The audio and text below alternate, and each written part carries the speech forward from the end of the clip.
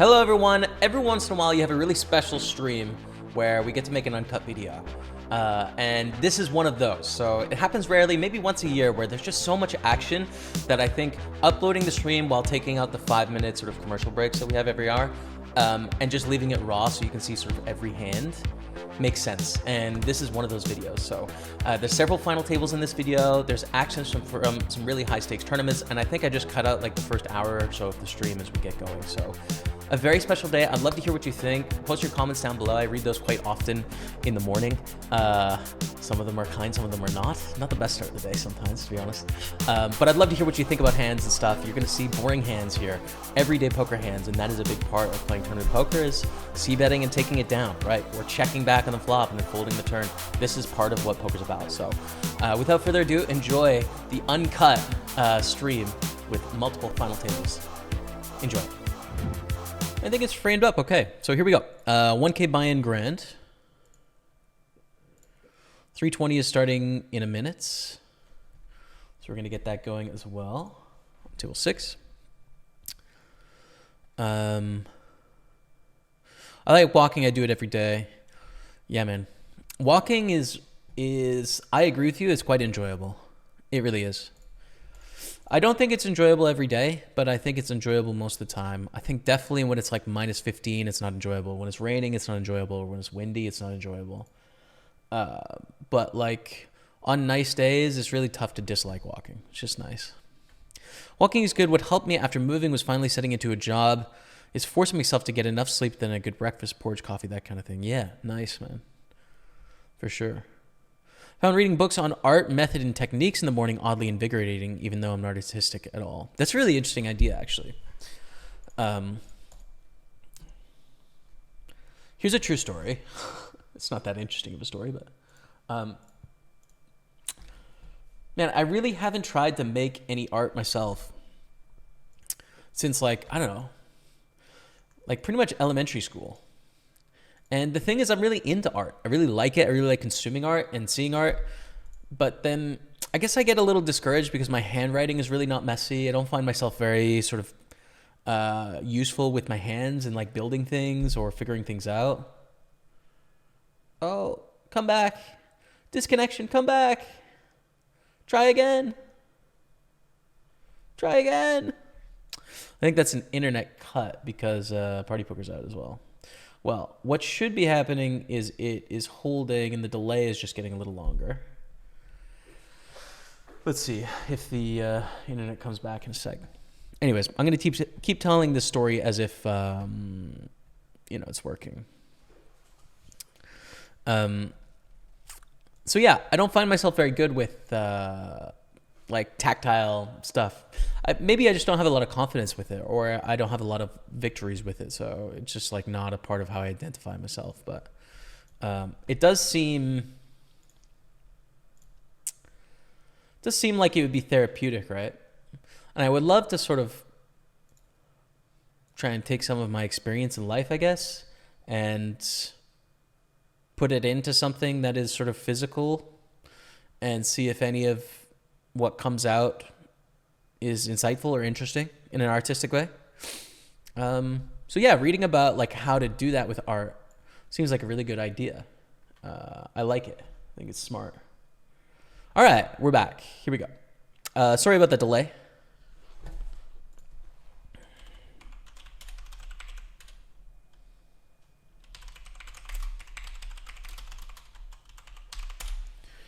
Okay. So the delay is just a little bit longer now because of that disconnect, but should be fine.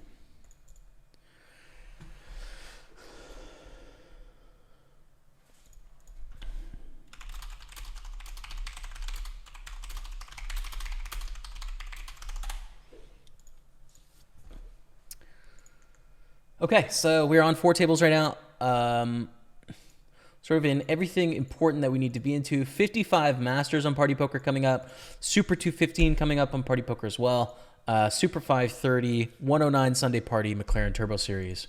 So lots of stuff on the way. Let's see what else is going on. I might have missed one message when it disconnected because I couldn't get the messages, but So if you sent in that 1 minute where the stream went out, you can resend, and I'm happy to touch on it.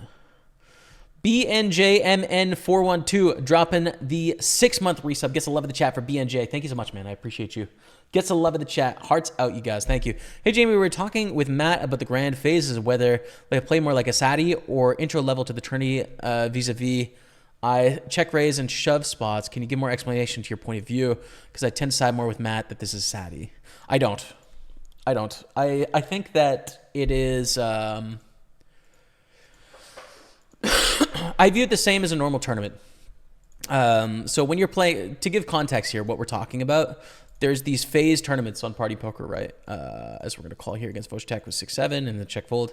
So you can play a $109 version of the grand, and then 10% of the field takes their stack through to the 1K, right?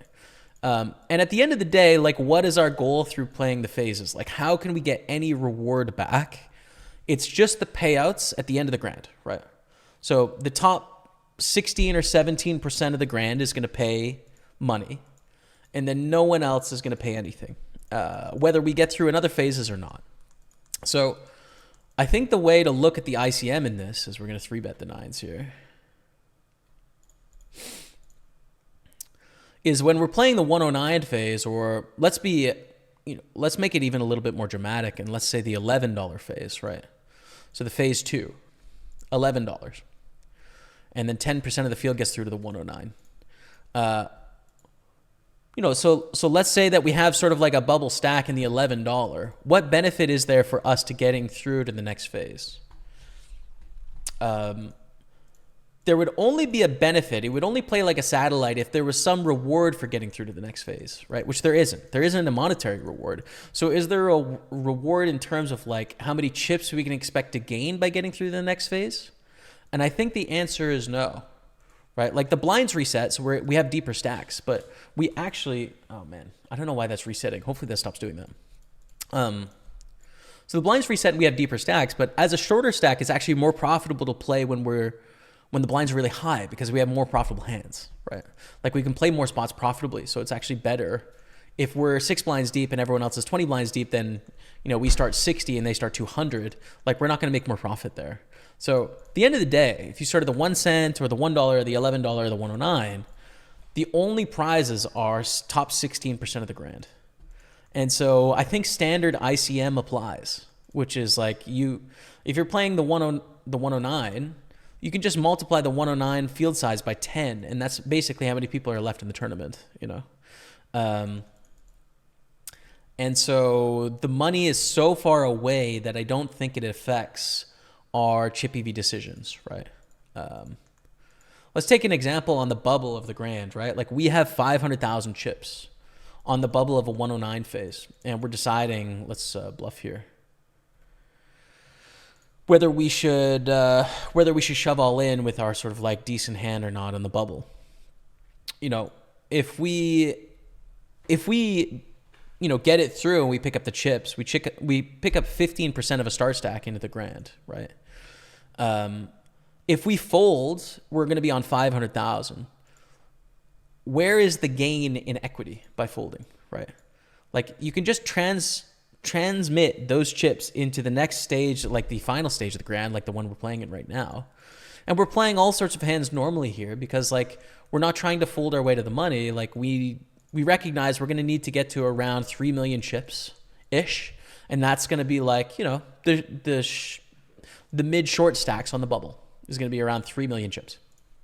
So we can't chill around 1 million, we're trying to play hands profitably.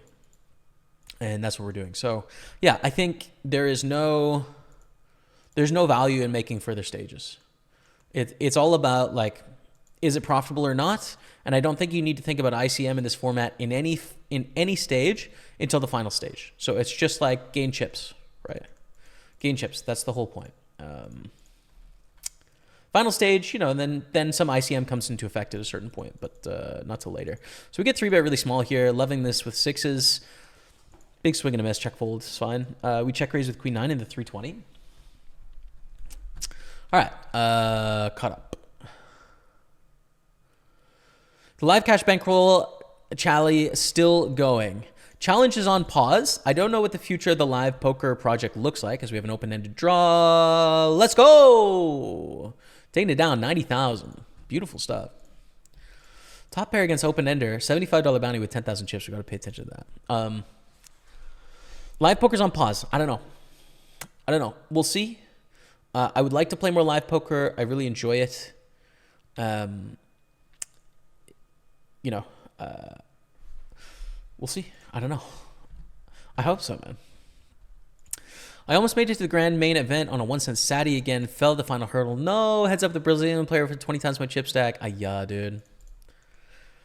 Close run, man.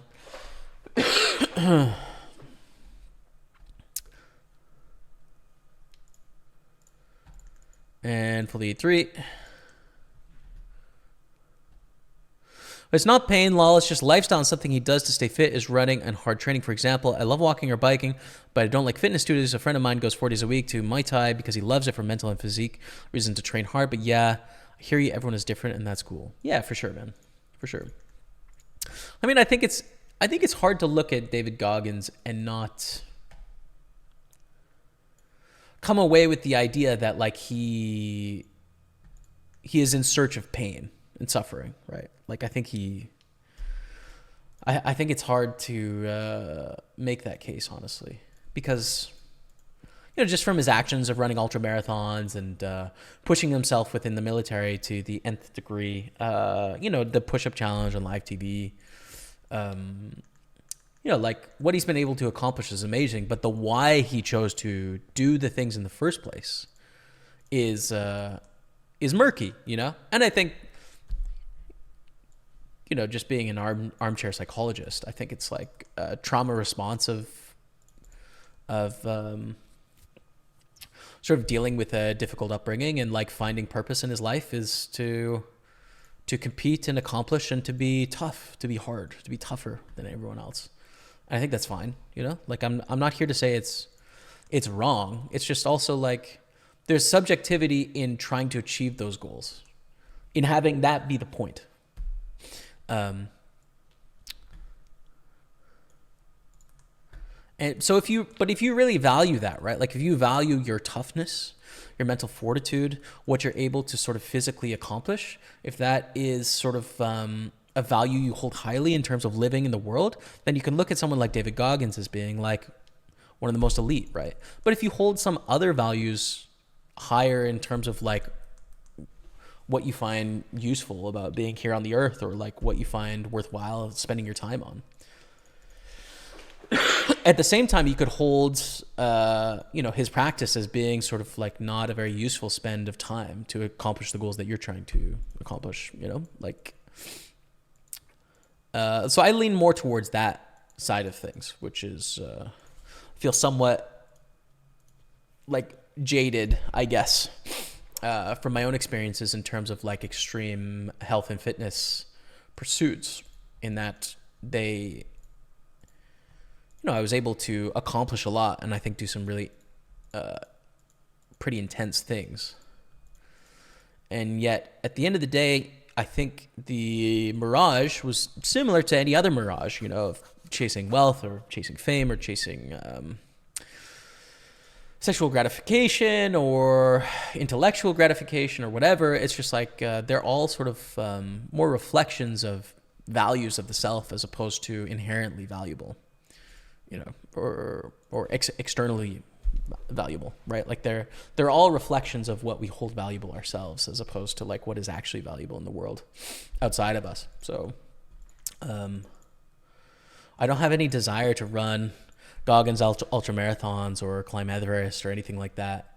And I can't come at anyone that is, is really driven to push their body to extremes like that. But I can go at people that say you are wasting your time if you don't do that, or you're like not useful if you don't do that sort of stuff. Like that's where I think people are being a bit presumptuous, But Goggins doesn't do that though. That's the thing. Like he doesn't. Another guy that I read his books in the past, and I don't think they're very good anymore, but at the time I read it, it was really useful to me. And that is Grant Cardone. like sort of mega capitalist, like you know, it's irresponsible essentially to not become a capitalist maximalist. Like you need to make 10 times the amount of money you could expect for your family. And, you know, his whole argument is essentially like you're wasting your life if you're not maximizing your money, is the idea. And so I remember being sort of like really lost and sort of depressed at some point when I was maybe 25 or 26, and I read one of his books called The 10X Rule. And I think the book, in hindsight, is pretty garbage, right? Like the points it's making are essentially just like, you know, live your life to the max, which is, well, which max is the point, you know? But at the time, it was useful to me because I was kind of lacking some confidence and feeling a little stuck and feeling a little lost. And it was useful to sort of have someone to say like, hey, just go for it, basically. And we were working towards similar things at that point, which was like trying to get rich, you know. That was kind of important to me at the time. So yeah, I don't know. Like, I think that's the difference, right? When people say that, when people put other people down for chasing other values, I can't get on board with that, you know. It's like a big for me. But when people sort of have their truth and have some sort of self-awareness around like what they're chasing is not universal, but like they can be evangelical about why it's important to them and why it's useful to them, why they like it. And if people want to emulate how they can do it, I can get on board with that. And that's why Goggins to me is someone that is okay, you know, and isn't sort of like destructive, as opposed to like, I think a Grant Cardone, you know, isn't great. And is a little destructive. Not Goggins, though. I'm cool with him. But anyways. Jack 7 here. We're just going to fold to the bet. 4-5 hand check down to the river and you have nothing. Would you nearly always bluff? Or you sometimes check knowing you've lost? It's a good question. I had a similar spot. Wasn't sure myself. So it's the simple answer is like most of the time when you have your worst hands, you're going to bluff on the river. Because you're going to bet your best hands, and then you're going to sort of check the middle hands that have some chance of winning. The more complicated answer is like we're constructing a range on the river, and our bluffs are going to be in relation to our value bets. So it depends actually how many value bets we have, and that is a tough answer to know. Like you need to have visibility and be able to think about, well, what sort of hands can I get to the river this way and value bet? So a decent rule of thumb, if you're not at a level that can do that very well, is bluff your worst hands, value bet your best hands, and then check the middle. The advanced answer is, do I have a lot of value bets here? If I do, I have a lot of bluffs here as well. And I'm going to bluff. I'm going to bluff a lot. I'm going to even turn some hands that are like decent into bluffs here. Like third pair, I might bluff because I have so many value bets. Or in a spot where you have very few value bets. It's just like, oh man, I can't bluff that much because I have so many bluffs that I could choose from. I have so many different possibilities for bluffs, but very few value bets. So it doesn't make a lot of sense to bluff this hand because I have this and this and this and this and this and this that are better bluff combinations, better bluff opportunities. And therefore, you know, I have to give up on this, right? Like that's the rub, and that's really like, that's high level poker. Like that's really difficult. Being able to construct your range on the river based on your value bets and choose effective sizings is the last level of that. Is like that's the stuff, you know. Like that's, if you can do that really well, I think you're a high stakes player winning. If you can do that really well, it's just hard to do. You know, it really, like your brain has to really kind of have a lot of visibility on what's going on in poker hands to do that well. Let's go for a really small bet here. Great bluff talking about the phases in the grand. I just view the earlier phases as the early part of a longer tournament, so no ICM. Exactly. Yeah, me too. Benefit is not having to pay 109 or 1K to enter. I'm playing that 1K. I got into for $11. Yeah, I saw you were chip leader as well to start. Good luck. Good luck, great bluff. I hope you get second today. So we go for small bet, 3 ways. We get a call 5 of the chart. This is a really good card for the big blind, right? They're going to have 2 pairs of straights that we don't have in the spot, raising the cutoff. You know, we don't have 7-8 offsuit. They do. This is just one hand example, so not a great spot to bluff here. Our hand is okay to bluff, but it's probably better with a 9 or an 8, right? Where we pick up the gut shot. Or, well, the 8 is the gut shot. 8 or 7, I should say.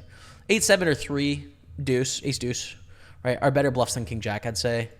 And they go for a block bet here on the end, but we have to fold, of course.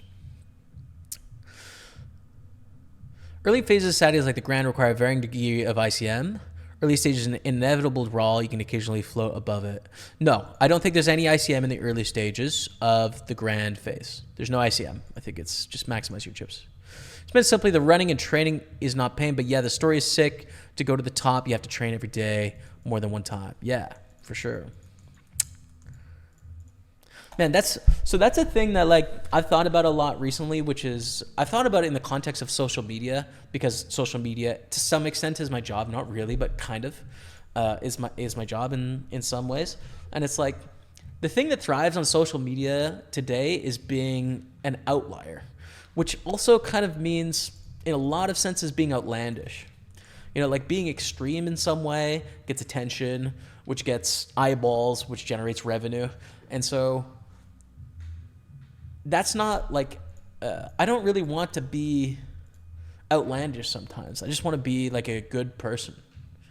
And I think you can be helpful, right? Like you can be helpful and you don't have to be outlandish. But a lot of times you have to kind of be outlandish on a lot of platforms. And it kind of sucks because like I want to be kind to other people, you know? Like I don't want to make fun of people for the sake of like generating revenue, or make fun of people, or like be really critical of some people, although I want to be critical to others. But sometimes I don't want to be critical just to like get myself in the news, you know? But that it's like also kind of what some of social media today requires, and so it's unsustainable, you know what I mean? But you have to do that. And it's the same way with like fitness, right? Like you need to push your body to unhealthy levels to compete at the top of any sport, right? Like you have to push things to an unsustainable place, and it's going to cause some pain in some other part of life. But that's what you need to do you have to sacrifice here to accomplish this, because you know you're competing against billions of people or whatever. And it's just kind of a shame that to be an outlier sort of in almost any spot comes with a sacrifice. And the sacrifice is almost always comes at the cost to the self. Unfortunately. Almost always.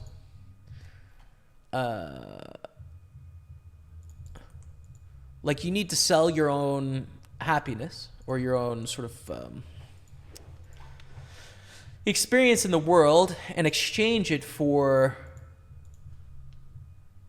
this external sort of competition, so to speak.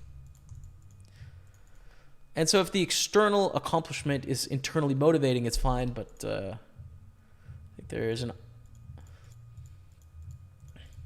there could sometimes be regret there. You know? If you don't understand that, first of all, I think there could be regret there. And then also it just kind of sucks that that's how things work, I guess. Part of that is, I guess, like the ideology and the philosophy of Western economies. You know, something that comes to mind is Japan. We're going to call the min bet here with King High, where in Japan it is much more noble to sort of have a job. Like, good example is running a coffee shop, right? And someone could run a coffee shop and they view it as like their job on the planet is to make the best coffee and run the best coffee shop, and they'll do it for like 30 or 40 years and nobly, you know, with like pride and unironically. Whereas in America or sort of in more Western values places, that idea is much more foreign, I guess. So there's something about like normal everyday sort of careers being noble and valuable in other cultures that I guess I long for in some ways, where there seems to be more wisdom in that than we have now. I don't know, man. I don't know. I think about it sometimes. Anyways. PGD Poker, 6-month gift subscription courtesy of B-Car. There it is. Pogerino. He's here. Man, what do we do with the 8s? Probably regen here, right? Yeah, I think so.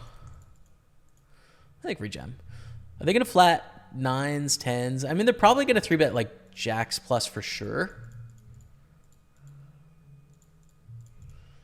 Yeah, I think we go for it. I think it's fine. We flip it up. That's sad. We lose the flip. We're going to get it all in here. Ace king against queens for a bounty. And we're going to win this flip. Hey, we get a 1250 bounty. We lose a third of our start stack of the grand, but we get a 1250 bounty. That's okay. Razy Daisy, this is Goggins' conversation as well. I agree that he is right also for mental health. You have to push yourself and do stuff you don't always like to do. And the brain grows and adapt, for example, speaking in front of a lot of people, etc., etc. I disagree. I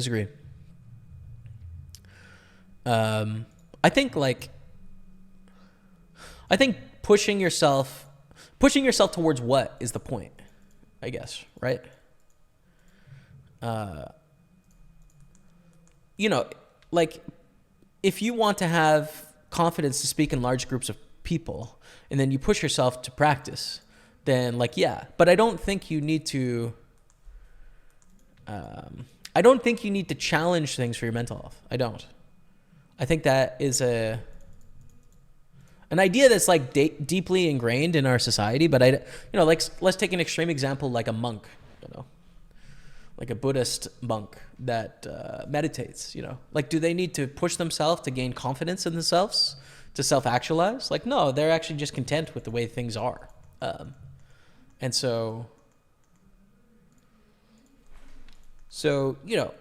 it's again, if you value how useful you are, or how sort of whatever it is that you can do that exceeds other people, if that's sort of like the MO, which is kind of the capitalist MO, then yeah, pushing yourself to be that executor is going to help. But I don't think it's universal. That's the thing. That's where we disagree, right? Which is like, if you're trying to live David Goggins' life, I think the way that he describes things is really good.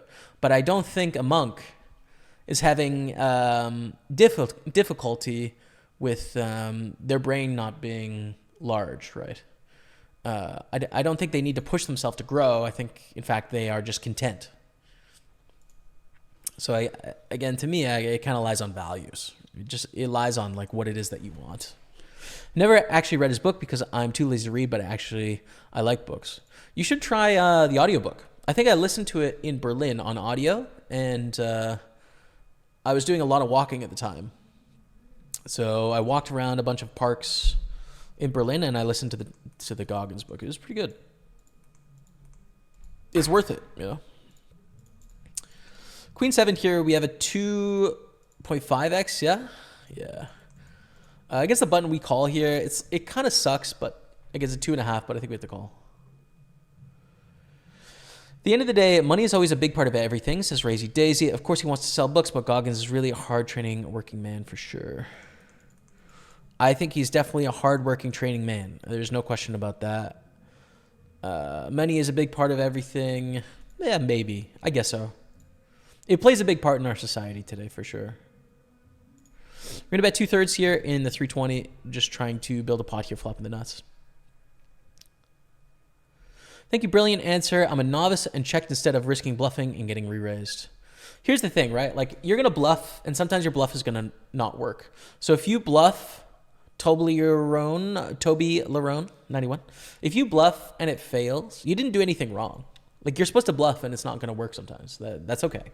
And if you bluff and you get raised, well, it's like, your bluff didn't work. But it doesn't matter if you get raised, right? Like, you bluffed and it failed. Whether they call or raise you, you're never going to put in a single chip more. So whether they call or raise, you're indifferent. You don't care, right? Your bluff's never going to win at showdown anyway, so it's irrelevant. So, yeah, sometimes have some courage in the spots, which is like, hey, part of poker is bluffing. I mean, the most important part of poker is value betting, getting paid from your hands. But like, then you need to bluff sometimes too. So,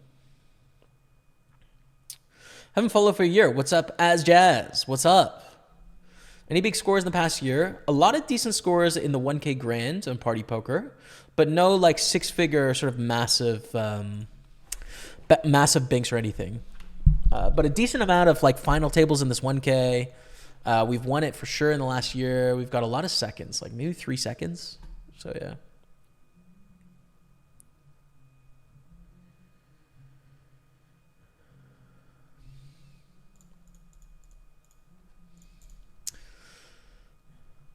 To me, seeing somebody in a spot like social media can get you followers, but they can quite often be toxic themselves. Stay true to yourself. A good person may not be as appealing to the mass, but you'll gain a better audience at a slower rate, in my most humble opinion. As fast, more like in a negative environment versus good, slow growth in terms of clicks, but in positive. Yeah. See, I agree, man. And that's like part of maturing as a person. And in this career has been coming to accept that like, what it takes to become the #1 poker streamer on Twitch, for example, or the #1 poker personality on like, let's say Twitter, is becoming a person that I don't want to be, and I'm also not. So becoming content with like, hey, I'm going to be myself and I'm going to share the stories that I'm interested in sharing. And I'm not actually going to solve for, you know, like what's the way that it can be maximally most commercial, aka gain the biggest audience and sell it for the biggest amount of dollars. Like, you know, sometimes that comes with being toxic, and I don't want to do that. So like, I'm just content with it's a little awkward with ace-4 of hearts here. I guess with the backdoor flush a little bit here. I think it sometimes comes with toxicity. I just don't want to, you know, I'm just not interested in. So it's like, all right. I think what's most important is being true to myself. I give up. I think it's too easy for them to call with queen, jack, queen 10, like combo draw, pair kind of stuff. I just give up on the hand. We're half pot here. Vicario Lloris. Hey, great game for Tottenham. Great game for Tottenham. So good. So pumped for the lads.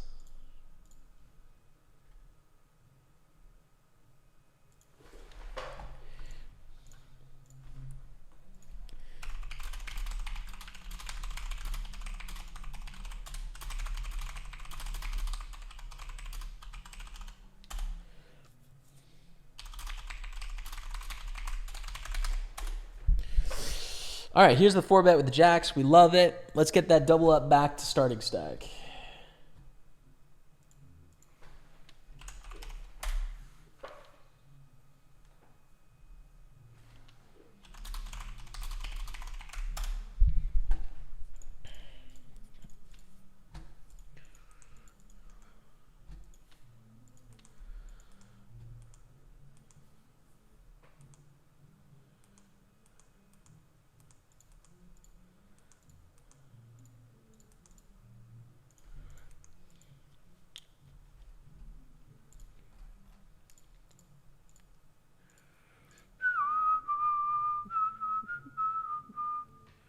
Next up, Super 215. We're playing a 108 bracelet event in about an hour and a half as well. We have the 109 Sunday Party, McLaren Turbo Series version as well. We're already through in the $33 main event. Super 530, we're going to be playing today as well. Let's go, Dottie. Come on. Let's go, Dottie. My main gripe with self-help literature from Mizumo and the idea of pushing yourself and doing things you don't want to do is that they appear to lack any definitive answer as to what end goal you're directing yourself towards, so often substituted with things like success and money, etc. Yeah, exactly. And it also starts from a place of inadequacy most of the time, because it's the most useful to sell books. It's the most useful to sell anything, which is like, you need to fix yourself.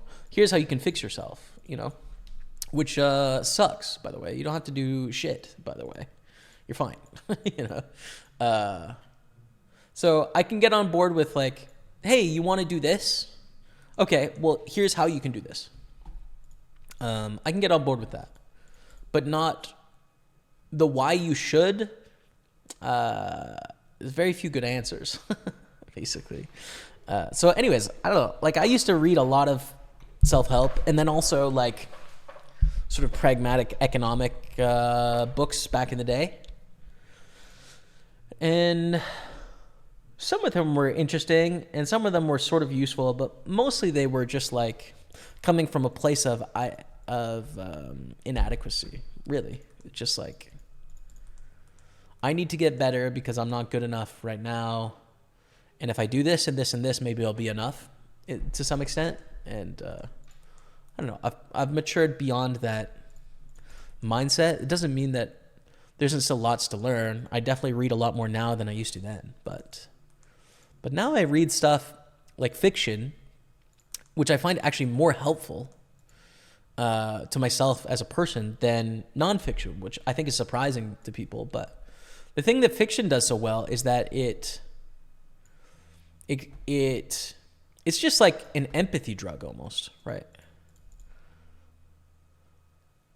It's like it puts you in spots where instead of telling you how things are, it puts you in a spot and it allows you to feel it, right? To like just have context for different ideas, different ways of thinking, different ways of living, inhabit different situations in the world or otherwise. It's just expansive in the best way, you know? It's like I'm hopeful that fiction has made me more like kind, compassionate, and caring as a person. Whereas like self-help stuff, you know, helped me get marginally better at certain tasks that were working towards end goals that weren't grounded in anything substantial. So that's kind of that's it.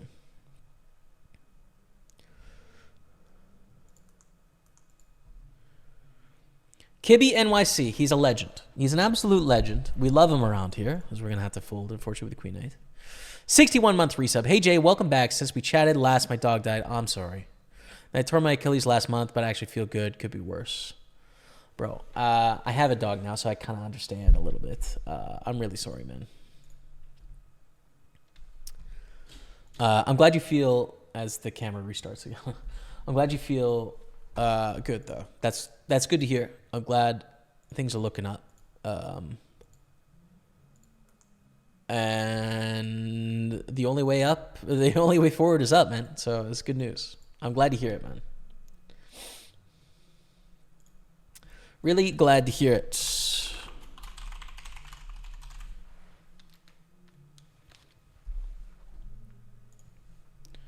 One sec.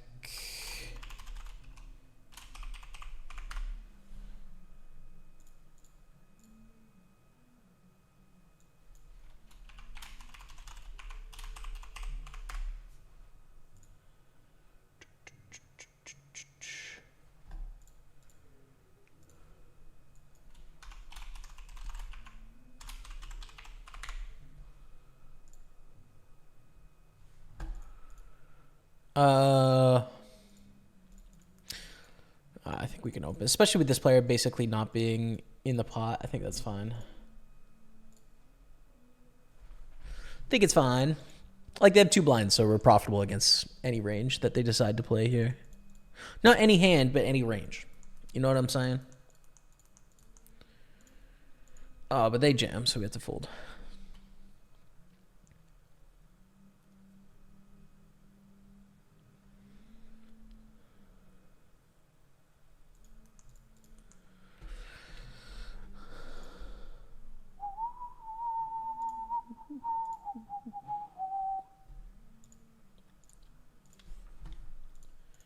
Well, that king queen suited. We're gonna raise to 3,000.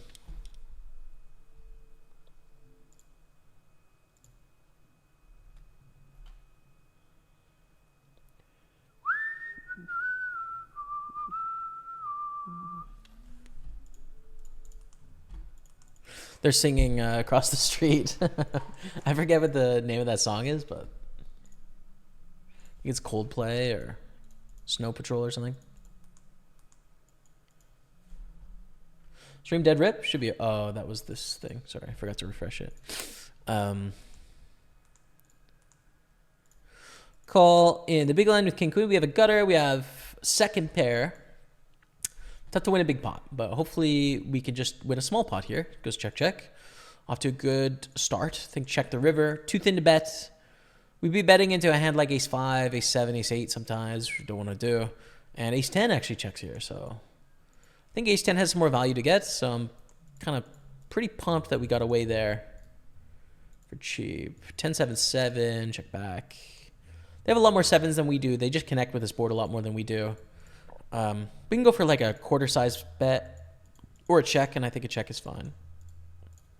Check again.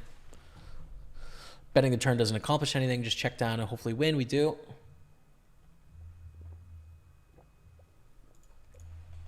We do.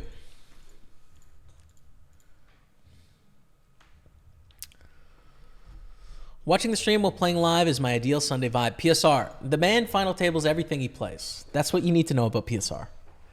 Good to see you in the house, dude. Good luck on the battle today. I hope you final table another tournament. That's what I hope for.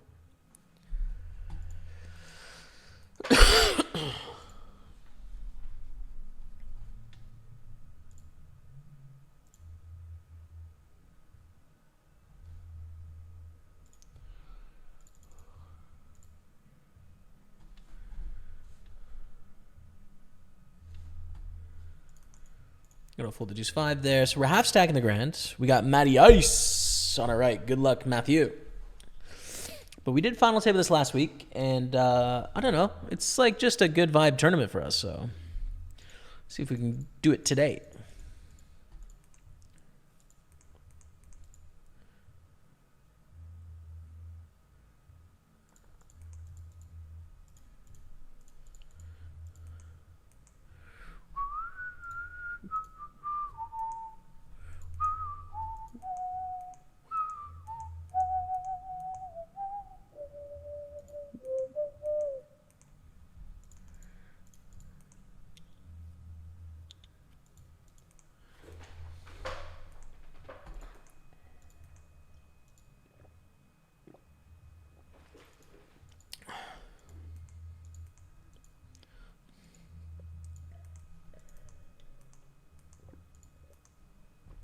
King, queen.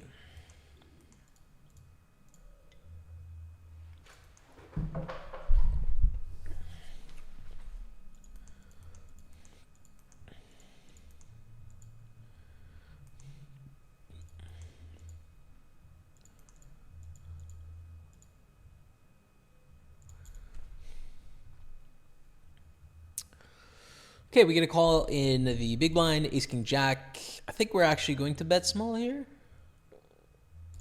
I think with king, queen. I think we're going to check like king 5 suited, for example. We're going to check a lot of jacks, most jacks. But I think king, queen, we still want to go for a small bet against the big blind float. Oh, yeah, that one, I totally agree. The industry in general like to sell for people for self-doubt or fear or whatever. Everyone is beautiful how they are. Who wants to have more conditions, for example, for soccer than go run, baby? I don't get the end of that sentence, but I'm with you. Hot tub stream when? That's a good point, dude. I don't have a hot tub. I got to stream,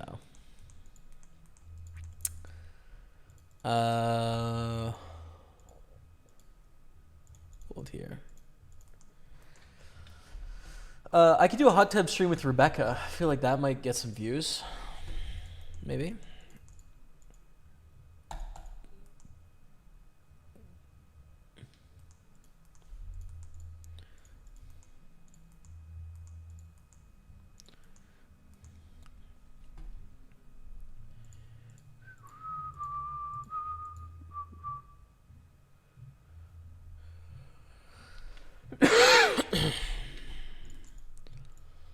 Ace 3 suited to 17K.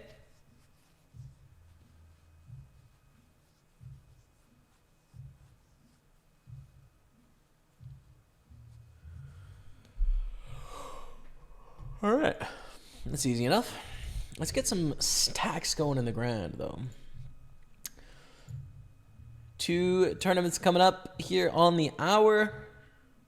We're gonna filter out PLO. Not that I don't like PLO, but I don't like it today, is the thing.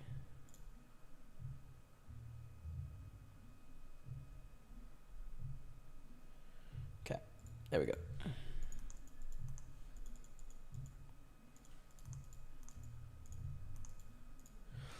On the big blind, check on ace 10-10.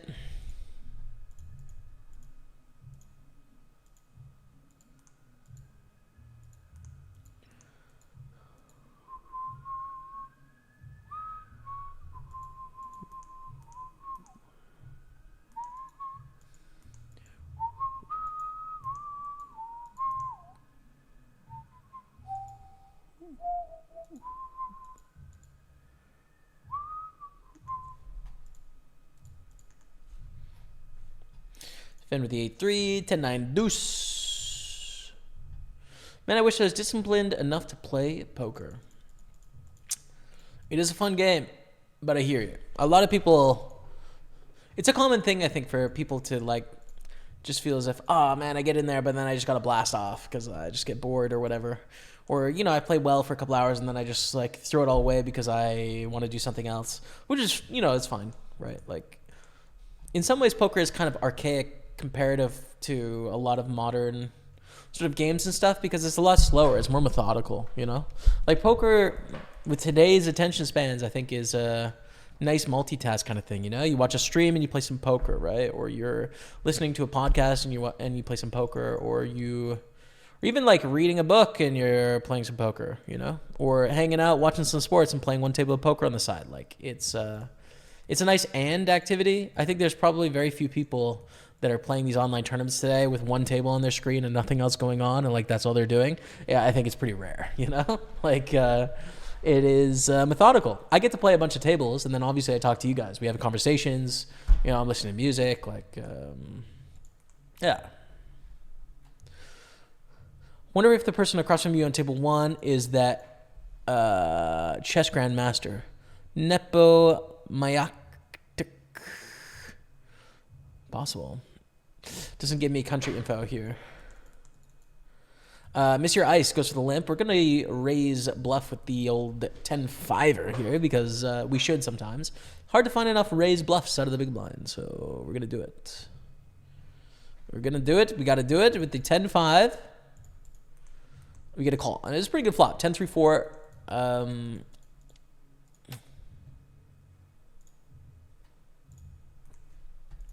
Gonna go for a third. Take it out. Okay, that went well. That's a big raise, 5 blinds, yeah? 10-7 suit is so good, though. I'll just fold. It's pretty tight. It's probably not GTO, but they're probably not raising 5 blinds wide, so that's okay. The Brazilian dude at your table on the ground is the guy who took me out there, Salt. I think we just lost him. He was here, right? Yeah. I think we just lost him on the table, but all right, man. Don't worry. I'm going to win today. It's fine. Win. Matt's going to get second. Sorry, Mary. You've been demoted to third because, you know, family first, of course. But Mary's going to get third. Ace 10-0. I think 3-bet here. Yeah, this is fine. We're not going to stack off. Like, we're not going all in pre or anything here, but, you know. It's a fine hand to 3-bet bluff with, basically. 4 final tables in my first 7 tournaments. I'm quitting my job if I ship today's tournament. Let's go, PSR. Let's go! Good luck, man. I don't believe you, but, you know. You did right. Poker my way, the PSR way.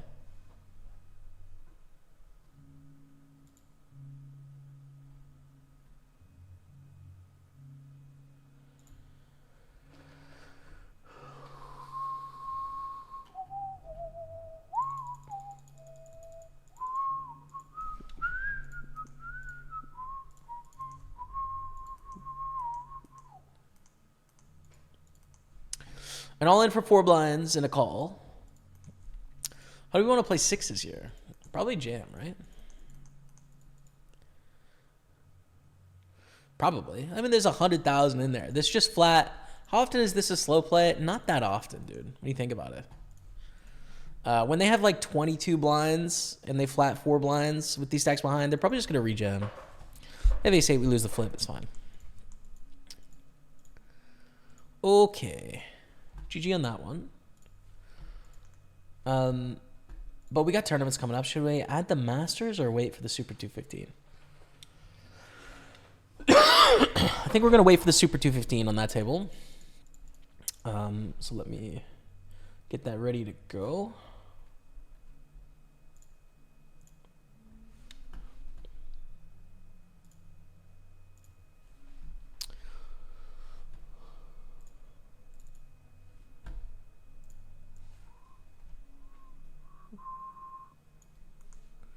By the way, I didn't check that these are in the right spot. They are. Thing is, like, I used to have this lobby snapping software, right? Where it, like, would put my lobbies in the right position. But I've been streaming with it in the same spot for so long, I can just do it by memory, which is pretty good memes, honestly. This is so close, dude. Queen 9 suited. Probably just too wide, though.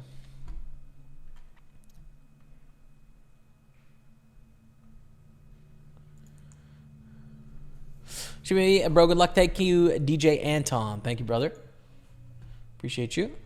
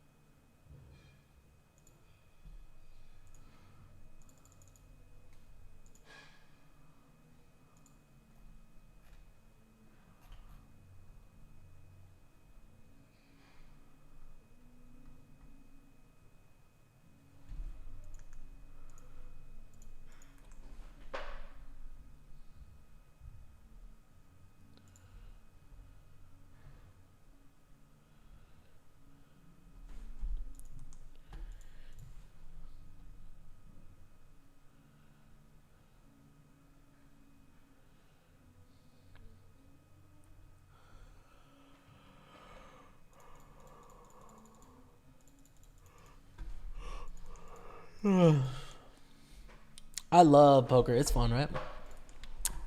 It's a fun time. Jimmy's pregame meal today: 1 medium black coffee with a hash brown. Let's go. Shaheen, it's great, dude. It's great. I have more than one hash brown. To be fair, usually it's a 3, but, you know, pretty good. Fold the 10 deuce.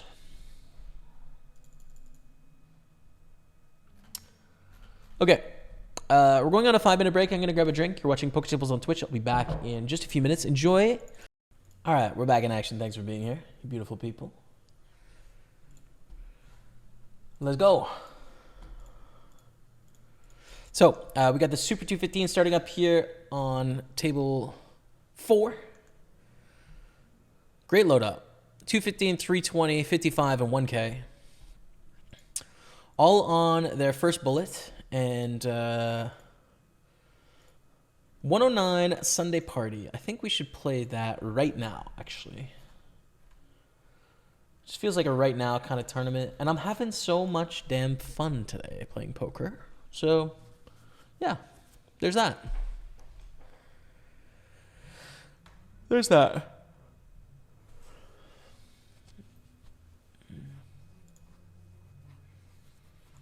Open the threes, we get a call in late position. 10-5-5. Well, they don't hit the 5 much, but they hit the 10 more than I do.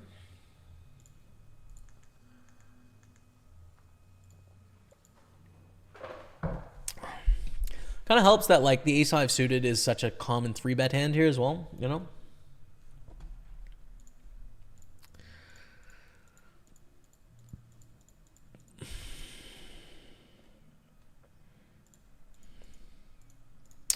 We barrel with the threes.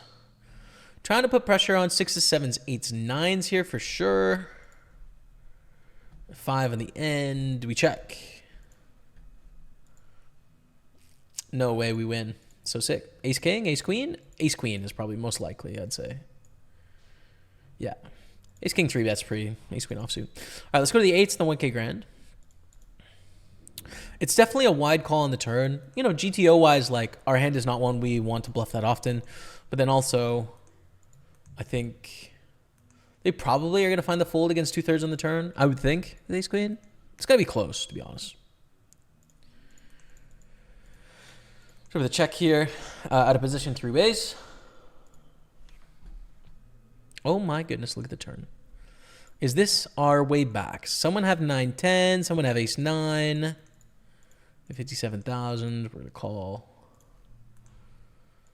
Someone have a straight, you know? Someone have queen-10, someone have 10-7. Just don't have jacks or jack-9. Or the 1-9-8. I guess 2 9-8s that are possible. So we both call, which is going to kind of diminish our ability to get value here. I think we should raise. I don't think a straight is going to fold. I don't think trip 9s are going to fold either. So let's raise. I also think the chance that Mary's going to overcall for 133,000 is not super high. I think there's a better chance we're going to get called for an extra 200,000 more by like a straight or something like that. So we take it down. 750 is our stack. That's good. Let's go. 3-bet aces. 3-bet aces. Dotty. Not tough, you know. Pretty simple decision there. The 109. Where are you? Let's get you situated. Sorry about the slow roll. I was just setting something up. My bad, dude. It's my bad. I'm sorry. I totally didn't mean to. I was just distracted.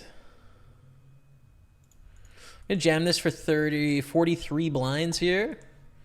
When it goes raise call. Big raise as well, actually. 3x. Makes it a clear one. So we get our first bounty here. $75. Which is, c'est bon.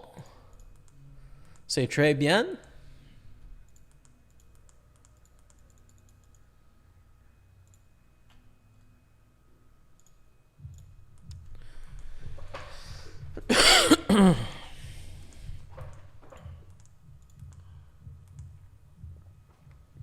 Raul Mahdi stepping out a bit here. I think the king jack's a fold, but we take it down 75,000. It's good stuff. We are chipping up everywhere, dude. Back to 860. Triple stack and a bounty. Start stacking the super 215 is fine.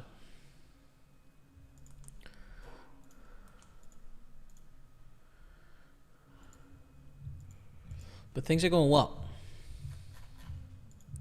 Thank you all for hanging out today on this beautiful day.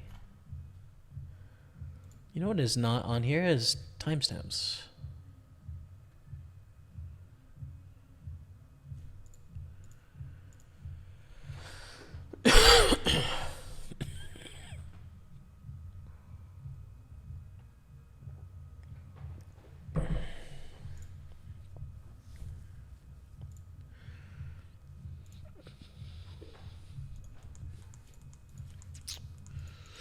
Fold ace-9 in the 55. People don't 3-bet enough in that spot anyways. Ace-9 offsuit is not great. Jack-5 suited on the button. I think fine to open, but we need Matt to fold. If Matt raises, then we're out of the pots. Okay, let's go. Playing this hand, Dottie. Oh, the Sunday party starts in an hour. I didn't realize. Okay. I thought it was popping up right now. No, it's not.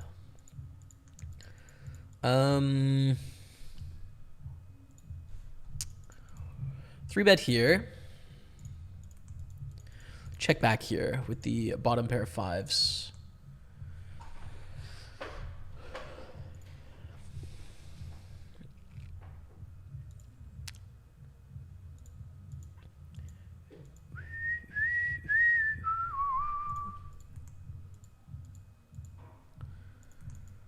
And an overbet with fold. It's fine.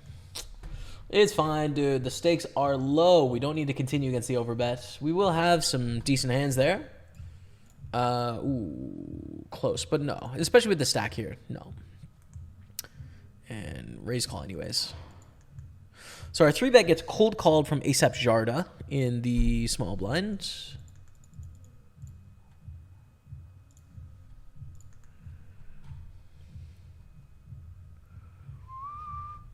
Why does the name appear different in the Grand versus other tournaments? This is a real name tournament, so you have people's like actual registration names here.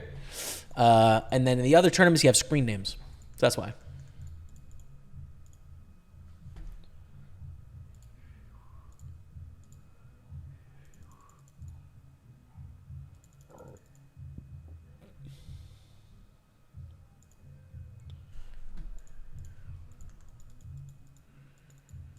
Give up.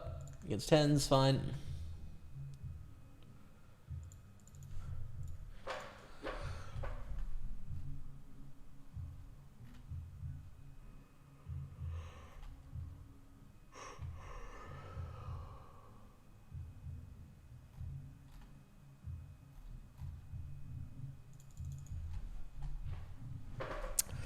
Jamie, welcome back. Belated. Thanks, man. Thanks for the continued chill streams. I'm over here in Toronto, meal prepping and vibing along with yelling at the screen with my wretched poker commentary. All right, let's go, dude.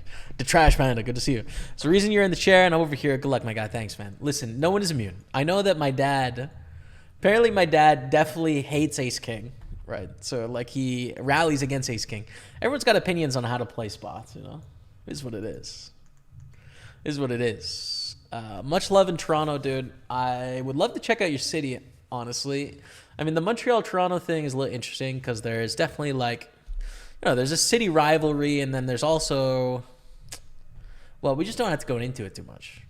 But I feel like I've been in Montreal long enough that I feel good about going over to Toronto and checking it out and see what you guys got to offer.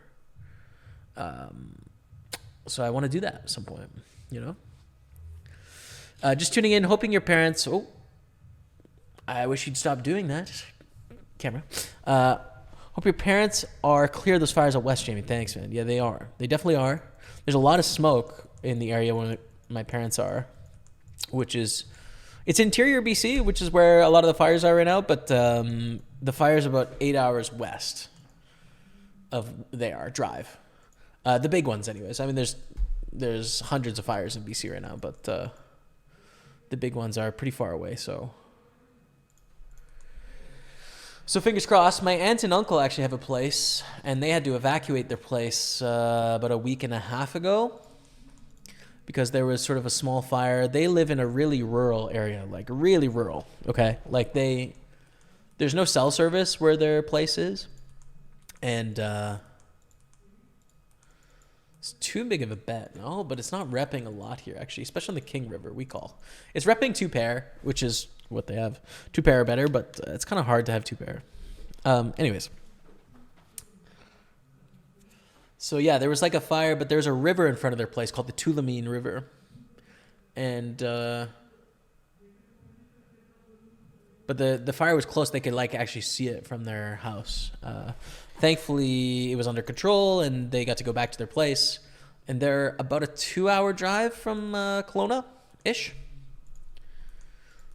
I know because I did the drive recently.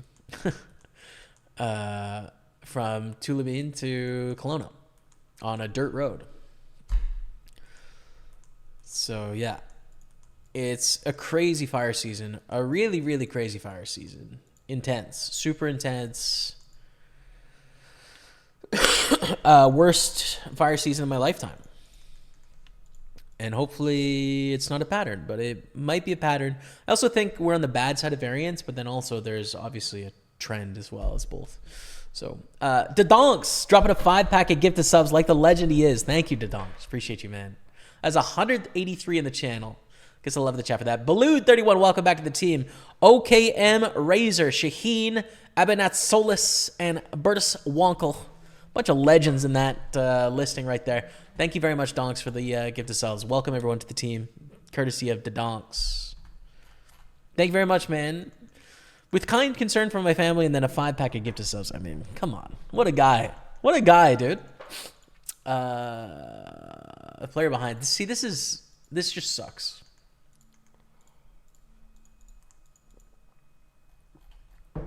Let's 3-bet this one. All right, so what do you want to do here? The 55 Masters, still a lot of late reg. I don't really want to get into that right now because we just don't need to get into it right now. Three bet, get a call, ace high board, small bet. And next hour, we have 3 tournaments starting up, actually, next hour. We're going to barrel again.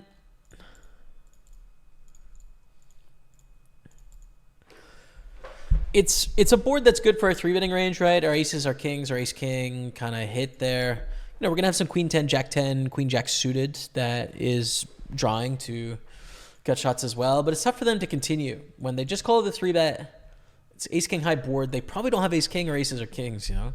We can definitely have it. It's just like a really tough spot for them to keep going with any pair that's king, you know, under a king.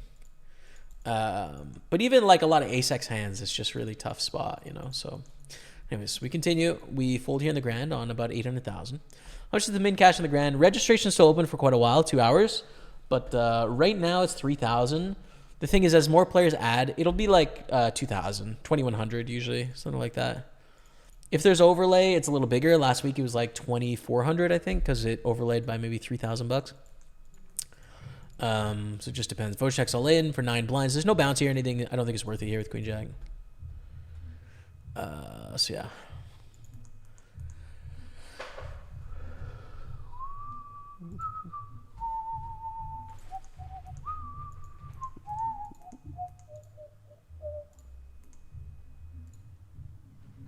This flop is quite interesting, right? We have 2 overs, backdoor flush draw, backdoor straight draw. I think we want to do some messing around here. Put some pressure on, because what are good turns? Well, an 8, a 7, a diamond, a 10, a jack, a queen, and a king, to some extent, are all reasonable. And that's, you know, just about half the deck, maybe 40% of the deck, right? So let's go for a check raise here. And say, hey, I have 3s, I have 4s, I have 9s, I have ace-9. I slow played, calling your 3-bet with aces, you know. Or I have jack-10 backdoor flush draw, or I have 5-7 backdoor flush draw. No, because I don't open that hand. I have 7-6 backdoor flush draw, right? Like those sort of hands.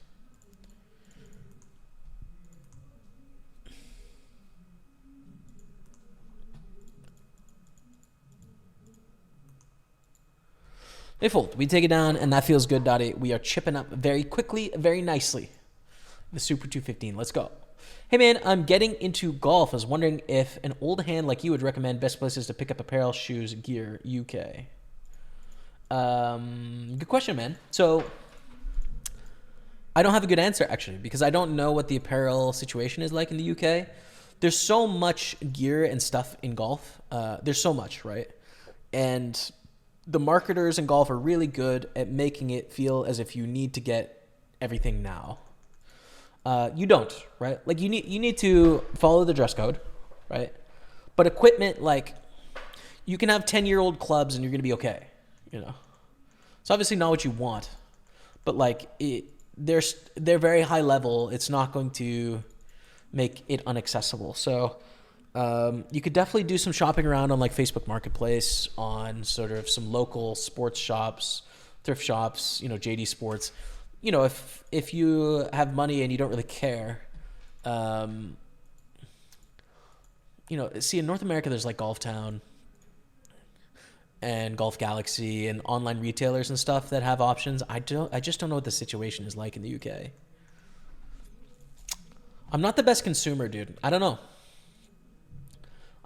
I would I'm just going to preface the whole thing by like, don't feel too much pressure to need to have the newest gear and equipment, because like at the end of the day, there's 150 years of technology that has gone into improving golf gear, and it does get better every single year. But like having 8-year-old irons, it's like, dude, it's a hunk of metal, right?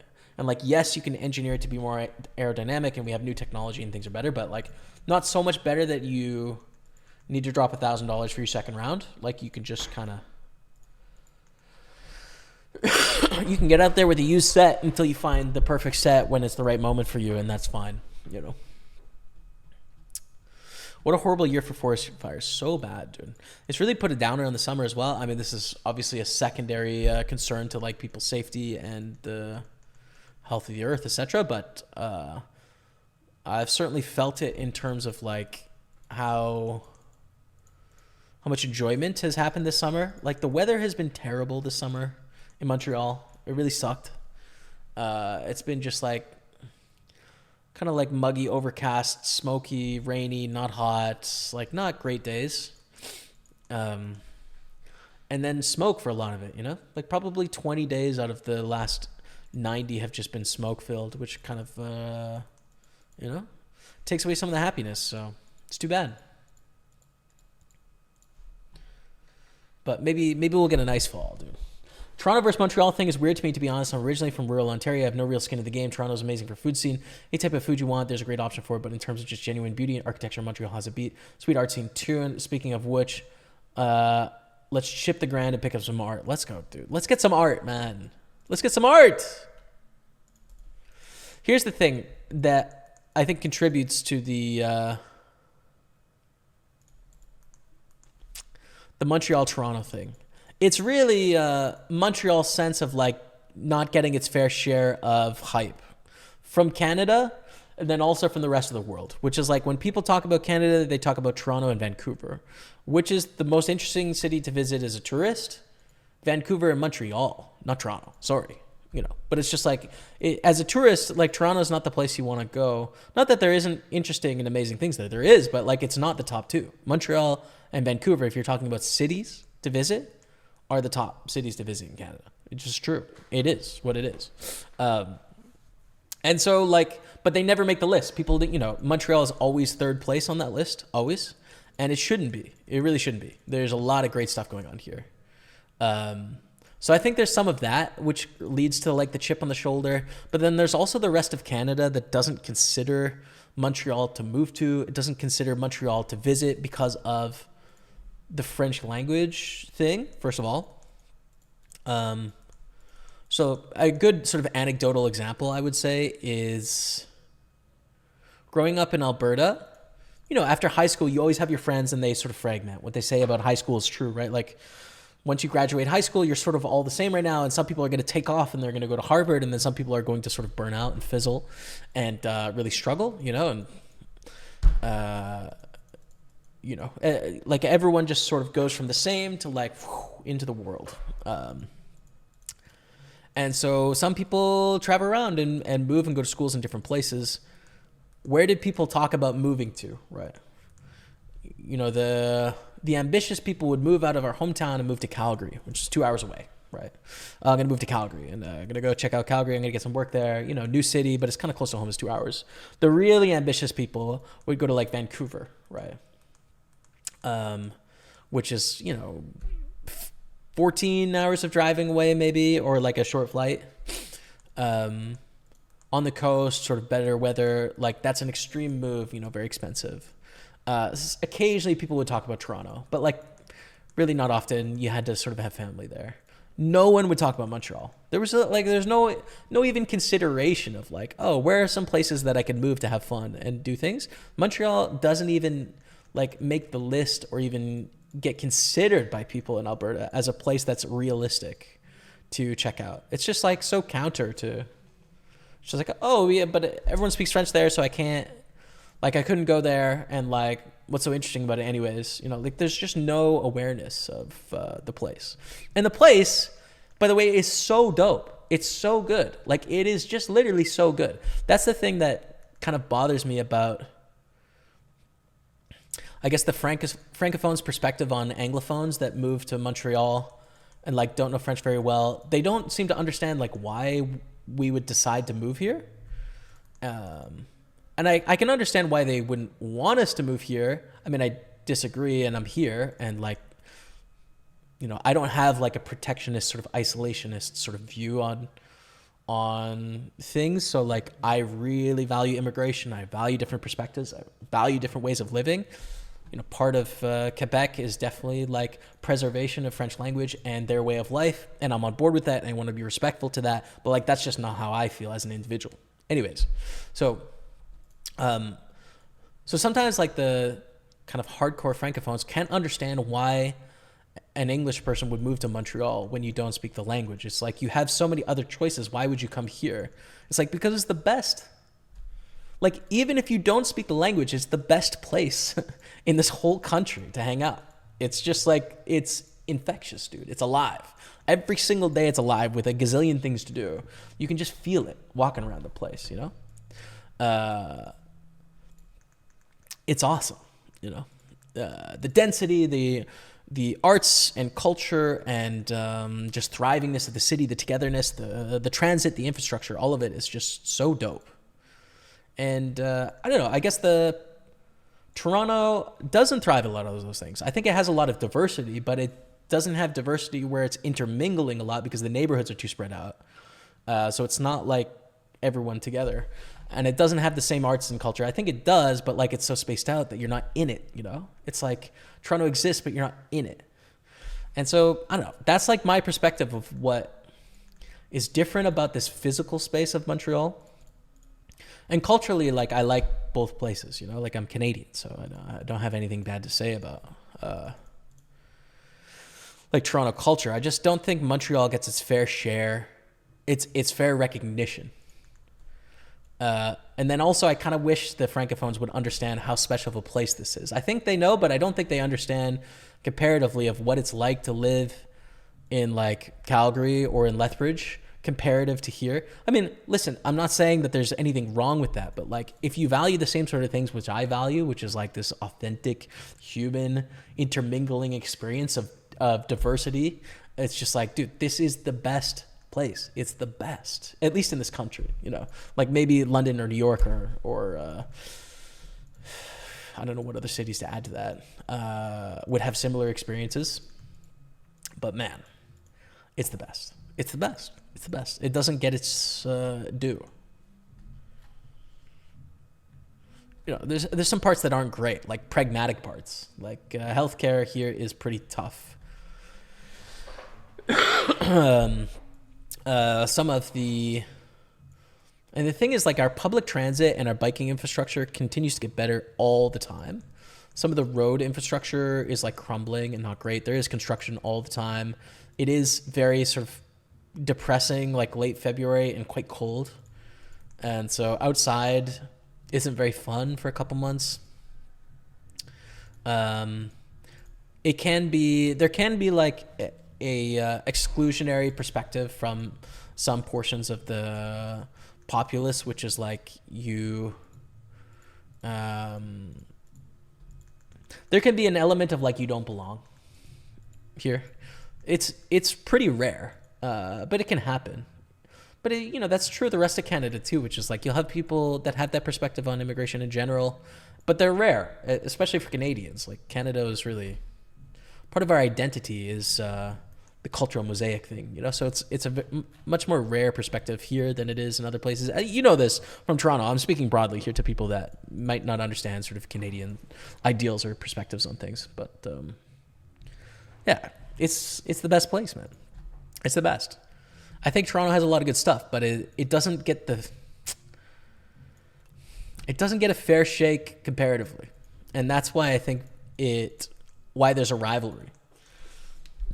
Because we don't get our dues.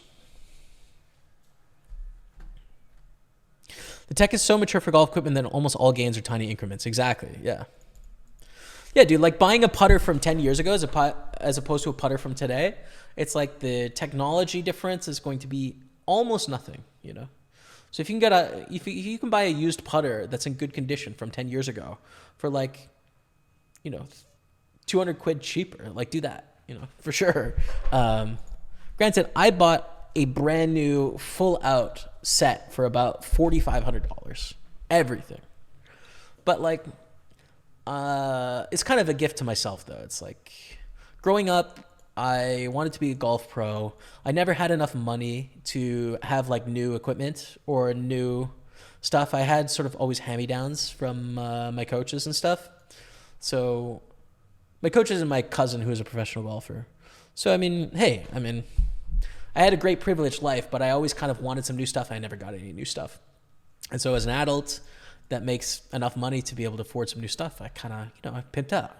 Bought some nice FootJoys, bought some nice clothes, and bought a full set. And, that'll last me for the next decade or two, like it's high quality stuff and I don't need to upgrade like every year or anything at all, or even every 5 years. But I was happy to sort of like drop some bands myself. It was soothing to the young Jamie that always wanted sort of like high-end gear but could never afford to buy it. So yeah, it was nice. Bet here, I think we check raise. I like this play with the open-ender sort of representing. We can have 4-5. They might have 4-5 suited, but they don't have 4-5 offsuit. We have a lot of combos there. I think we should continue here as well. It is possible for them to have flushes, but we're representing a lot. 4-5, flushes, 2 pairs sets. A lot of the stuff they don't have. Let's see if it works. That's bad. I mean, on the river, I think you have a good bluff catcher, especially with the king of heart, but the call on the turn is bad. I think it's like you're beating 8-7. You're beating 10-8 with hearts, 10-7 with hearts, 8-5 with hearts, 7-5 with hearts, but like that's kind of it, you know. You don't have a lot of equity. We're not check raising like 9-10 on the turn. Yeah, I think it's too wide. But on the river, they should definitely call. They have a great bluff catcher on the river. They river top pair, and they have the king of hearts blocker to the flush. So it's a no-brainer call on the river for sure. But the turn is no good.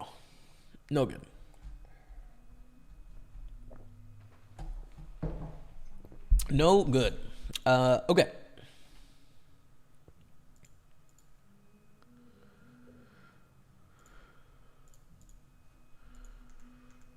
Open call squeeze here. I think we can call. We cover for a bounty, which is nice. Relatively deep. I don't mind playing this pot 3 ways. And now it's a little awkward, right? $75 bounty, 20K in the middle. I don't think we fold with 8s. We're going to lose to 9s through aces, of which there's 36 combos, right? 6, 12, 18, 24, 30, 36. But there's going to be ace king and ace queen as well. 32 combos of those, which we beat. It goes check, check. And now we're in a tough spot because we don't beat 16 combos. So we beat 16 combos of ace king, and then we lose to 36, 46, 52 combos.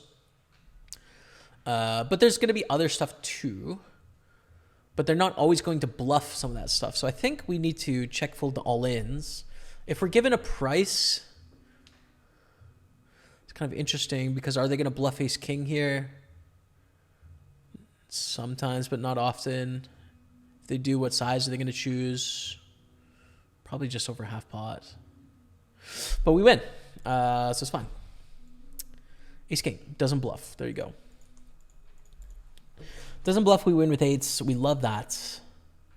We love it, we do. We love it, we do.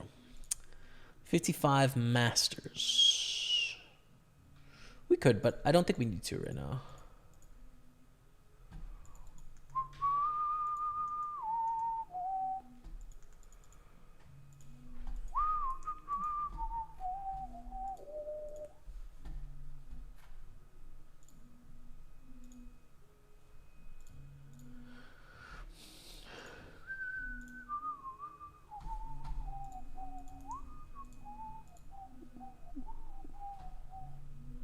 Look today. Thank you, Pazzo. Thanks, man. Raise 3 bet. We're going to fold. Queen 4, we're going to fold to the grand as well. I think I'm just going to keep it on 4 tables. We have the 109 and the 530. Starting up after the break, so I'm just going to leave it like that, I think, man. Try and make it to break without peeing. I do have to pee, but, you know, such is life. Matty Ice. Got to be in the chip lead, no? No, he's not, actually. 2.5 million. Chip lead has 3.8. He's actually in 5th. I'm surprised by how much chips have kind of flown around. Limp with 40s of clubs.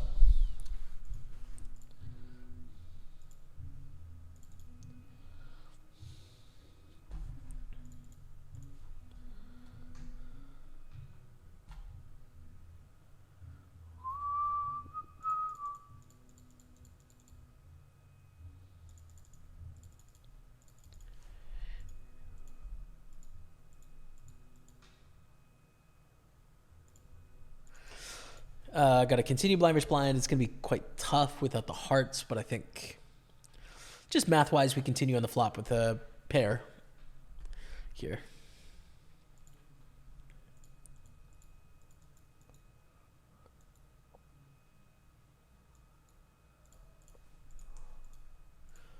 Jam ace 10.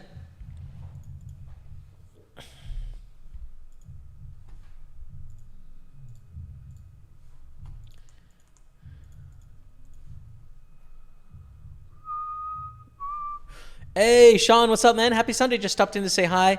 At a cottage for a week, so I can't stay for long. Good luck today. I have the best time at a cottage, man. That sounds great. Have the greatest time. Thank you for stopping in quickly. Enjoy the day.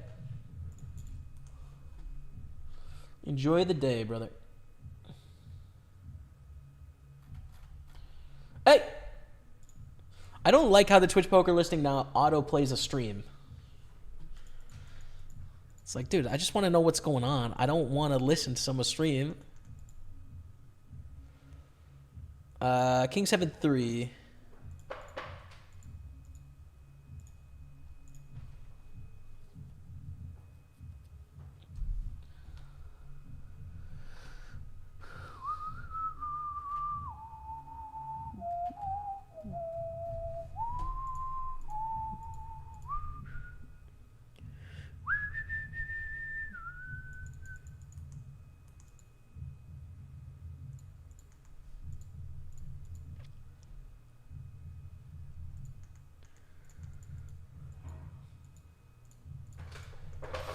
There's a base 5. It's just fine.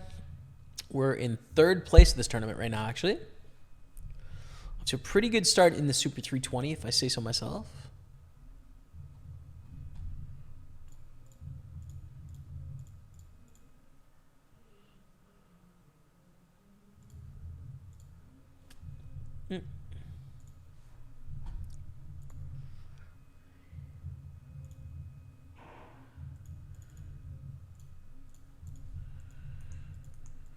Open 3 bets. We're going to fold the king 9 suited. I don't think it's enough. Ace 5, we open, get called in 2 spots. Check fold here. Big swing and a miss. Out of position to 1 player. I think a fold.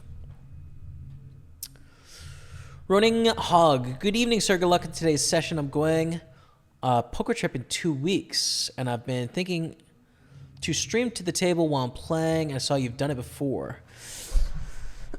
You need permission to do live poker streaming. You need permission. I think in a tournament, you're not going to be able to do it. I have never been able to do it in a tournament except for one series at Run It Up Reno, where I got permission before, and everyone in the tournament was okay with it. Other than that, I've never been able to stream a tournament before. I don't think you can do it. And also, the tech is complicated. So I think live poker streaming has a lot of potential, but it has to be done right. It has to be done with the permission, and then you also really need to consider the experience of the players, right? If you're streaming and you're talking to your stream and stuff, and it's taking away from other people's experience of playing, that's a bad thing. So it's pretty complex. I'm not saying you shouldn't try it, but I think you should be aware of that before you give it a go, you know? Like, you just gotta... You gotta get the okay and think that through, I think. Check here. Cha, 2222, dropping the 30-month resub. Cha, you legend. What's up, man?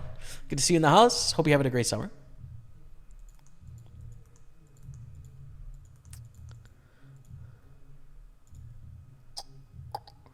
Let's check. We're going to bet here. Frempire, Ace King. Frempreek. That's how I usually say it. What's up, Frempreek? French Empire, Ace King. Good to see you in the house, man.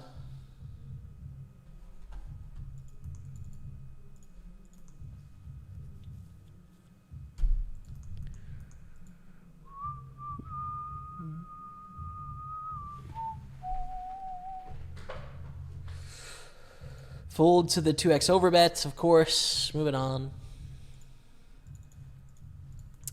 King's no good. Maybe good, but no good. No good. All valid points. Montreal is definitely on the list of favorite spots in Canada. Nothing will ever beat Halifax for me. Yeah, see, fair. And here's my own ignorance. I've never been. I have a conception of what Halifax is like. I have family from there, but I've never been myself. So Lived for 3 years, just under a decade ago. Lived in a genuine shack on the coast. Drove tin can boat to work in the summer. Definitely nostalgia based, but nothing can come close to that for me. It sounds pretty nice, man. Also, had a really folk art scene, more sculptures than framework, but I tend to be more drawn to that. Yeah, man. I mean, I'm with it. That sounds great. Another spot, like I got to go to Toronto. I got to go to the East and Quebec City. I mean, I haven't explored a lot around Montreal since I moved here, so. And I'm almost ready to, but this road trip this summer was just so epically huge that really all I want to do right now is get to work. I just want to like stream some poker. I want to make some really interesting poker content. And live a healthy life and maybe read some books on the side, and that's about it. So.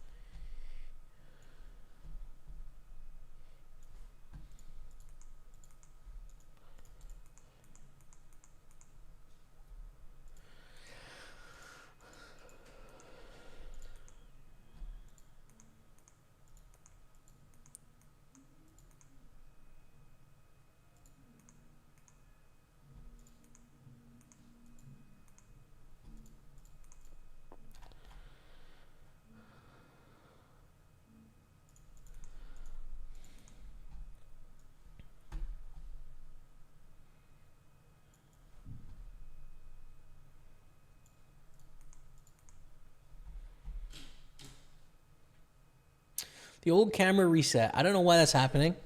Hopefully I can fix it.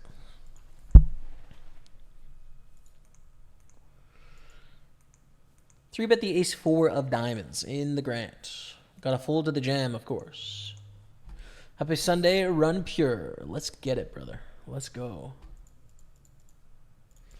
Pretty awkward in the three bet pot now because we have a pair of fours. Check back. I think it's fine. I mean, how often do we 3-bet in this spot? Or C-bet in this spot? Often, but we do some checking. I feel like ace-4 is okay. Check some like king, queens. Check some ace-jacks. Check some ace-4 suiteds. At 117, we're going to call.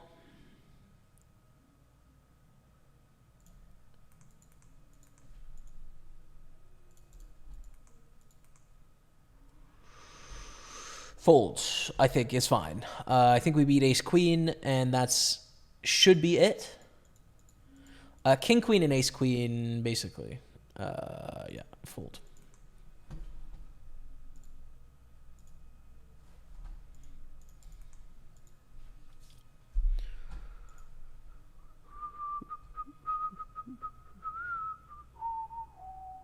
I mean, they could turn like ace-deuce suited, ace... like whatever the small pairs were, they could turn those into bluffs for what it's worth as well, which would increase the bluffing range, but I think it's okay to fold there. It's just a little bit of an awkward hand. Once we get flatted and we flop a pair, it's a bit delicate. You know, it's easier if we flop no pair and just pure bluff, but we're kind of in the middle there. Let's raise it up with aces and try and make this pot big enough to get this bounty. So I think definitely want to bias ourselves towards large sizes because of that potential. Not on this board, though. Honestly, I think we need to check here. If they have a 3, we're going to be able to get all the money. I think they're just going to fold, you know, over 90% of their range on this board. When we have 2 aces in our hand, it's so hard for them to have anything, you know? So abort mission on the get their stack. It's now try and get the most money we can. Just fold.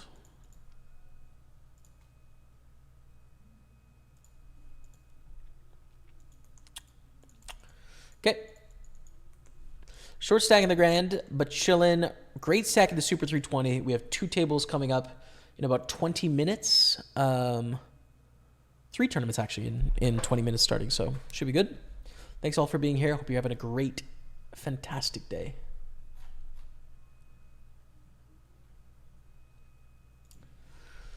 My computer, by the way, because we have 200 people now as opposed to when we just started. So my computer completely bricked it on Friday morning.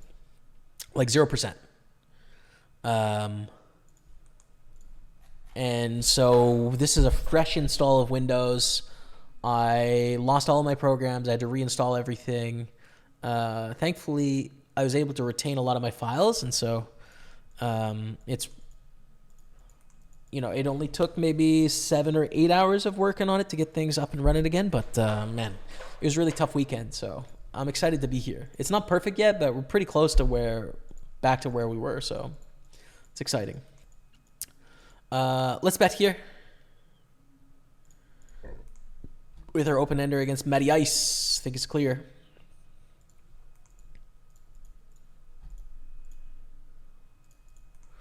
Pair of sixes. I think check is good now. It's actually close to a value bet in check river. Yeah, I actually like that a little better. I think we should bet 40,000 here and then check river. I still think Matt's going to call with a 5, with a 4, with a 7X. Although we're going to get check raised sometimes by combo draws here. Yeah.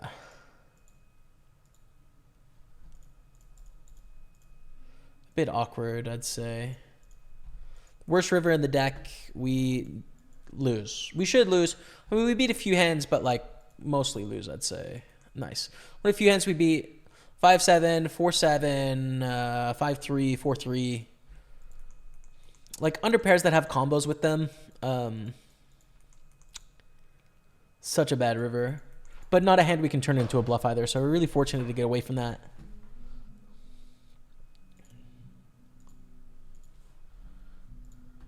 The 10-5. Happy Sunday, Run Pure. Thanks, man. Thanks for the answer, mate. Appreciate it. Going to Coolbet Open in Bratislava. Looking forward to playing the main.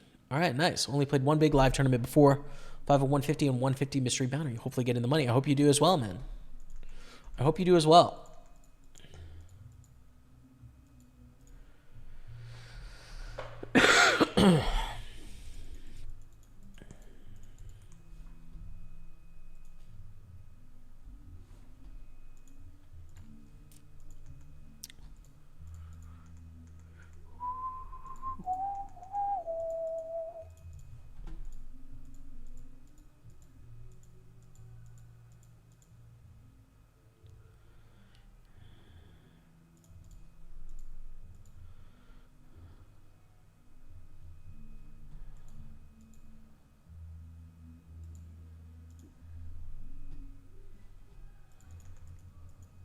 Raise, call, squeeze for 29 blinds. Now, this can't be a great hand, but it can be 6s, 7s, 8s. Now it's a clear fold, I'd say. Now it's just a fold. Wow, Jarda's going for it as well here. So I think we want it to be first place, second place, third place, so all the bounties play. Diamond for our dreams, but no.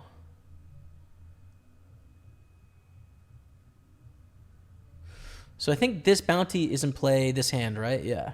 So they've got about 3 blinds here. We're going to raise up 10-8. It's not a great hand, but it's definitely worth trying to get a $75 bounty for 3 blinds, you know?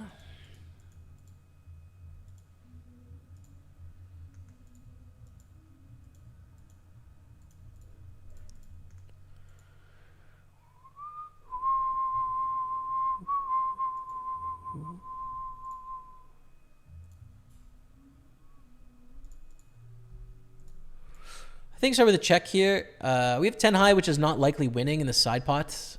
If we improve, we can continue. I think check again. And hopefully they win. But no, ace high is going to take it down. Wonder if we would have won if we tried to bluff ace high there. It's so unlikely. Oh, same hand. Okay. That's good memes. Well, that's a pretty good run off for ASAP Jarda. Let's go back up to the Super 55 here.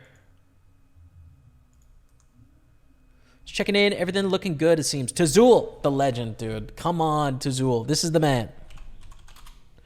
that fixed everything for us. I mean,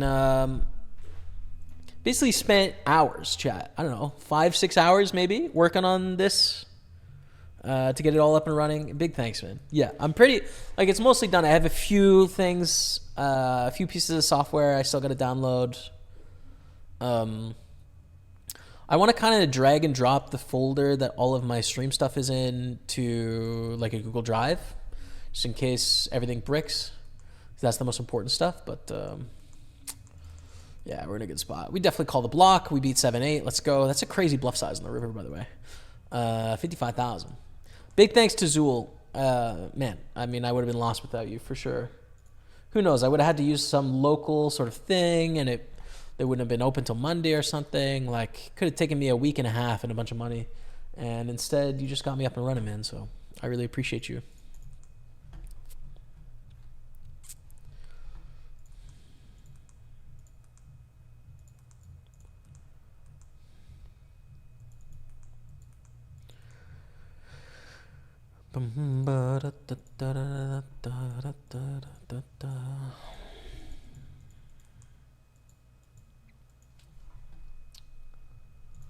Okay.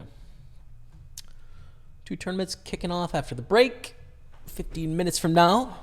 3 tournaments, actually. A 108 bracelet event as well we're going to play. But in a good spot. Thank you all for being here.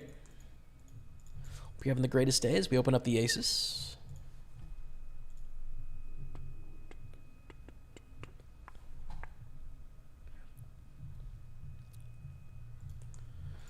Yep. For $12.50 bounty, our second of the tourney. No. It's a no dice. The poker gods say no. 10s win. Okay. Next. Let's see if ASAP Jarda collects another bounty here. Not today.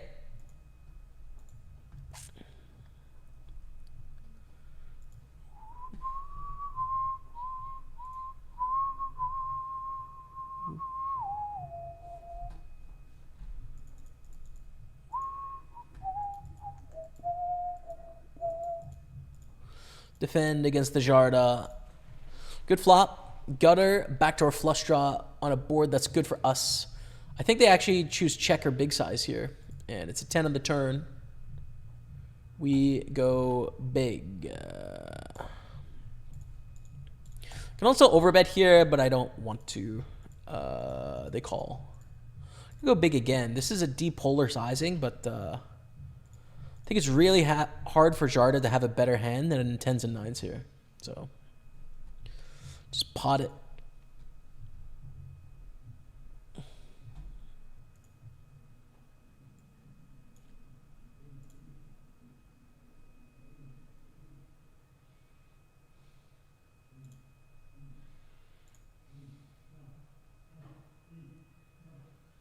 Hmm.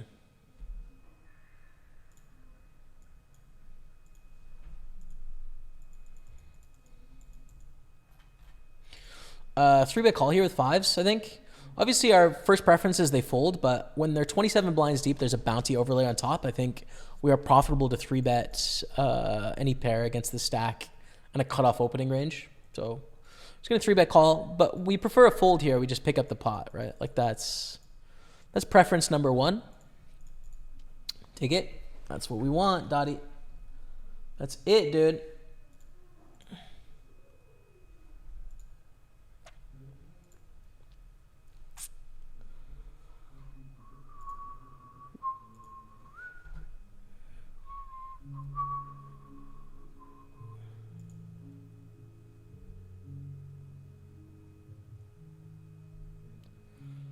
Can you guys hear a bunch of the concert across the street or not much?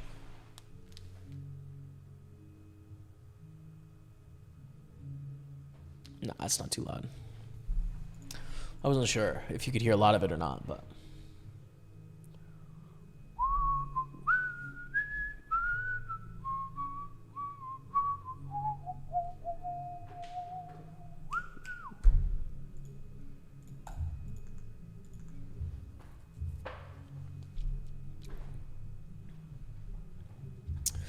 Queen Jack. This is definitely a playable hand. We like it. King 9 also, if no one opens, then we get to play it in the small blind, but let's see what happens. And we are going on break in 2 minutes. Am I going to make it? I'm going to be so bad.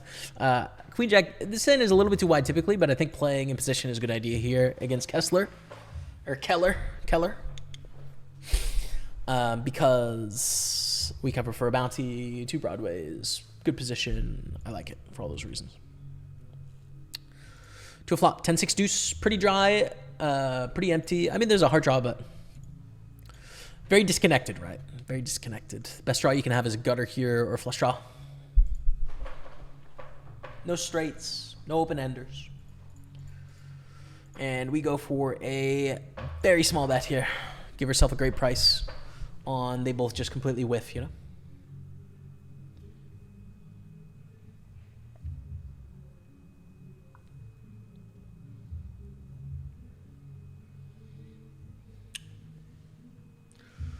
Phantom calls. Keller goes for the small check raise. We just fold.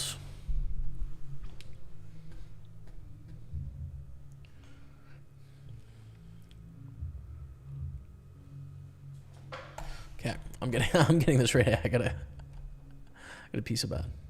I'm getting the break ready. All right, chat. It's just gonna be 5 minutes. My break overlay is broken, so it's just a highlight video. But I'll be back in 5 minutes. Okay. It's a meme, chat. It's an absolute meme. We're going to fold the 3-6 here. We're back in action. We got some more tables popping up right now. 2 tables. First one is here. 109 Sunday Party Knockout. And then this is the Super 530. And yeah, things are good, man. Let's go. Let's go. 6 tables. Let's start up the tunes again.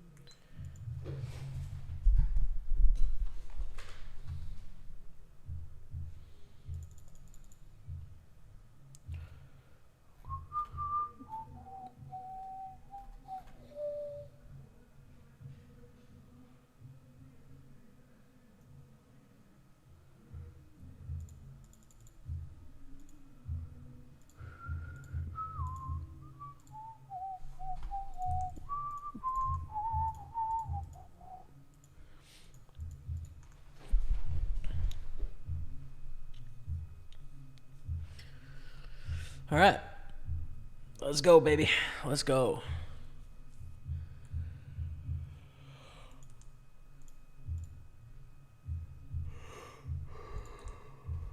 Open the ace queen.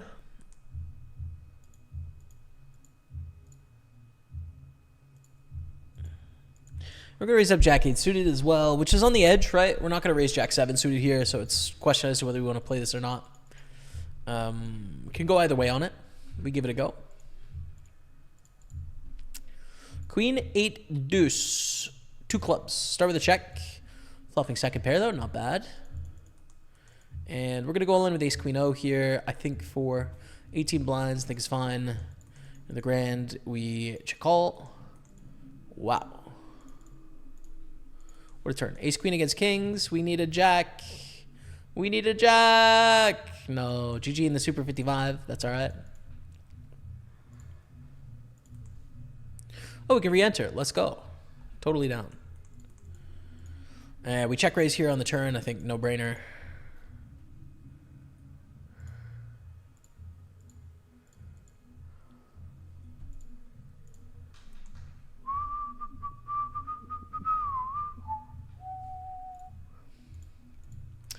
And we're up to 900,000, just shy. Just shy.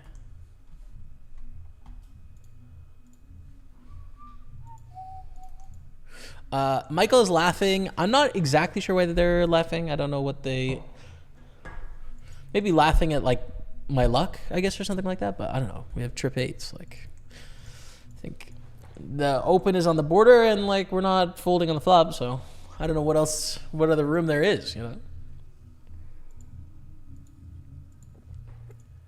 Okay. So back in the Super 55, we're waiting on one other table as well, but we're going to... I guess we can get it off screen right now. It's a 108 bracelet event. So I'll just put it off screen. Is fine.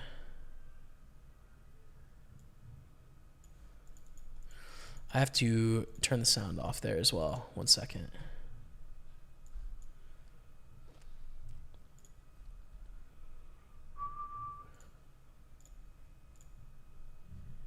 Okay.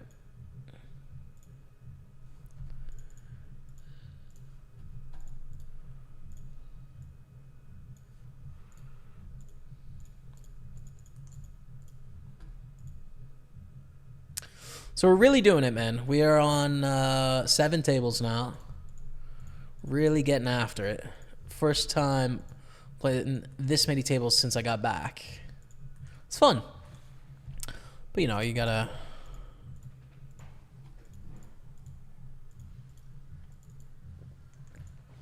Gotta focus.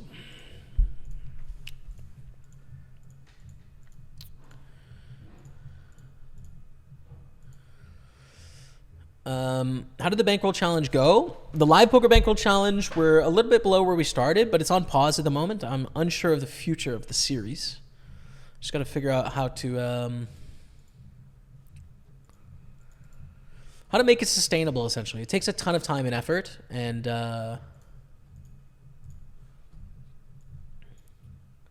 I've got to figure out how to make money from it, basically.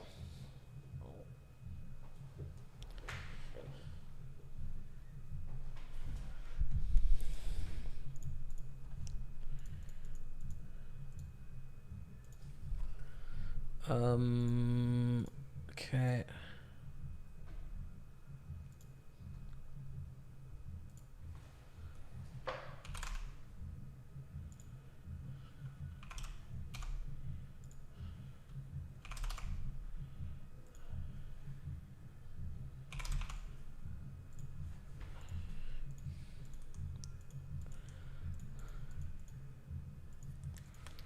We do suited, we're going to fold here. Man, it's good to be back to 850, dude.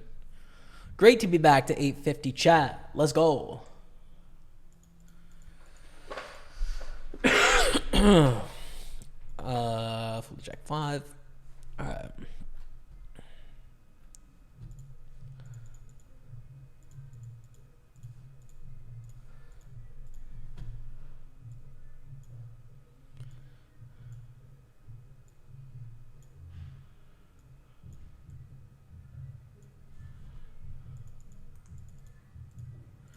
Definitely raise 10-8 suited. It's a beautiful looking hand. It's not necessarily a hand that is going to be that fun because Simon Matson has a reshove stack here on 18 blinds, so it's going to jam, you know, sometimes. Then we have to fold, which sucks. But, you know, doesn't mean we don't open it on the button. We definitely do.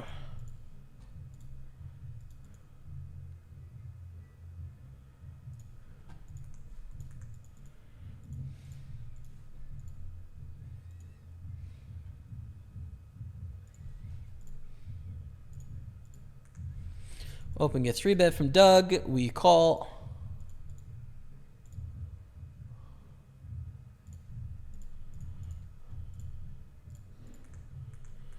I think float here as well. When they're bet like less than 1/3 of the pot in position, I think we want to continue.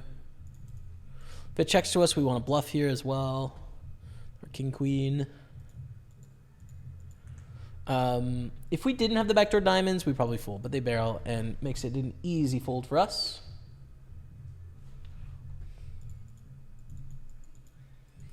Easy fold.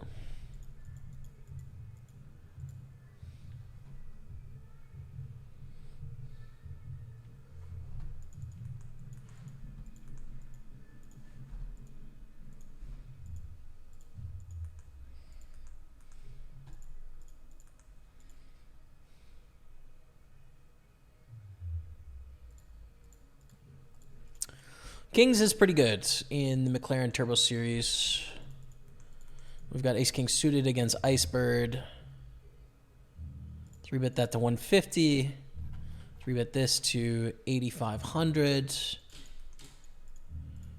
The camera resets randomly. Welcome back, camera. Okay, Kings get through is fine. But this is the big one in the grand.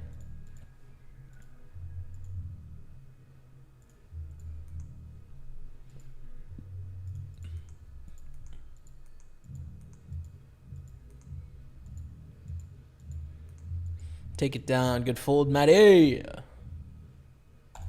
Good fold, brother.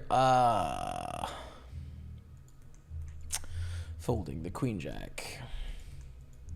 Treading water here, basically. We've got another hour to register. Which Party Poker Pro goes deeper today, Matt or Jamie? Jamie! It's me, dude. We're going deeper, brother. Oh, I forgot the ad on break. I'm sorry. Well, the ad is playing now, and it's my bad, guys. I forgot to click it. I'm sorry. It's okay.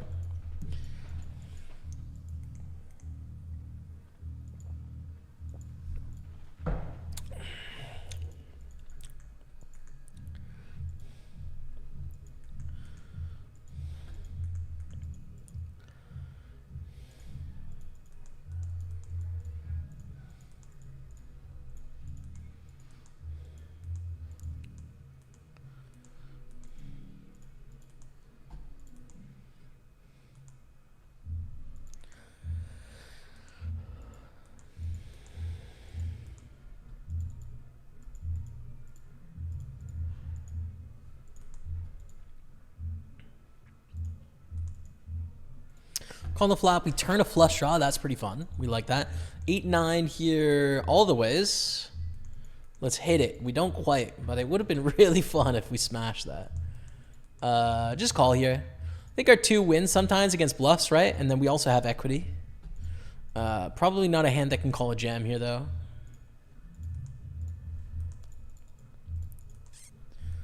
Of which I kind of expect one. Fold.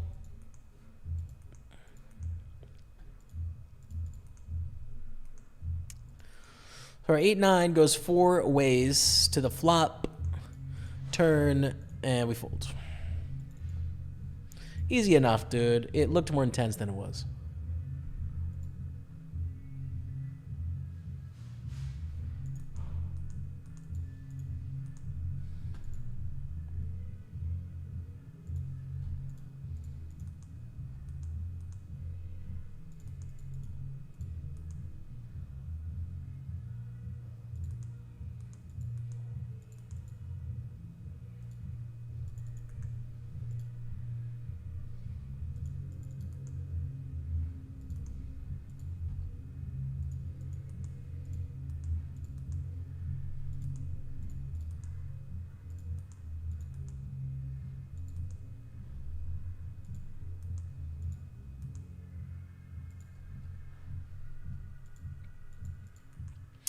The $1,000 tourney paying off, or is it ripping? I mean, very good players and not so many in the tournament. Paying off. It's definitely my most profitable tournament ever. The Grand. Have so many deep runs in it. It's kind of crazy, dude. We final tabled it last week. We have a win this year. We have a couple seconds this year. I've won it multiple times. It is... It's a great tournament for us, the Grand. For whatever reason, it's a tough field, but like we just do well in it, man. I don't know. We seem to play well. It might be that like a lot of the high stakes players that are playing in it are playing like, you know, probably 6 or 7 sites, and they're playing a bunch of very high stakes tournaments. So it's more of a side piece for them. Whereas for every Sunday, this is like my main event, right? Like the Grand is our feature tournament on the stream. So I'm paying the most attention to it. Like I'm very focused, and so that might be part of it as well. But yeah. No, it's definitely go well for us, for sure.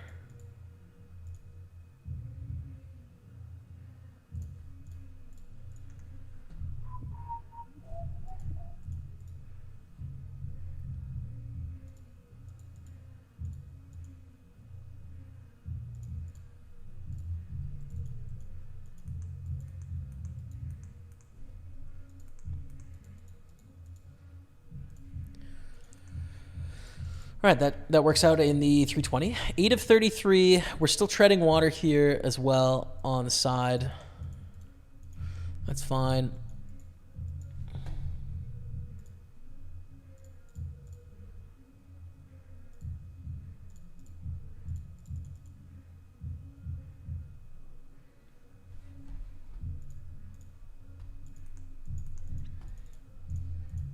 Well, the ace 10, so with the check on the flop.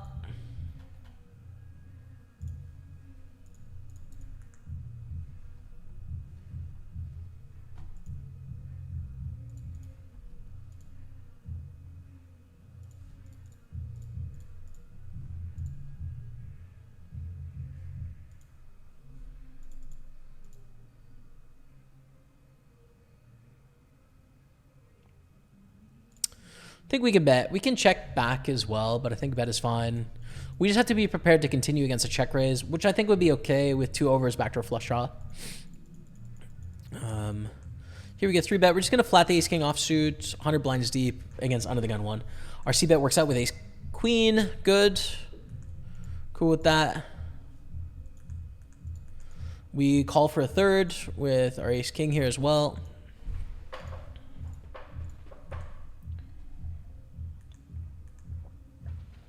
You know what else is exciting, chat? I haven't had lunch yet, and I think it's lunchtime pretty soon.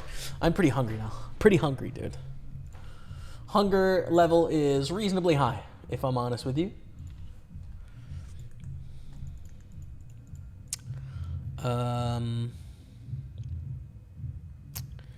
Yeah, I like 3-betting here, especially with the short stack. They're going to open a wide range. When they fold, it's going to work out. When they get it in, they're probably just going to flat. So yeah, I think there's a lot of good things going on with this hand. Queen Jack 3, we're gonna bet. Wonder if Ace Jarda is also Michael. The tags don't carry over like that, but you know, could be.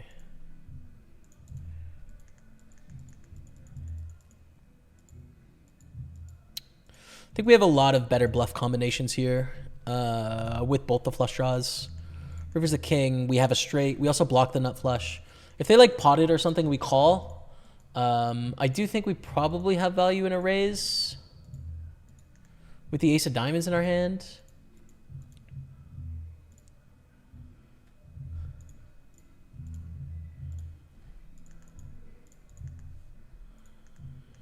And we take it down.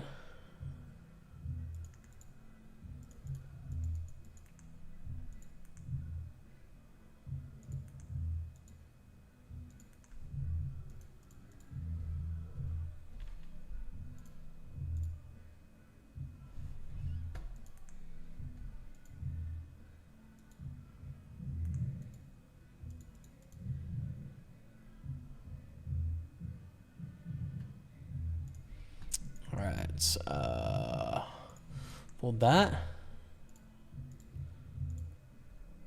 You know that song is It's Getting Hot in Here, so take off all your clothes, that one.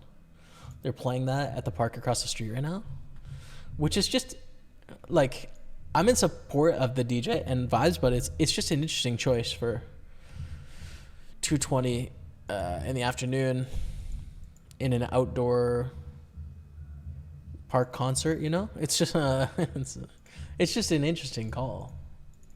I'm not even trying to throw shade. It's just a little funny to me. A little funny. I'm not trying to. I'm really not.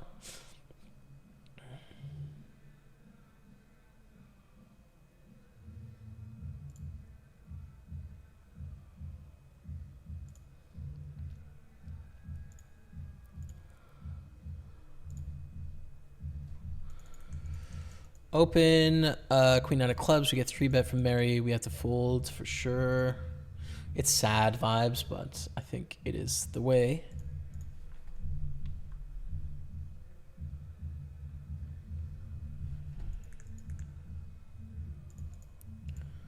The 9-5 there as well.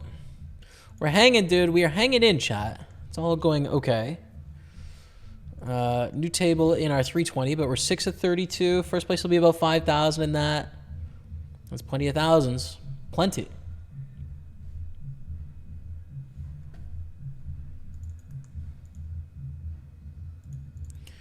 Not a great stack here or here. Kind of just treading water, I guess, a bit.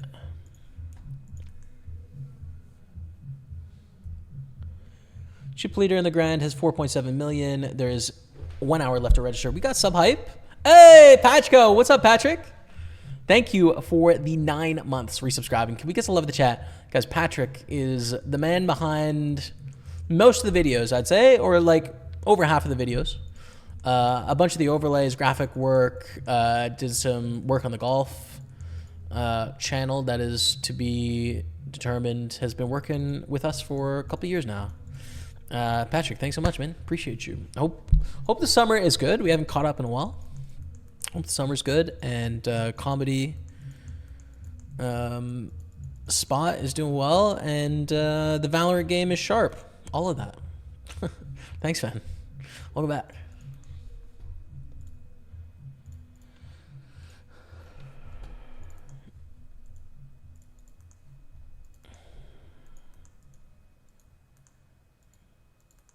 Open ace king, flat, flat.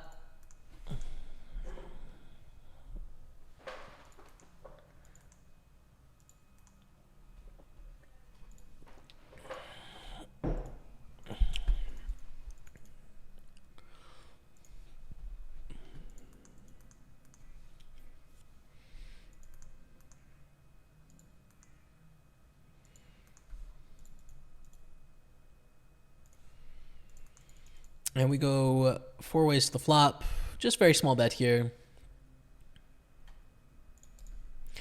Very small, does not have to be very big. Simon Matson goes for the open. Defend with queen 7, but we're not super happy. Just check fold now.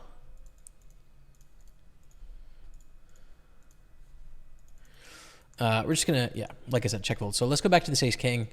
We're 4 ways on the flop. Ace 8-5.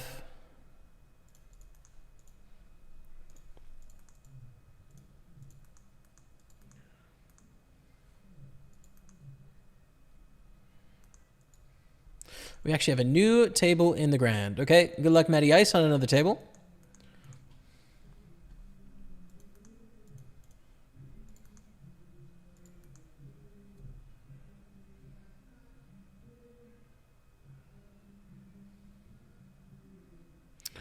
Four on the turn. Not the best turn in the world. 6-7 gets there. Yeah, 2 pair, like ace 4, ace 5. Deuce 3 suited, I guess. It's a little awkward because we chose such a small bet size in the flop. I'm going to go for another small bet size here. I think our hand is too strong to check, but got a bit of a problem with their ability to have better hands. I think if we small bet, we keep their range wide, which is why I chose that sizing. We don't want to like big bet and really narrow their range to like a strong range of hands. So anyways, yeah, bet we take it, that's fine. Ace queen suited, 3 bet. While we're waiting on that, we have ace 5 suited in the grand. It's a good hand to be aggressive with, as you guys know. It's a primary bluffing hand. We get 3 bet from Tommy Browick to 165 directly behind. Immediately, 4 bet is in my head. It's just a 4 bet moment. 100%. Not 100% of the time, but I think it's a great spot. I do think we have fold equity here. I think it's a great 4 bet bluffing hand. Registration is still open as well if we don't get this through, but yeah, I think it's a good spot to do it. Good luck.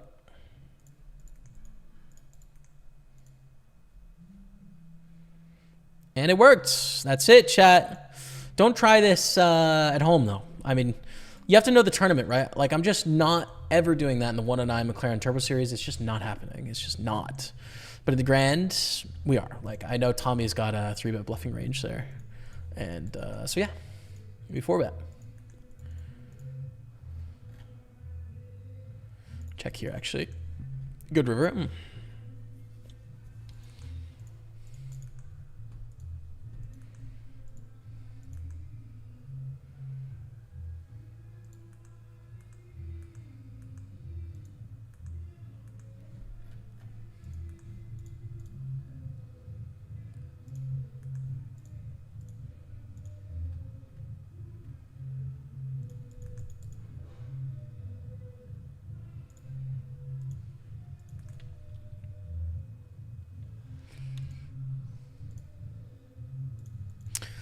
All right, take that down. Roll in with the queen 10 suited here. And here we check back on the flop. We make a straight. No spades, though. Bluff catching with a string. I think we should call, probably.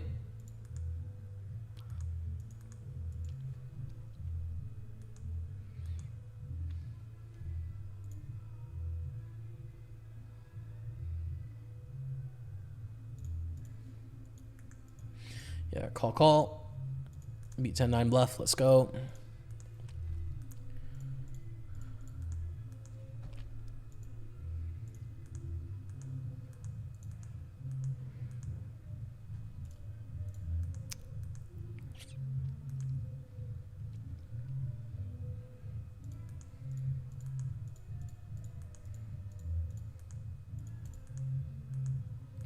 Queen 10, 10, 8.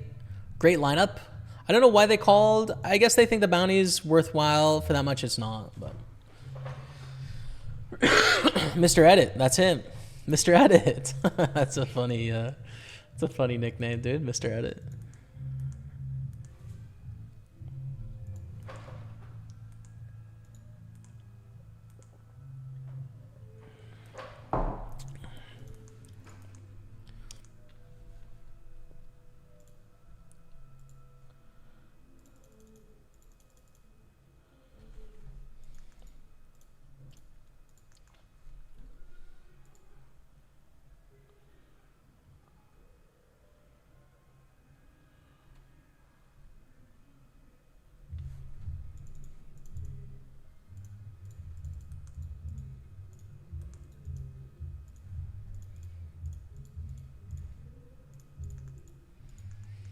Three ways.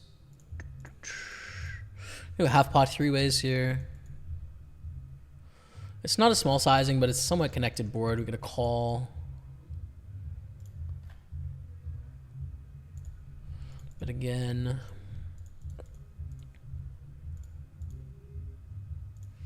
check river and chop it up. Okay. Wow, a lot of hands going on. Lot of hands happening.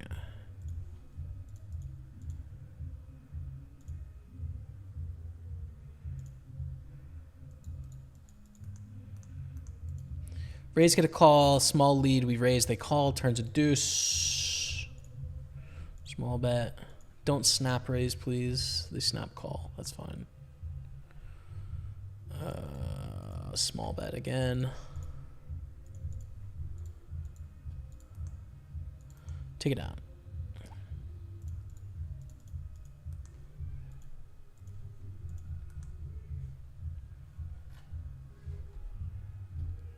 Hard stuck silver always. Struggles real. Silver one over here. Yeah. Yeah. Silver vibes are common out there. I think I'm gold 3 at the moment.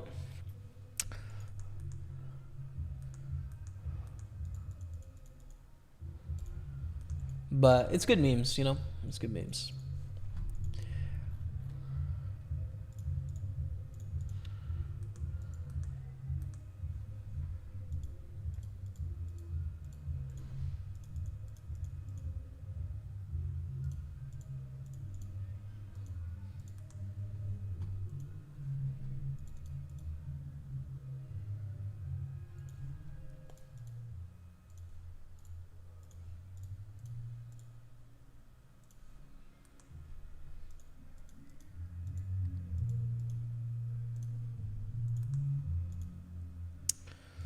And waiting, we take it down, that's fine. The 8s, we call a 3-bet, king 4-3 on the flop. They bet 1/3, we call. Turn comes in 8. So close, dude. Just give me another bulb on top. We got an 8.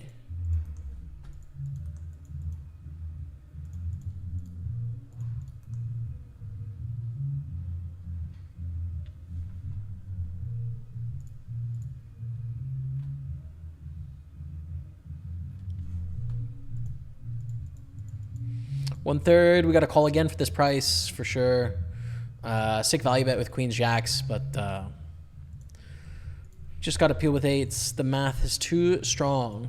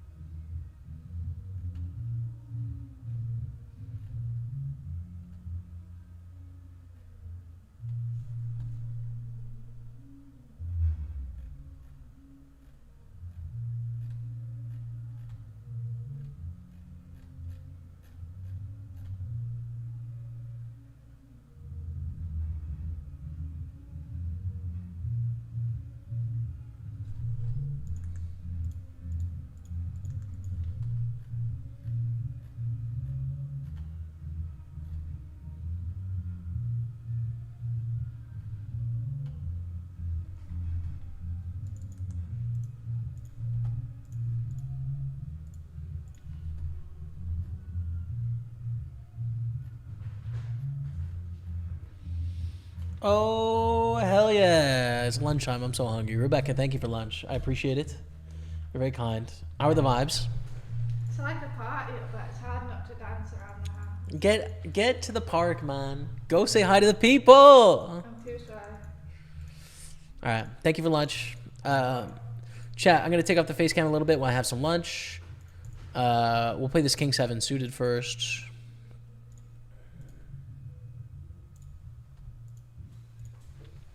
And yeah, hope you're all having a great day. I'm having a good day. And we're going to try and win definitely the Super 320, but also the Grand as well.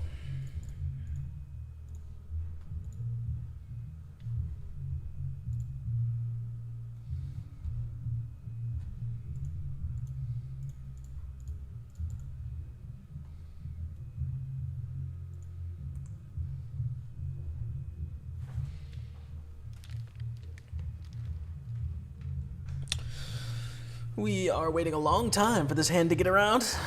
Oh, we have aces as well. Well, we're not gonna not see the aces. Gabriel calls on the button. Flop is ace, queen 5. We're 3 ways here. We have no backdoor flush draw. I think it's a check fold. I think it's check fold. Not that interesting. Aces here. Not a check fold. Okay, Dark Knight has us covered, so no bounty potential, but you know. Squeeze to 9,000. I like it.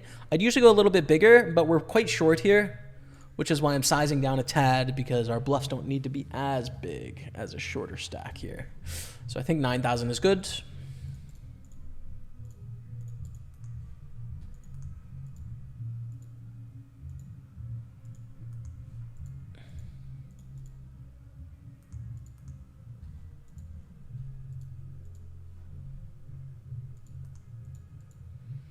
We get a call from Meg K9, 20,000 in the middle. Pretty draw heavy board, but there's already 20K in there. We have 34K back. I think we just want to like bet to get money in here. So yeah, we're gonna do that and run it against whatever wants to run it. Sometimes they have flop us here, but often they have a worse hand, and we're gonna do fine. So let's see, which it is. And it's a worse hand. Let's go. Get the double up in the Super 215. Defend with 8-9. Okay, quick break. I'm going to take off the face cam, enjoy the music. I'll be back in a few minutes. Just going to have lunch. Stay with.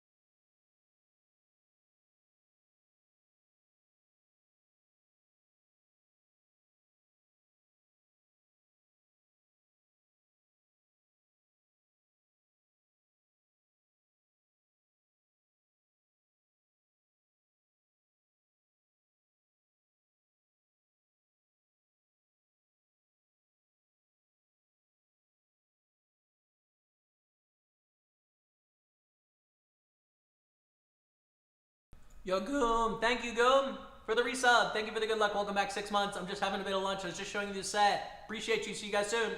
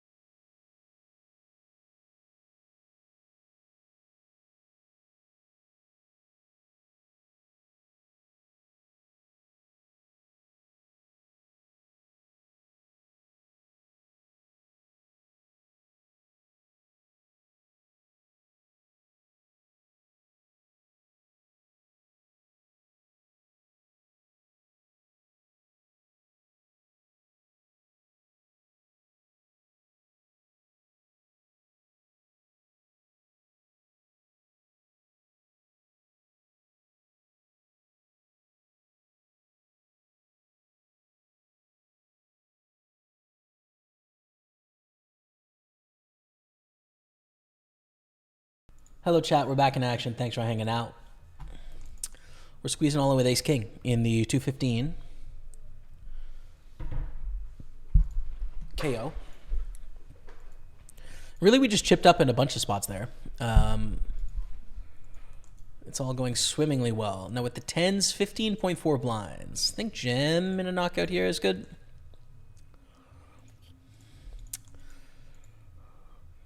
All the stacks are going well. The grand is like, okay, you know, we're treading water in the grand. Registration closes in 35 minutes. We're alive. But everything else is kind of moving in the right direction. Let's just win this one as well. For 115,000. No! RipCity.gov. See ya. See ya later. All right.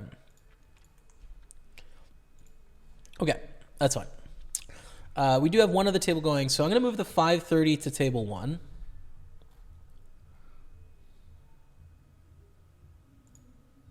Oh,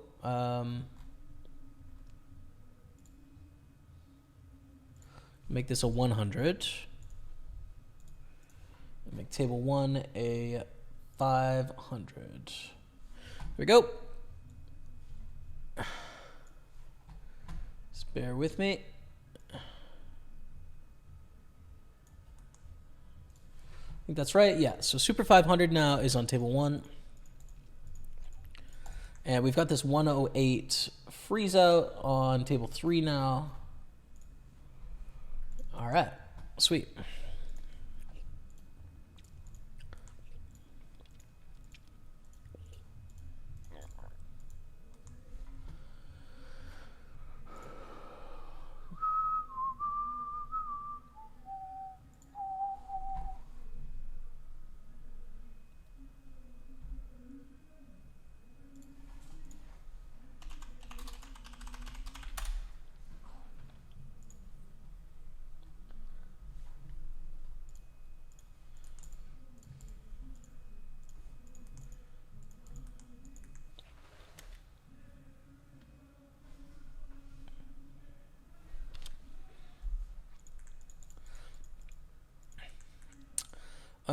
King 7 of spades. Too wide. It's sad. It's such a pretty hand, but 6-5 suited on the button. So we are at a stack depth where it's really hard to flat. I think it's a fold for that reason. 6-5 suited is a good board coverage sort of hand. But yeah, I think we're just a little too short. I think we have to fold for that reason.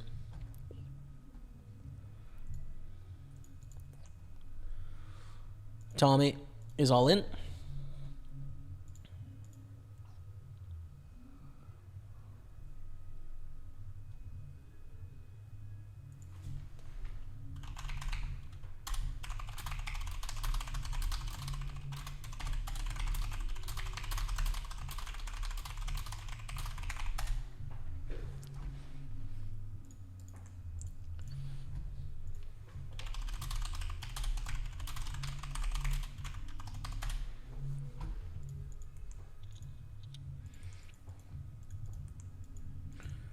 I'm with you in the Super 530 Kung Fu Panda. What is up? Not on my table. All right, bro. I'll see you on the FT, bro. It's a good tourney. The Super 530. I like it. It's kind of close as to whether we can raise this or not. I'm going to give it a go.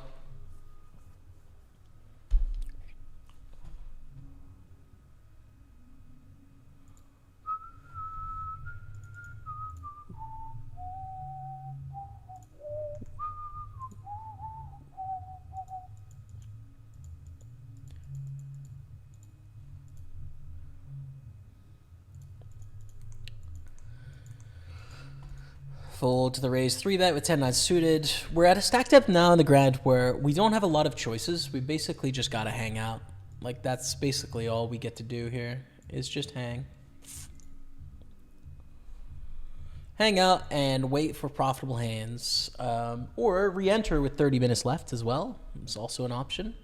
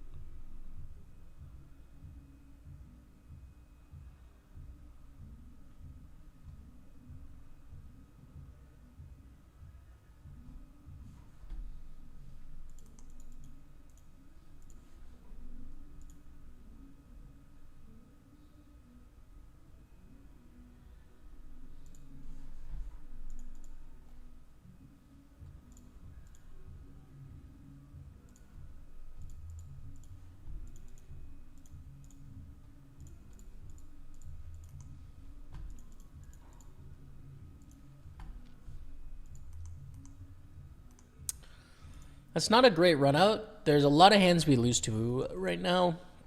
Check, check. Thankfully, we see one of the ones we beat. King 10 can't open this on 14 blinds.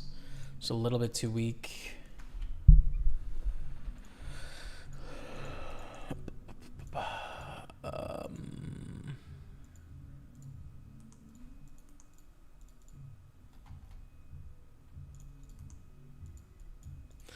Raise 3-bet. We have the bounty available in the big blind. This should be a very interesting pot. 2 overs and a gutter, and we beat a few bluffs. Not many, but a few. Hopefully he goes check, check. Would be sweet, but no.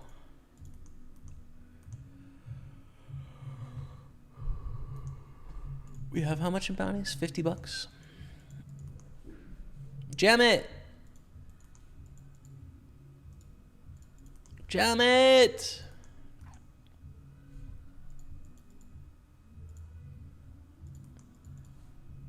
Nice. All right, let's go. It's kind of what we want. We also have a really interesting side piece going on in table 6. I'm just going to wait a sec so we can hopefully see. They fold. They back raise fold. There's no way. All right, well, we win all of it. Let's go. And here's the interesting side piece. They jam for 7 blinds. Easy rejam with ace 10. 131 bounty on this pot here as well.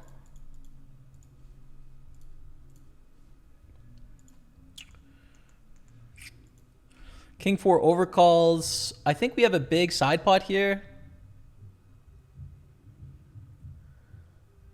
Yeah, so we're up to 183,000. Big chip up. We don't get their bounty, but like that's a big win, you know? That's a big win for us. King 4 a little too wide. Thussel, what's up? What's up, dude? Hope all is well. Good luck today. Thanks, man. Thank you. It's been a tough weekend. My computer bricked it on Friday, but we're back. The computer got a fresh install, got everything sort of mostly up and running. So yeah, and excited to be playing some poker today. Relax, dude. Just had lunch. Looking forward to a drink on break in like 4 minutes, and then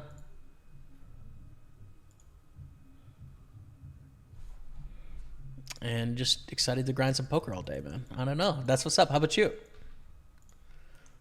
You playing cards today, or what's happening in your life?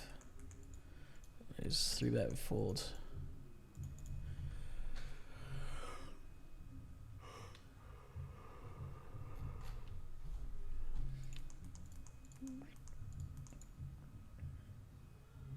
I think we can call with the gutter. Covering both for bounties, I think, is fine. But we don't hit it, which is lame. And in the grand, we get 2.5x. We definitely call with queen 3. Flop trips. This is how we get back to starting stack, right, chat? This is it. And we get a bet of 240.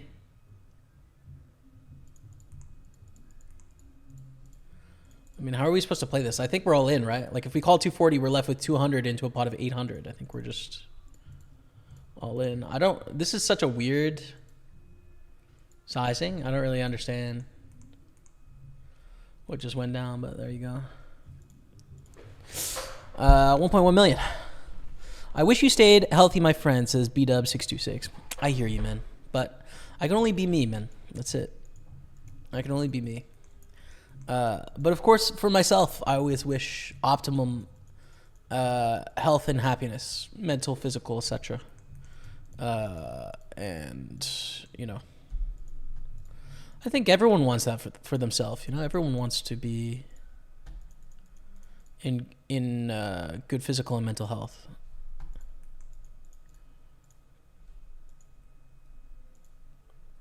So, yeah.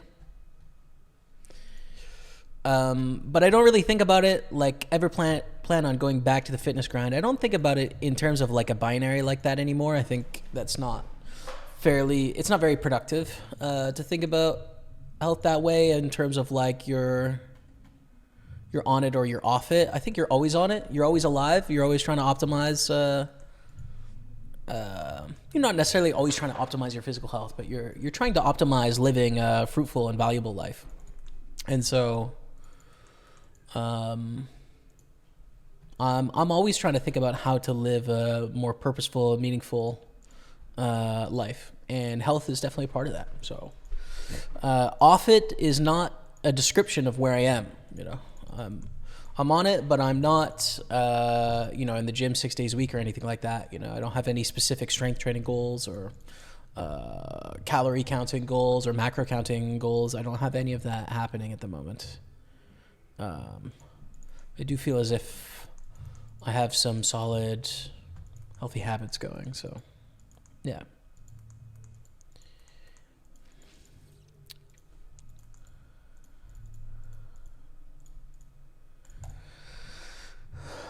Keller with over 6 million chips. Oof, I don't feel too bad anymore. In the 1K, hey? Yeah. It's all right. I'll get him. Don't worry about it. I'll get him. What? Not meaning for that to be offensive. It's a little tough with B-Dub without context, right? Like, you don't know me. I don't know you. You know, you can't really go up to a stranger on the street and say, you know, I'm disappointed in your appearance, right?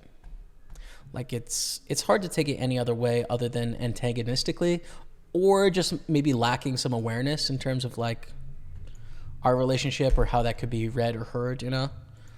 I try and take it in good faith in that I understand people just want the best, but like, I also don't think it's reasonable to say to other people, you know, for what it's worth, you know, all good. Okay, quick break, chat. I'm going to grab a drink. You're watching Pokerstaples on Twitch. I'm back in 5 minutes. Good chat, we're back in action. Thanks for being here. All right, 6 tables on the go. Continuing our battles here in the Party Poker streets. 1K grand above starting stack. 320, we're 3.5 stacks, 7 to 21. 215 super, we are 3.5 stacks, 2 of 53. 530 super, we chipped down a little bit. 60% of start stack. 1.5 stacks in the 109, and then we also have a 108 bracelet event going on table 3. So 6 or 8 tables. Thank you all for being here. Any questions, any comments, any discussions? Open to it all. Just having a great time today with a computer that recently would not start. Had to completely reinstall. Did 6, 7, 8 hours of work with help from friend of the stream, Tazul, to get it all up and running for today's stream. So today feels, I feel just fortunate to be here playing this, you know? So yeah. JHype4670 says, hey, we only live once, might as well spend it eating what you love. Here for a good time, not a long time. People spend their entire lives in gyms. I'm a chronic restaurant goer, maybe a little biased. Yeah, I hear you, man, JHype. I feel like there's somewhere in the middle to where, I mean, first of all, I don't think restaurants are inherently unhealthy. I think you can eat really healthy eating at restaurants. I think the Ultimate Sweat, if anything, proved that in that I ate probably 70% of my meals at restaurants, lost 100, 15 pounds in a year. So I don't think restaurants are unhealthy inherently. But I think about it somewhere in the middle, which is like, I agree that life is for the living, but then I also think sometimes there's some worthwhile trade-offs to put forward some delayed gratification or some effort in the short term for the benefits that come in the midterm and the long term. So I think trying to, keep like physical conditioning at a basic level so that you can do a bunch of things in the world, like you can play sports or you can sort of have basic mobility getting around, makes sense, So yeah, I don't know. I guess I'm like in the gray area in the middle, not all or the other, one way or another. So Ace 9-0. That's pretty interesting. So I'm going to raise here. This is a little wide. It's also interesting against this opponent for 14 blinds. I think we would raise call for their bounty. I can go either way. I can go raise or fold here pre-flop.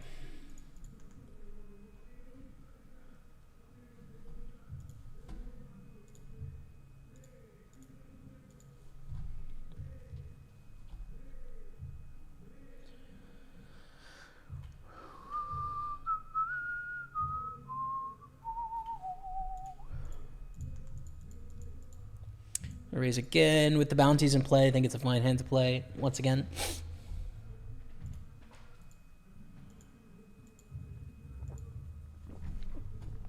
shoot.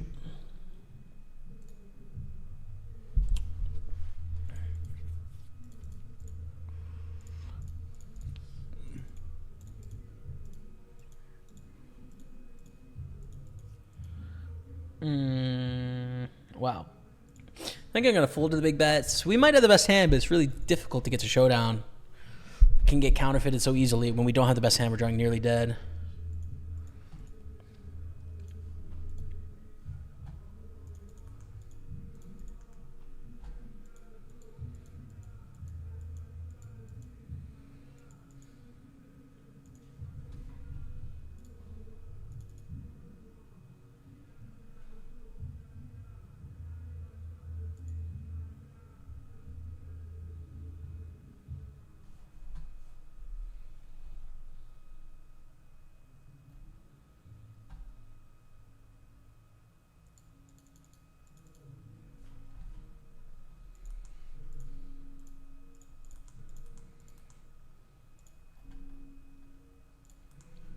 Let's rebet ace 4 of hearts against Vladic 1, 2, 3.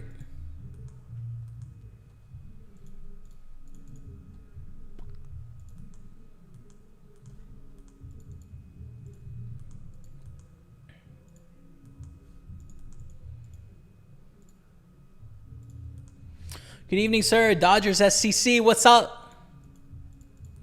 Good to see you, man. Wow, 101 month resub as well. Let's go. Get some love of the chat for the legends. Dodger SCC. Let's go. Thank you very much, man. I appreciate you. The grind is on. I kind of just said, I don't know if you got it with the delay, but my computer would not start on Friday morning, so good 6, 7, 8 hours fixing everything this weekend with some help from friends of the stream, and we are here today, and that feels really good, man. So just excited to be on the grind, playing some tournaments. We've got some decent stacks as well as we pick up a nice open-ender. It's a call, and then it's probably a bluff if we brick here. Probably. On that card, yeah, it is a bluff. They bet 390, though. I think fold. We could raise bluff. We want to have a club in our hand, but the fact that they bet over half pot here, I think it's just a fold. I think we want to have a club in our hand if we're going to raise bluff there. But if they check to us, we're all in.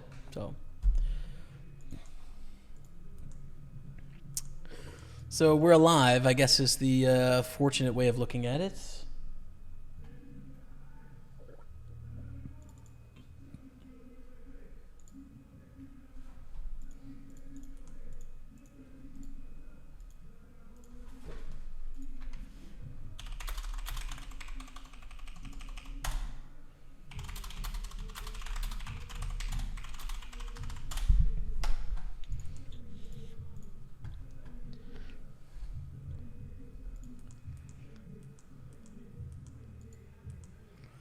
Best of luck today, coming from Norway. What's up, Dragon Scorpion? Thanks, man. Appreciate it. Is today the day? I sure hope so, man. I sure hope so. I hope things are great in Norway. An area of the world I have not explored at all, and I look forward to one day.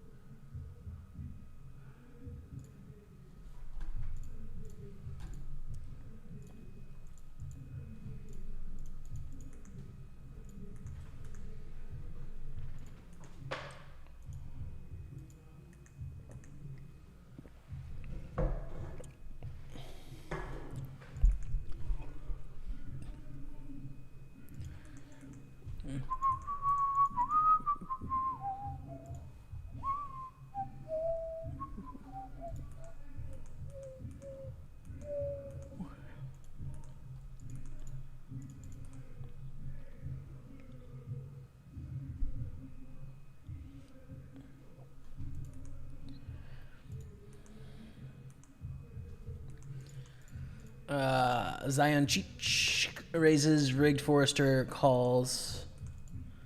I think being this deep in the 109, not the toughest field of the day for sure. The Sunday party, it's got everyone in it. It's called a party, dude. You know, everyone's in the thing.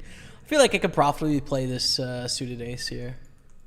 Probably not GTO though. Queen 10 suited, reshove for sure, covering for a bounty. All day, every day. We take it down. Let's go to the grand. Open ace 9 suited. Raising through 2 opponents. Dimitrov calls. Jack 6-3 on the flop with 2 clubs. This is a little awkward. I think I need to default to small bet and then fold to a check raise here. I kind of hate it, but I think it's the right strategy. So it's just a bit of an annoying flop. We don't have a lot of ways to improve. They're going to connect somewhat here. Not all the time, but that's why we bet. Check, check.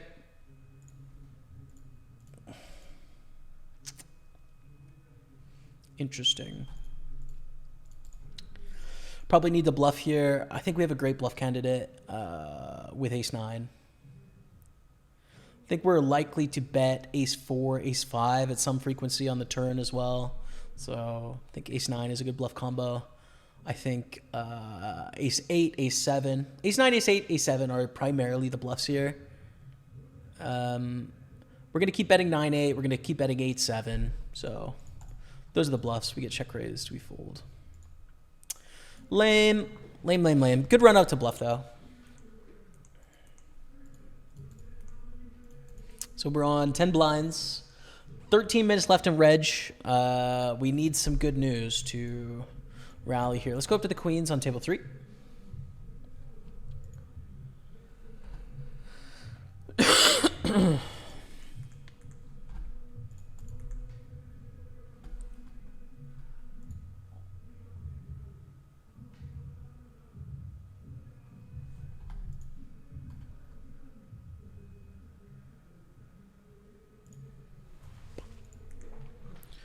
Starting the hand 60 blinds deep, so we would be getting this all in pre-flop if that sort of scenario arises.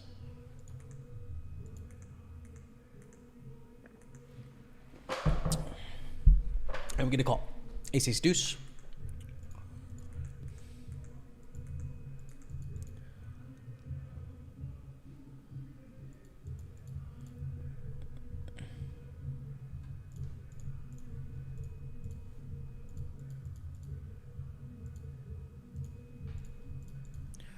Bet get a call, 8 on the turn, check. Glad to see you back. It's good to be here, man.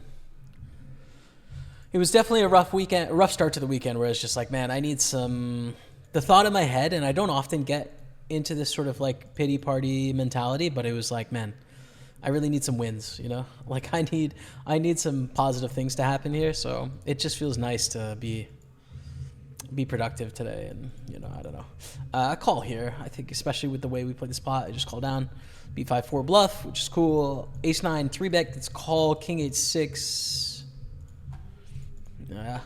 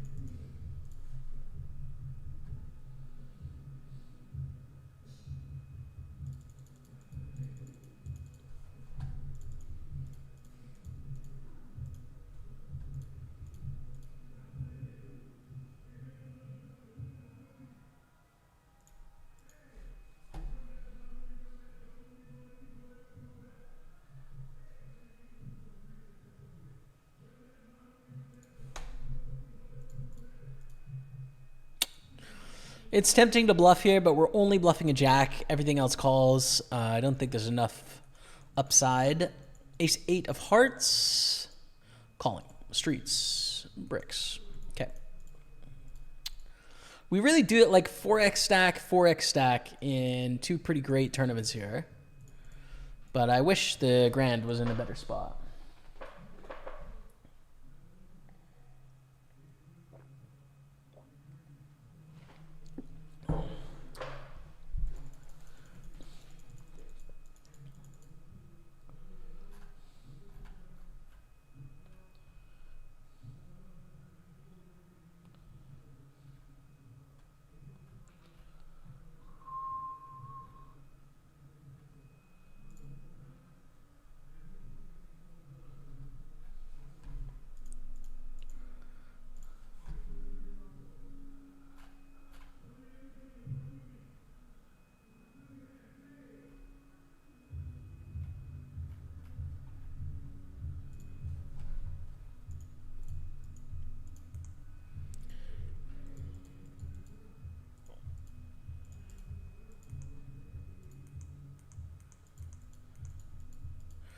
Raise, we definitely defend here when it's a 2.5x in position. I think we can probably play any two in that spot profitably.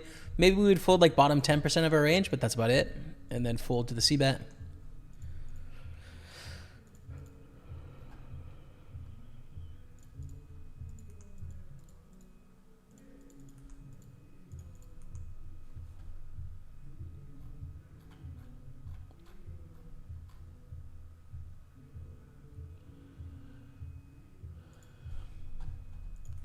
This is our way back to what, 600,000 maybe?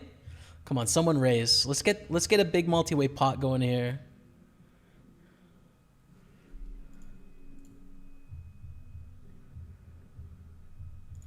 We want a flat. We want to invite another player in the pot here. If we jam, we give a worse price to Alex Dimitrov. So we want them to call. And now we have kings on the ace 10-9. But here's the thing. We are getting 4-1. We need to have the best hand 20% of the time. I think we call, man. I don't know. I think we call. Especially when we flat pre. Like, they can bet other hands here. But, yeah, it's it's almost like we almost want to fold. I don't think we can. But, hey, let's go. Perfect. I'm the best. Let's go. 730,000. I don't know. It's a bit of an awkward flop there. I don't know what to tell you. Calling the flop. Turns 4 diamonds. Check. Check, check. 3/4 on the river. Check, check. Half pot on the river. Want to get called here.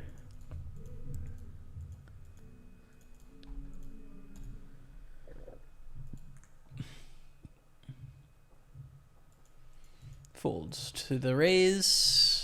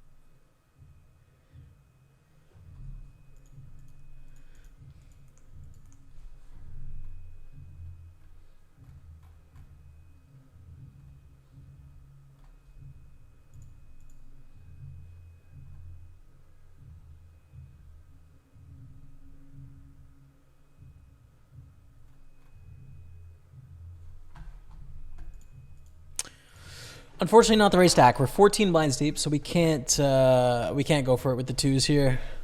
Registration ends in 6 minutes. We've got a very short time to re-enter if we bust here. So.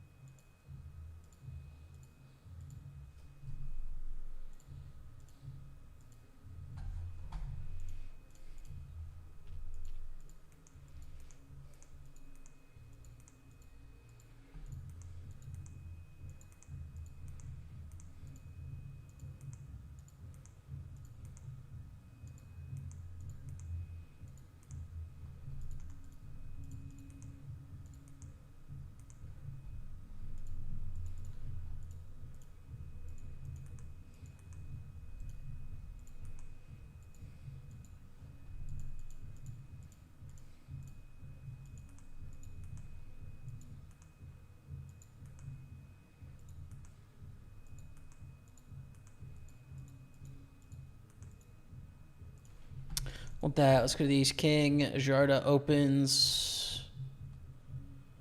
3 bets. The ace king. To 9,800. I like it. Flop is 4-6-8. Quick lead for 1/3. So fast. Call. But suspiciously fast, honestly. Suspiciously fast. Not in terms of like it's a bluff, in terms of like it's just a bit bizarre, I guess. Check, check.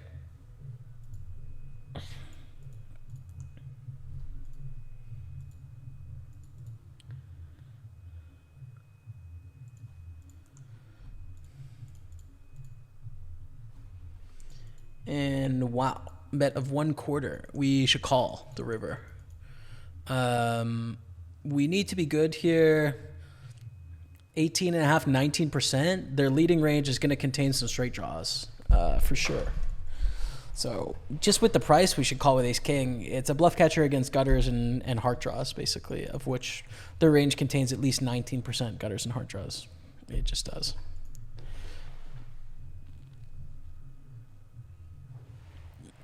We flop a set. It's pretty good.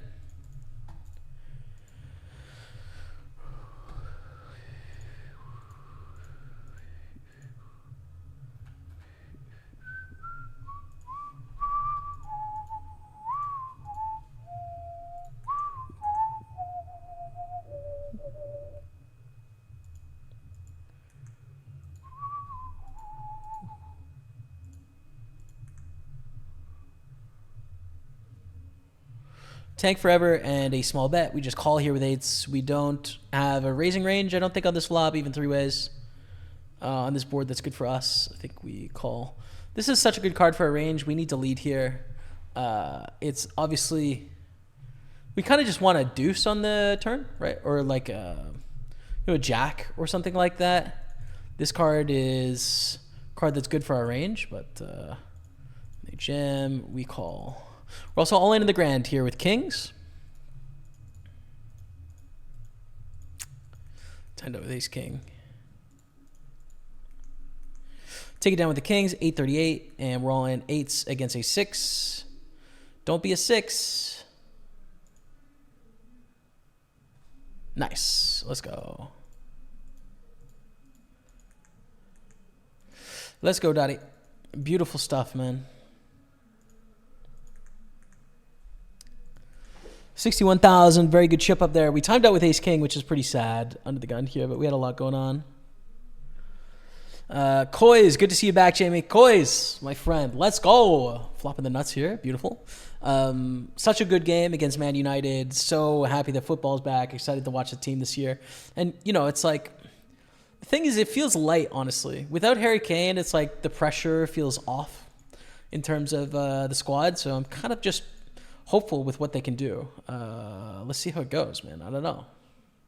We call here, by the way. I think raise is really bad. I think you should always flatten this spot. We want to keep this bouncy in play. And, yeah, so it's just a call. Turns a king. We go for a check raise here with still the nuts, which is nice. Let's go, bro. Good luck, Elect from Brazil. Go, go. Always a pleasure to see you here on Twitch. Vamos. Thank you, my friends. It is a pleasure to be out here streaming. Thank you so much for watching it. Let's have the greatest day. Let's win all the money. We check raise against Brusler. Who folds? Okay. I believe in us, man. I really believe in us here. I wish we were in this pot for 25 bucks, but it's all right.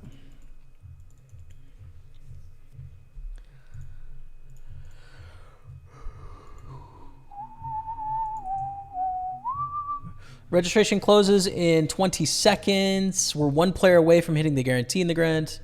Ace, queen, queen 9, ace, deuce, king 10. This is fun. Spades, oh, such a fun spot for them. So many great outs. Oh! Let's go. So sick. Congrats. I timed out again on that table, but, you know. That's 3 knockouts. Wow, very crazy. All right, next.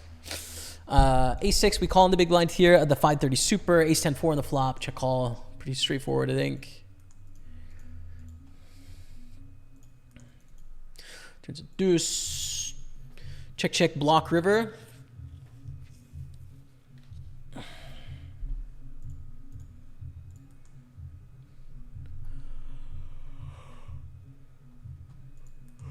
Okay, but again, we call.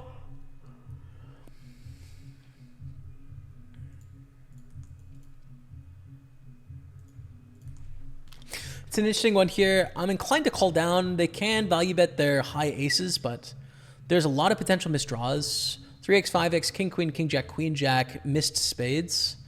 And there's a bounty on our head, which means they're going to barrel the turn at a higher frequency with all the semi-bluffs. I think we should call down here. Ace, king. Okay. King, queen, rejam all day with the king, queen here. And we're going to re-enter the 530.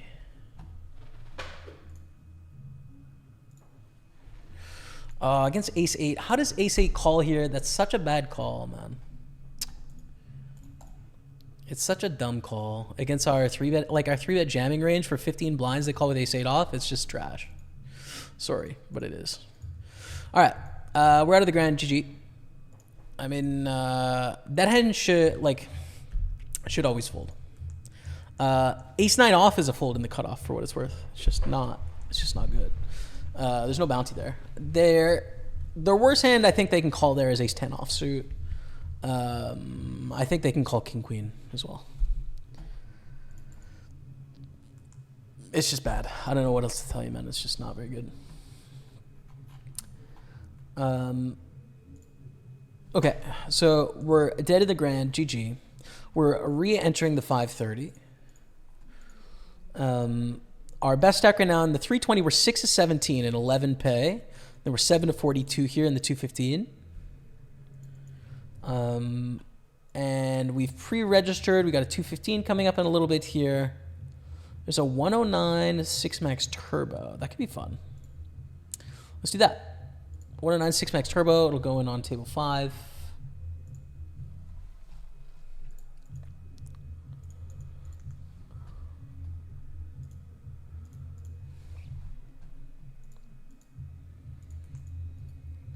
Okay, put it in blue.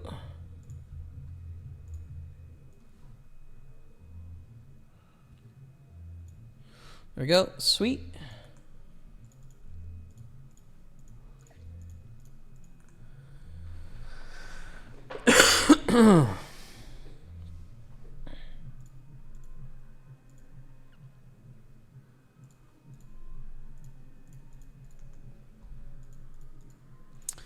So sick we missed the grand re-entry by like 2 minutes as well. So frustrating, but open, get a call in the big blind, king 5 deuce, small bet here. We flopped the nut flush draw. Pretty good flop. But we don't, just because it's a good flop doesn't mean we got to go for a crazy bet, right? It's just a dry board. We're going to go for small bets and then go from there. Progress from there, I'd say.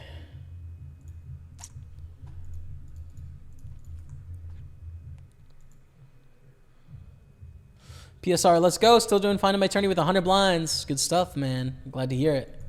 This is not good. Not a good river. We're going to lose this pot, I think. Maybe not. We win against 3 deuce. Let's go. Miss your ice. 3-bet call against the button. Nah, maybe jam, actually. Especially in a bounty covering. We start 39 blinds deep. Ace-queen offsuit is a pretty good hand to go for big jams here. The other hands are going to be like a queen-jack suited, jack-10 suited. Like those are hands that can go for the jam here. Pairs of like maybe 8s or so could go for the jam there. Yeah. This player in the big blind, it's an all-in covering for a 112 bounty. Like, yeah, our hand is really bad, but for 7 blinds, it's just going to be profitable when there's an extra $112 in the middle. We got 33%. We flop pretty well. Can we hold it for all the money? 112 bucks coming our way. That's very good news. We're down to 16 left in the tournament, and that is going to take us up to 4th place, I think.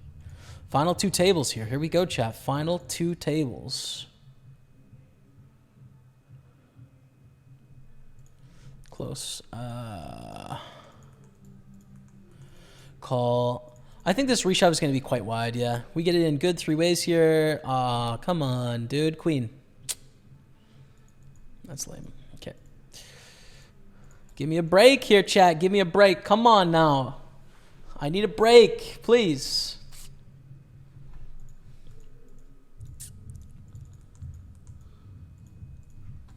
All right, we have kings. This is gorgeous.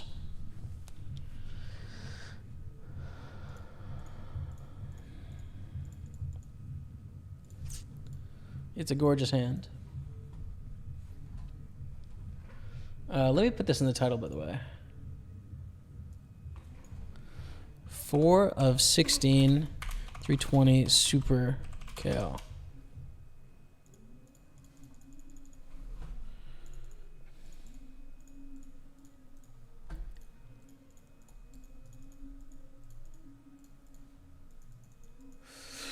Fours against sixes, we're behind here. We 4-bet, take it down. We're going to fold.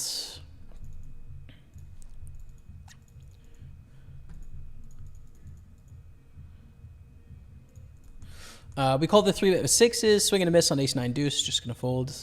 Unless it's like 1/5 or something, we'll continue. But I guess like a third or something, we'll fold.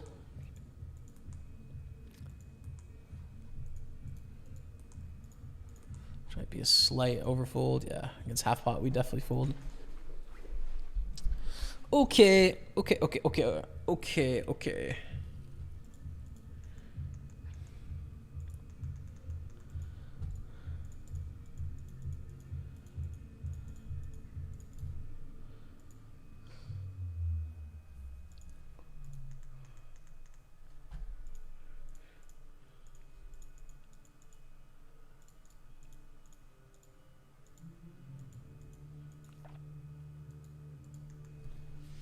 4 of 16.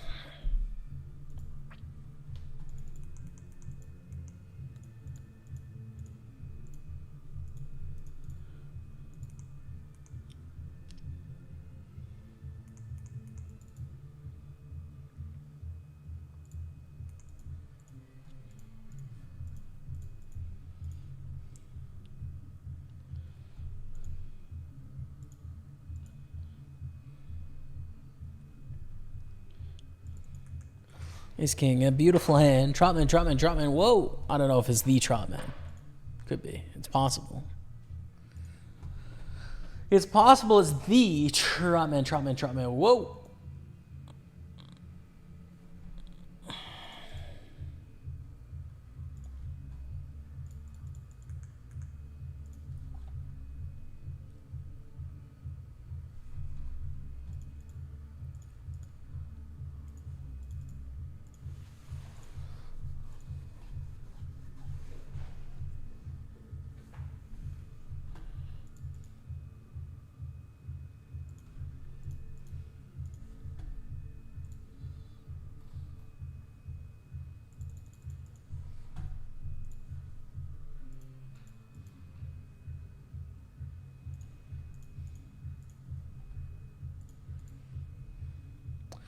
Not the best run out for Ace King. First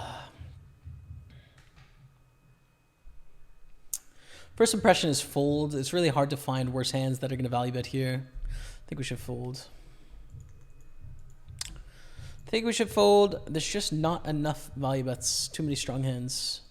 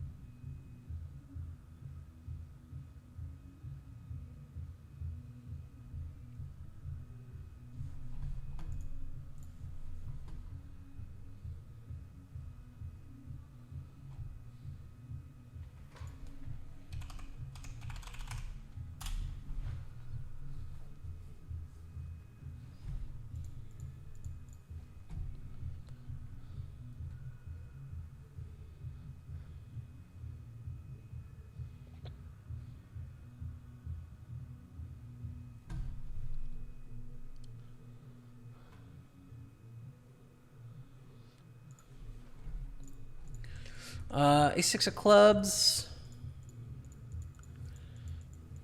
I think we actually fold here, as tight as that feels.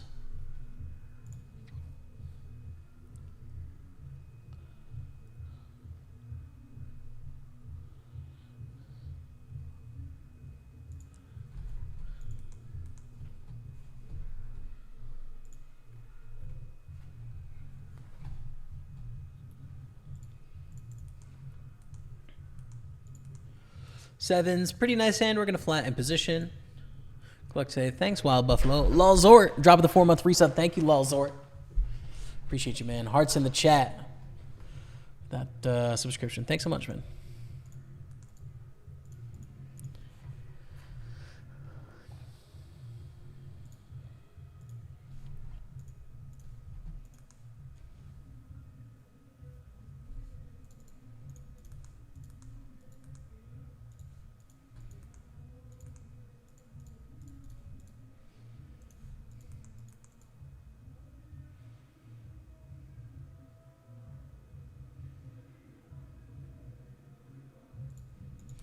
Look at this flop, man. Look at this flop with sevens. Love it. Ooh. Look at that turn. Terrible. Such a bad turn, dude. One of the worst possible turns. Come on now. Check, check, check, hopefully. If they bet, I think we are forced to continue.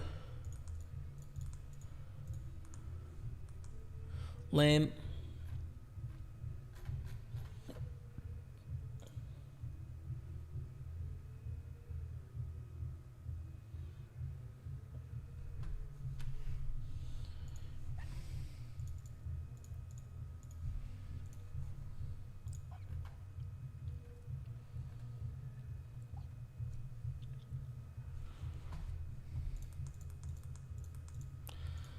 Dude, this is a crazy bet size. It's 1/3 and a call. Dude, I don't know. Here's the thing. I don't think a flush bets 1/3 very often. I don't think a flush calls, so I don't think they have a flush. The question is, do they have a 9 and check turn? 9 and 4 are the biggest concerns, but I think it's too small to fold, right? Like, we're very good price with a set.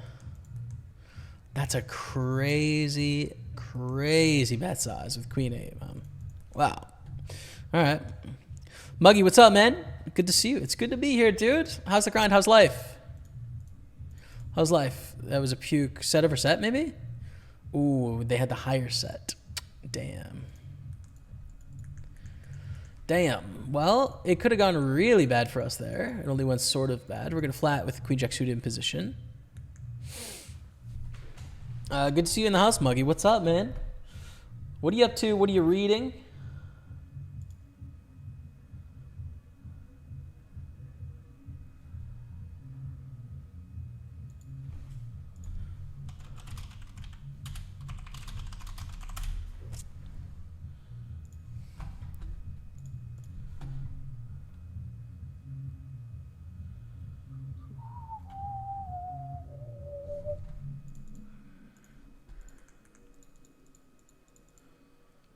Pretty big bets. We call. Want a good run out here. We cover for a bounty, which is nice, but they did raise an early position. Stacks are a little awkward, right? They have just over a pot size bet, like 140% pot here, which makes it kind of close with their queen jack. Pot size bet is not close at all. 2x pot, then it's a call. They overbet. I think we definitely call. Right? We call, like, this bet sizing shows some weakness. It can just be overpairs as well, but like, I don't think it makes the decision tough, right? If they bet like 55% pot, I think it's much more scary than the overbet here. How about we hold for the bounty? We do. We absolutely do, Dottie. Let's go. All right, 25 bucks coming our way, which is nice. We've got, that's our first bounty in the tournament. We're up to 70K though in that bracelet event. It's got to be the cheapest way you can win a bracelet ever, $108. Which is why I'm playing it. Because I want a bracelet. I do want a bracelet.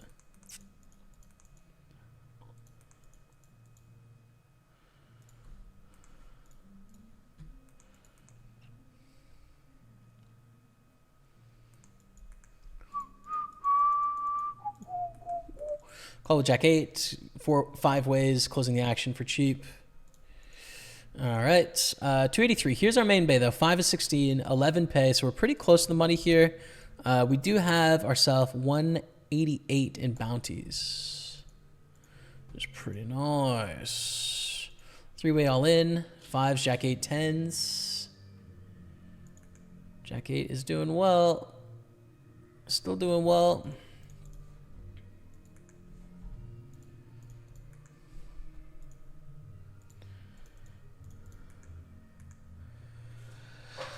And double bust out. There it is. All right. 10 deuce a fold.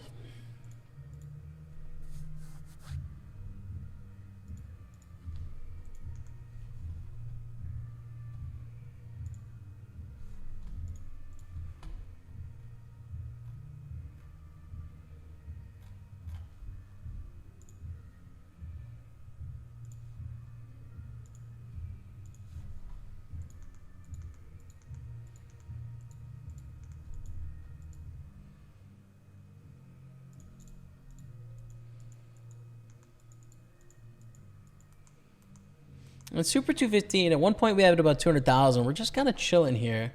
$100 in bounties. I'm treading water. What are you reading, Muggy W? I've got a couple books on the go. I think it's In the Shade of Spring Leaves, it's called. Let me go to my... I'm not logged in because there's a new PC on my Goodreads. Let's see what it is on my phone. It's a Japanese book I'm reading, some short stories from like Meiji period, like just before 1900 in Japan, and a biography. So that is one of them. I'm reading Count of Monte Cristo.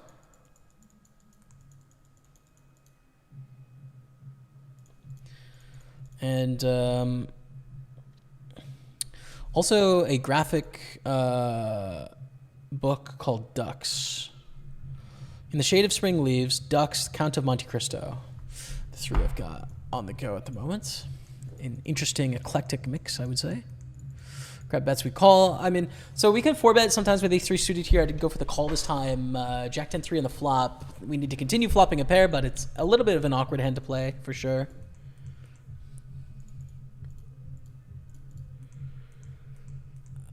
What is going on, Yorkshire Ace 1990? Hello, my friends. We busted the grand, but we've got some really good stacks in a few tournaments here, so things are going great, man. It's going great. How's your grind if you're playing today? We have a great stack here, pretty close to the money. 4 off the money bubble. With some bounties, and yeah, so good vibes in progress.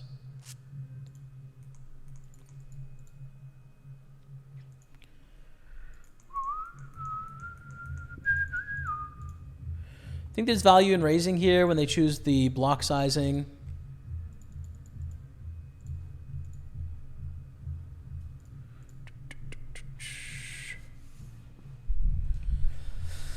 All right, there it is, 62,000.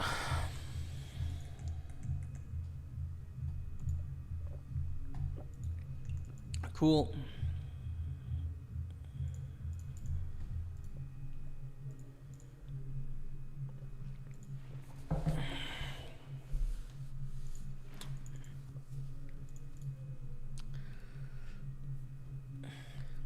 Hello, Jamie from Florida. See you all over my Facebook clips.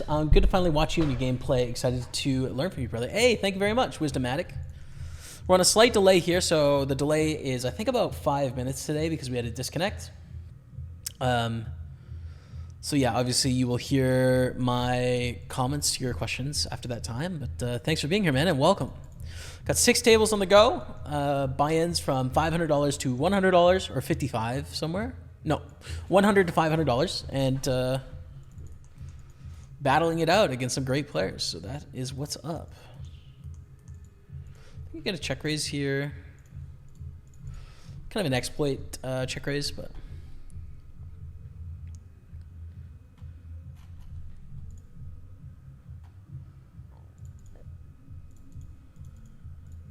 check.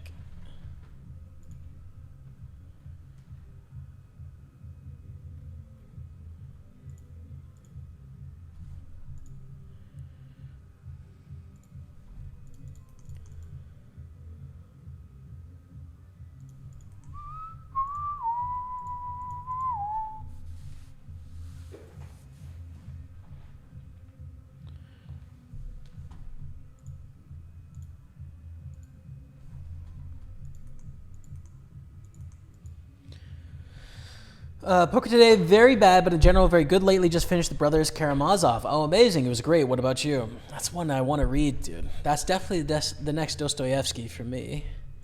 But I still got... I've never done a Tolstoy, so I got to do a big one of those first. But yeah, that sounds great, man. That is definitely a book that I just want to read because I think people say it's Dostoevsky's best book most of the time, Brothers Karamazov, whereas like the general public thinks it's Crime and Punishment, but I think Brothers Karamazov is the one. And then same with Tolstoy, they think it's War and Peace, but it's Anna Karenina. So anyways.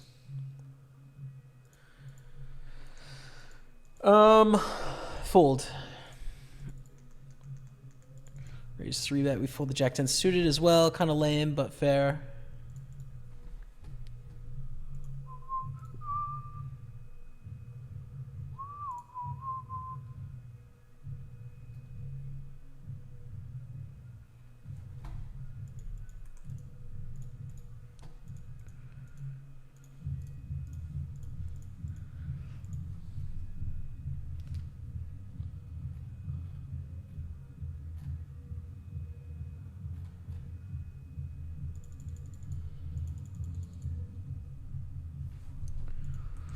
All right, so we've got some action in the Sunday party. Let's see how it goes. Ace queen against tens. Big flip for 103,000. Good start, good turn. Ship it, Dottie. Let's go. Big double. Let's go.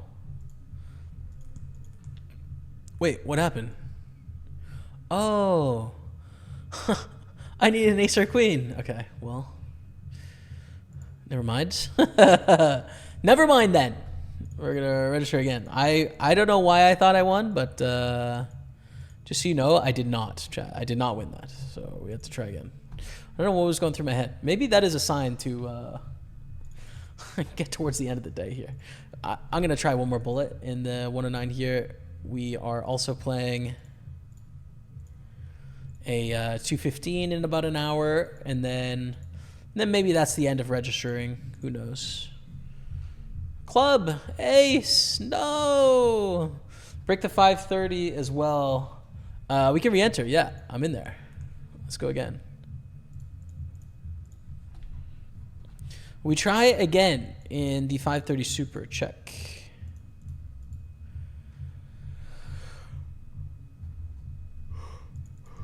But this is our main bay at the moment. 320 super.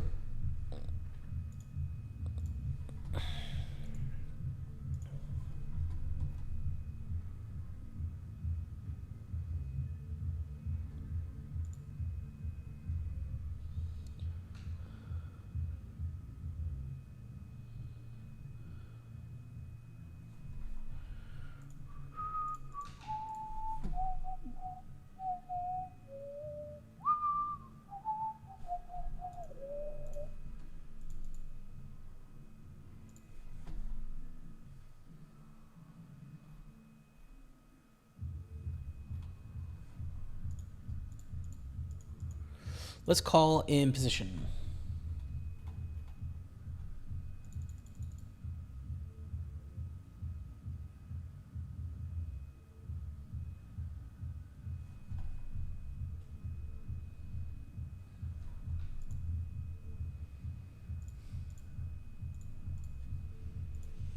And we got to check this four ways. I don't like betting with third pair four ways. I think it's a bad idea.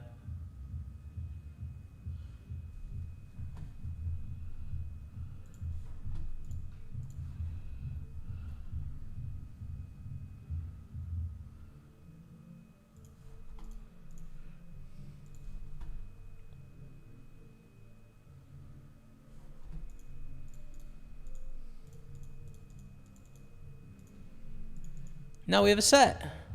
But there's a four-liner to a straight, so any six makes a straight. I think if someone bets, it's probably just going to be a call. And if it checks to us, we're going to bet, like, 20,000 here.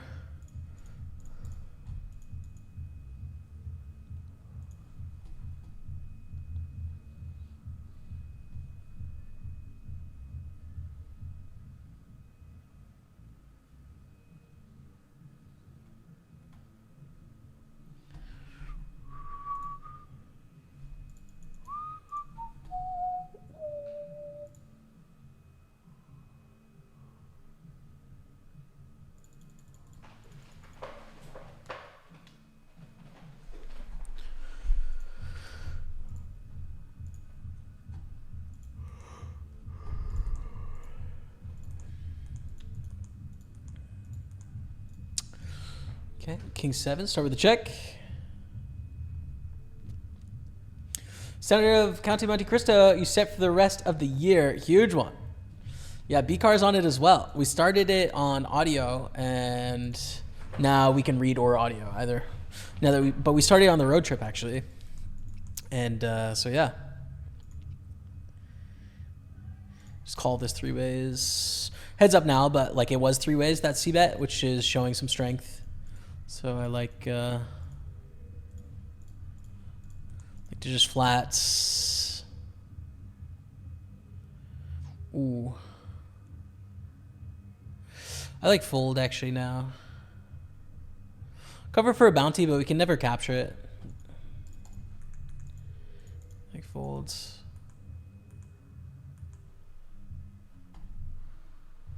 Grind is just starting, but won't be a long one unless I run good. Well, run good, man. I believe. Get it done.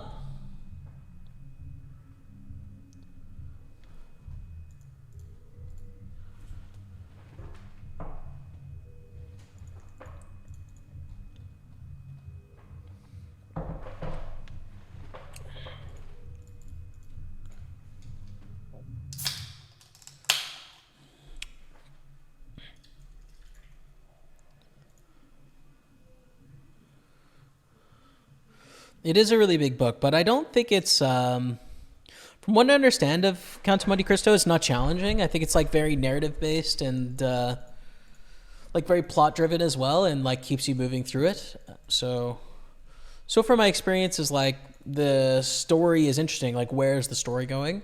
And then obviously there is some history in terms of that time in the south of France and sort of exploration and explorers. I mean, I'm not far into it. I'm like maybe 1/10 of the book in, so I know some of the characters now, but yeah, I'm not finding it challenging at all. It's more just like, it's going to take a lot of hours to read it because it is a long book, but I don't think it'll be hard hours for sure.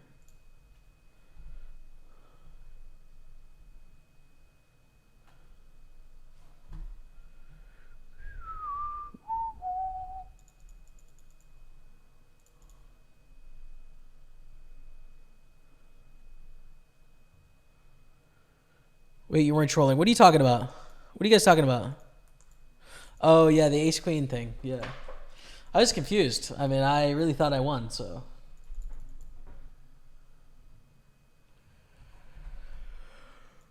I don't know what happened there. Fold there.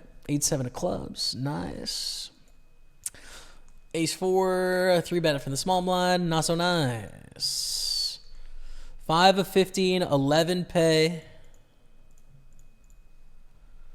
Let's go for it.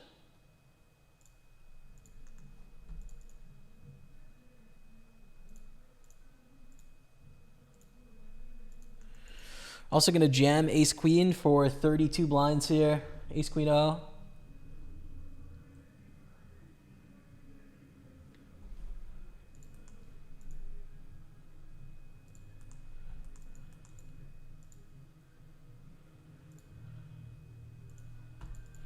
Okay, take it down, ace 10. 3-bet here.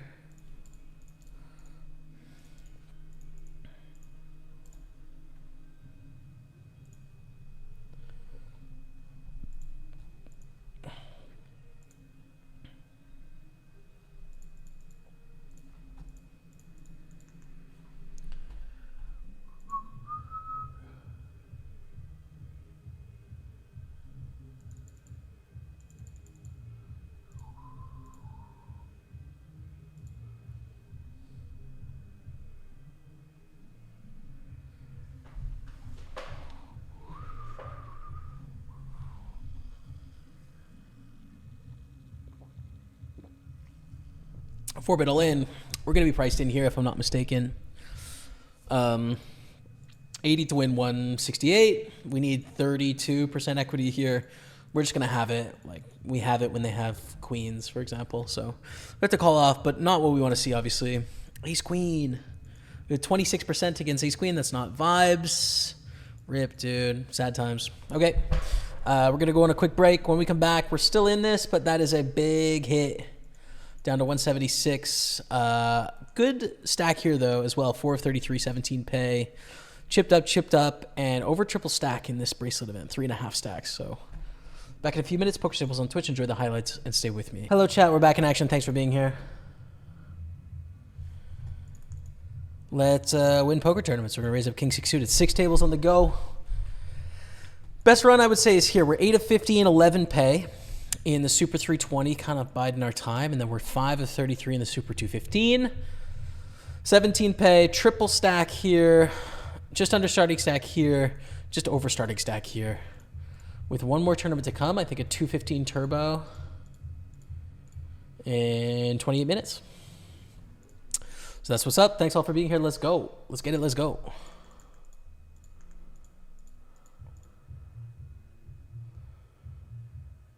A call.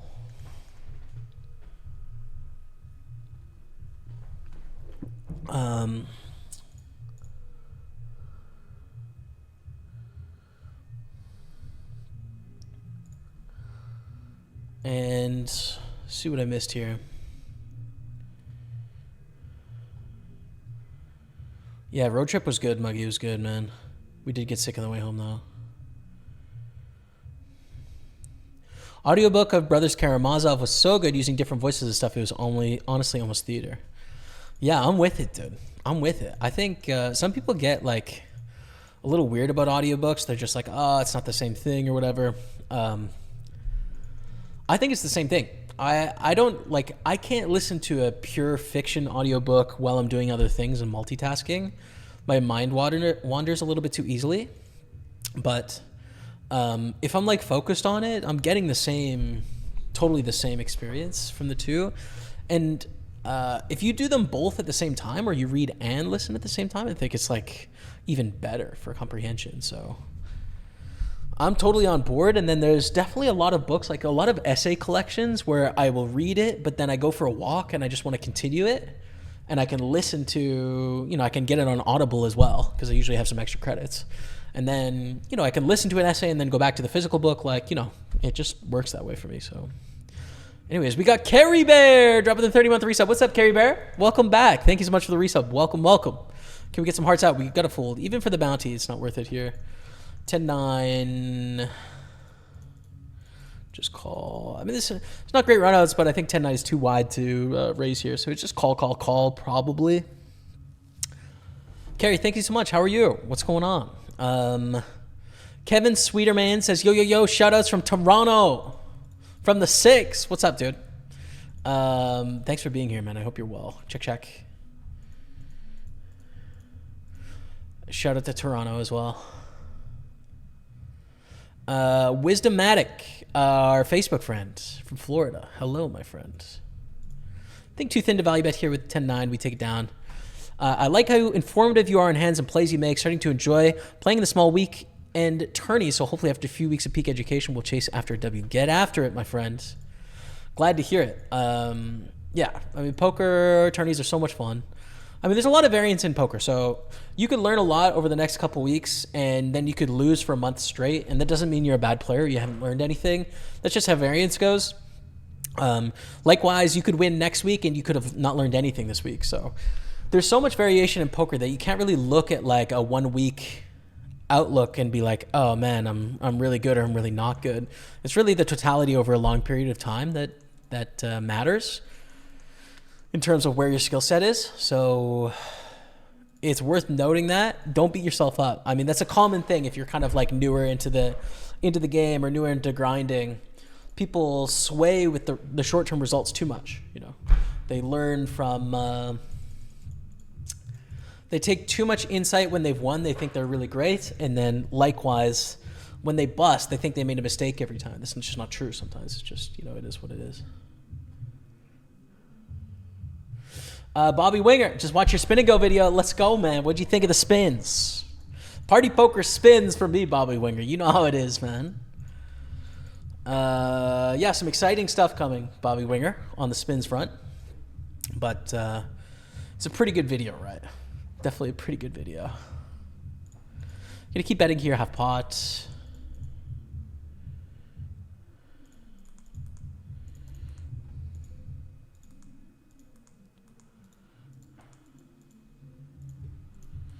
Take it down, that's fine. We're going to c-bet Jack 5 suited.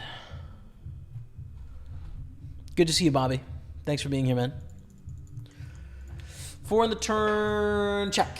I think we have a lot of bluff options here, chat. Jack 5 is not a great one. King high is so much better, right? Like King 8, King 7, King 6, King 5, King 3 are all good options. Ace 3, Ace 5, 5, 6, Jack 10. Like all these hands have open-enders. They have an overcard. At least Jack 5 has none of that. And kind of like we were talking about a little bit earlier, right? Like most of the time in poker, you just bluff your worst hands and then you value bet your best hands and you check the rest.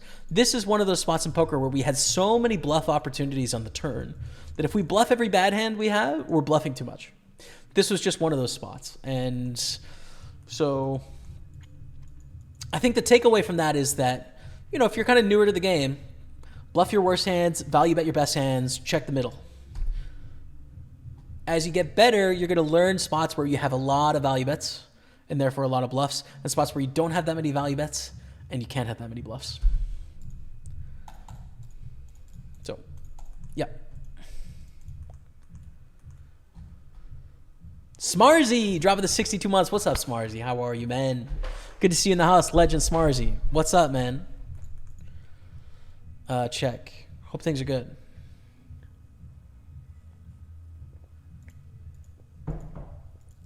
Hope things are great, actually. So we're on the bubble officially here. 14 left, 11 pay. Not official bubble, but you know what I mean. Bubble felt. 3 off the money.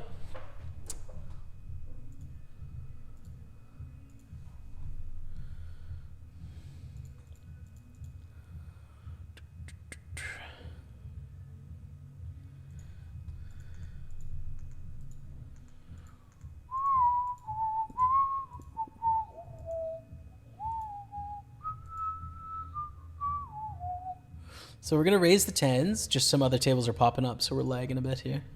There we go.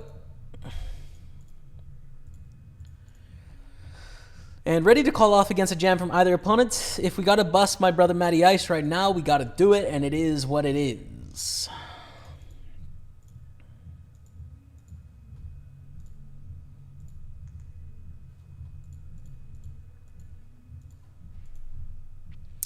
Matty calls. King 9-3 dry. I think we see bet range here probably.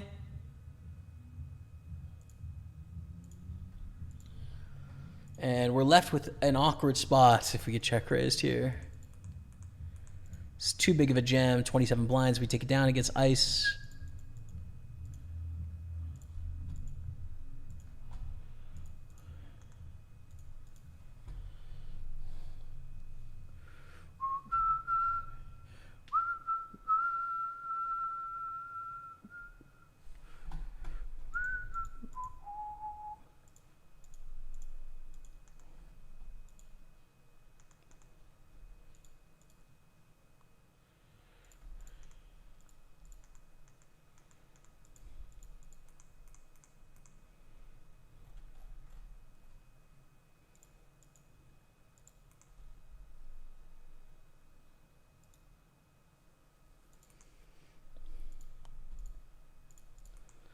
Take it down. Good stuff.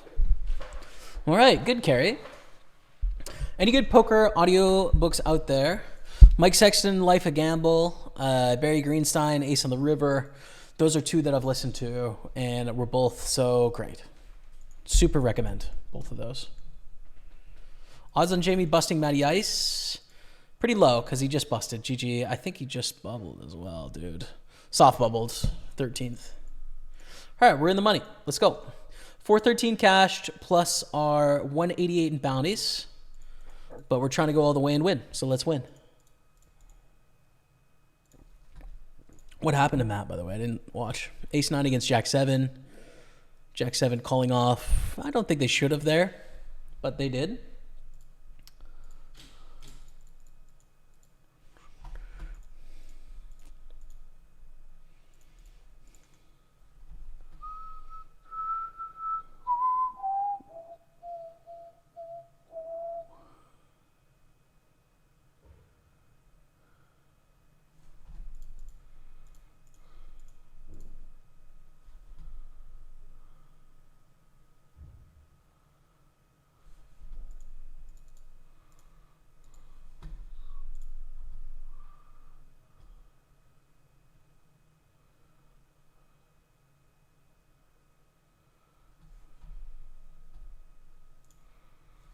That's a good turn.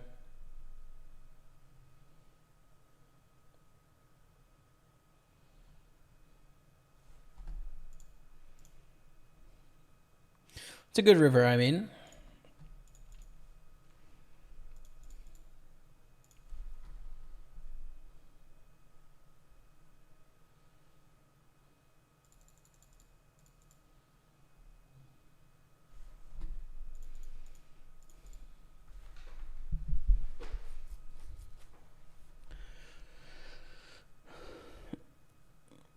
The 10-10 ace queen had me confused. Well, me too.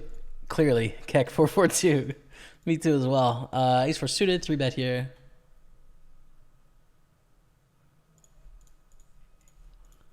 Just do a size where they can't 4-bet fold, I think is adequate.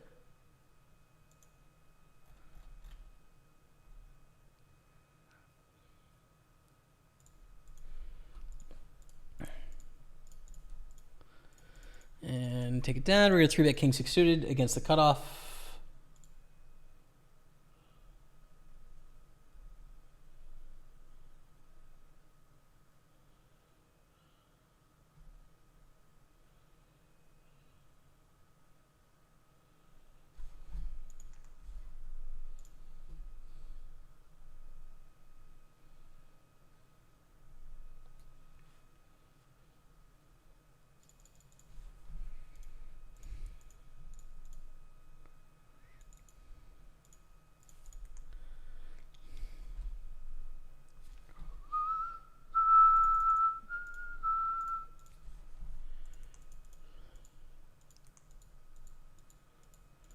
I think in this board texture, some bluff, some check. Let's randomize it. We're going to bluff. I think when we bluff, we want to choose a bigger size. It's just like when called, we're drawing almost dead. You know, like we have 6-7 runner. But yeah. It's true of like queen jack, of queen 10, of queen 9, of jack 10, of jack 9, of 10 9, of 9 8. Like all those hands have just bricked. So we don't want to overdo the bluffing, I think, which is why I randomized there. What do you think about those essays you read? I'm not sure if I've ever tried that. Man, essay collections are so great to read. I think they're probably my favorite stuff to read. I mean, fiction and then essay collections are just so good. I just read Consider the Lobster by David Foster Wallace. Just finished it like 4 days ago, maybe. And it's just the best stuff, man. It's so great, you know? Like this essay collection had discussion about the Adult Video Awards, had discussion about John McCain's campaign in year 2000, maybe. Had discussion about Dostoevsky and Updike and how Franz Kafka is kind of funny, but undergrads don't get it. It had discussion about political radio in the U.S. And like these are all topics that like I'm not directly interested in, right? But like, man, he's just such a master. That's too big. This is a huge raise. 5 blinds. Oh, and the button disappeared. I was gonna call anyways for what it's worth, but. Yeah, essays are just fantastic, man. And I've read a lot of essay collections from a bunch of different authors.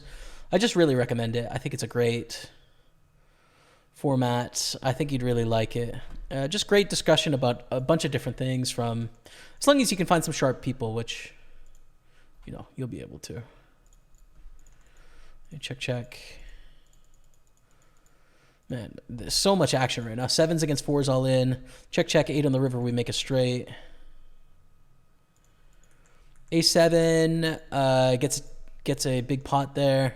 7 was win against 4s. We're up to 144. And here, you know, 320 on the FT bubble. They check. We bet.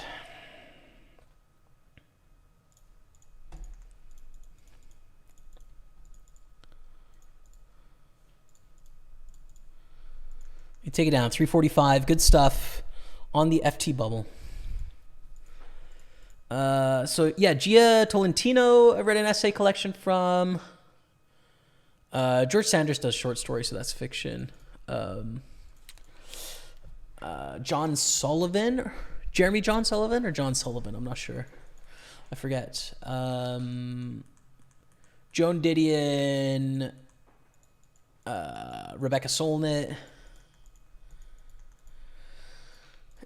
It's just a great format. I recommend it.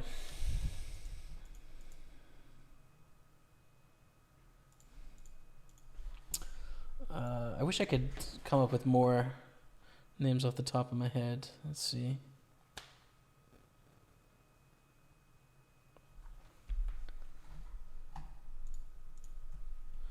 If I'm reading nonfiction, like essay collections is my favorite, you know? And then like history is sort of something I feel obliged to understand more about, but it's like not, I'd prefer to read essays. Tim Kreider, We Learn Nothing. Absolutely epic essay collection. Swim in the Pond in the Rain.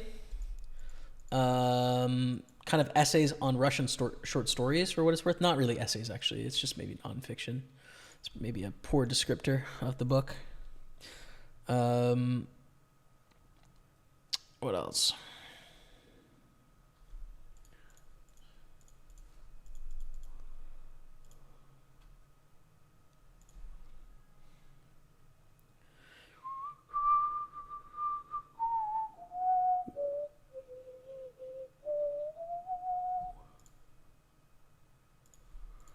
And we get check raise min. We call. It's too cheap to fold for min, but obviously not great from here. Yes, I've just read a couple. Slouching Towards Bethlehem by Joan Didion I've read. Kind of want to reread that one, actually. Rebecca Solnit, Mother of All Questions. Good one. Fold to the Turn Barrel. King 6. Some of these bunch together in my head because short stories look similar but are obviously different. Supposedly Fun Thing I'll Never Do Again. That one's great. Coventry by Rachel Cusk. Yeah. Good stuff, man. I just recommend it. It's a great format. It's a great format.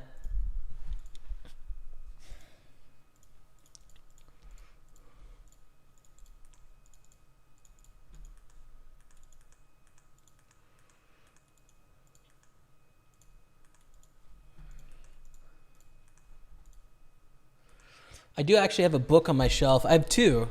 I have a book of Orwell and of Joan Didion, all of their essays in one collection, by Everyman's Library. So they're these sort of beautiful editions. But they're huge books, you know, that are like 1,200 pages or something. It's got like all of their essays, which originally would have been magazine articles in various, you know, magazines, I'm sure. So those are a couple I'd like to tackle eventually as well, for sure. Hello from Mexico. Hello. Hola. Welcome. Welcome, my friend. 2 bounties in play here. Let's play. Let's play. Wow, they jammed. 3 bounties in play. Very tempting to call. I don't think we can if this player gets involved, right? But if they fold for 24 blinds, I think so. I think it's reasonable. With about $100 in bounties overlaid on top. So let's give it a go. Pretty live here, dude. What a flop. No! Full house. The 5s. We don't win any side pots either. Lame. Okay. The thing is, like, those 2 bounties are any 2, which is relevant. It's not like they jammed for 10 blinds where they have, like, you know, strong hands. Like, they're any 2 hands. And then this player, you know, has a range that was sentient in some way, but the other 2 were just forced all-ins. 8-3 is going to be a fold. Looks like the party is over across the street. GG.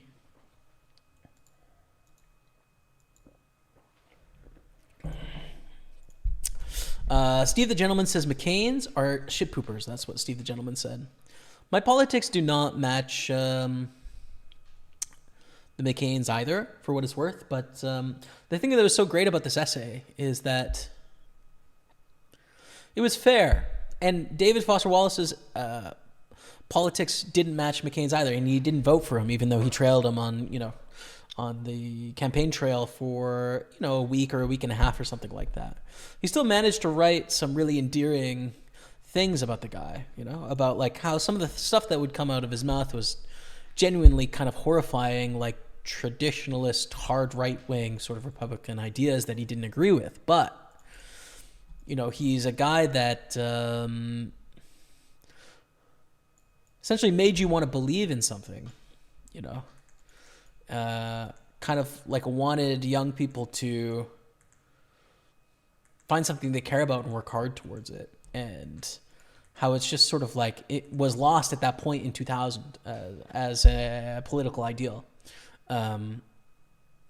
Reading that book and reading that essay in particular, and the sort of right-wing American radio show, like talk show essay, I was kind of struck by how naive I was. Even though I was alive at this time, I wasn't very politically engaged. How naive I was, and every young person is today, to the problems of today being problems of today, as opposed to sort of eternal, never-ending problems that have occurred again and again and again over time in history. So just like the discussions people were having are the exact same discussions we're having today on Twitter. They're the same. And I guess like there's been times where I've been naive enough to think that they are new problems, some of them. Final table hype of the Super 320 coming into the FT, 6 of 9. Now we've cashed for 441 plus bounties though of $188. First place is $2,300 plus bounties though. We're looking at about $4,500. Even $5K for the win, depending on how you do with bounties. Even a little bit more is possible. So about $5,000. That would be really sweet. We're going to try and get it done. We are coming in sort of middle of the pack, honestly, but everyone's bunched up. Chip lead has 492. We're not far off that, so everyone is very close together. I'm going to fold 7-8 suited. You could 3-bet here as well, but like I think staying out of the way makes a lot of sense in this position, so we're going to do that. So anyways, yeah. I just checked your Goodreads. You've read a bunch since July. Yeah, well, 2 of those were audiobooks. 3 of them we listened to almost exclusively on audiobook, actually. But 2 of them were sort of like, I guess, not very challenging books. And then the rest is sort of like more stuff that I typically read. But yeah, we're on it, dude. It's just reading season, It just feels like the time of year to read. I'm going to go for a little block bet here. Or King Jack.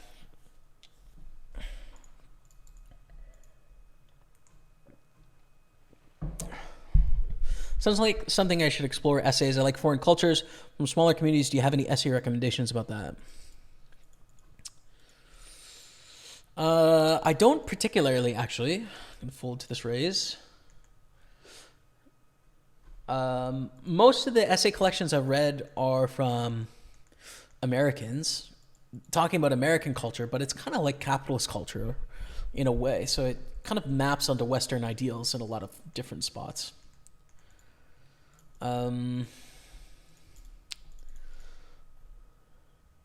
But there's gotta be some great ones out there. Honestly, like you could Google like top 10 essay collections about different cultures and you'll find some good stuff, It's just an underappreciated format, I think, right? It's really underappreciated format.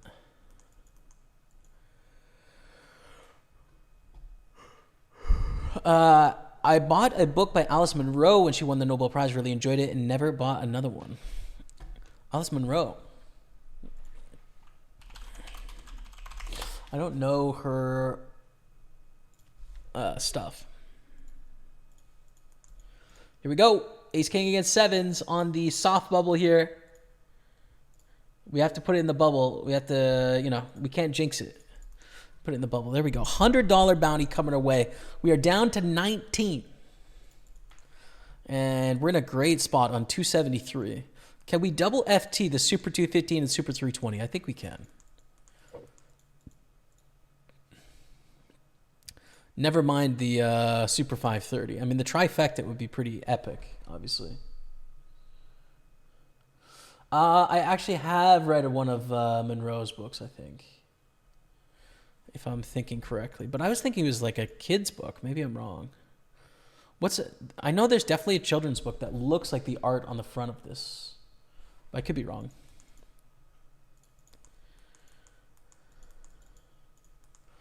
Call the check raise. What a beautiful turn. What a beautiful turn.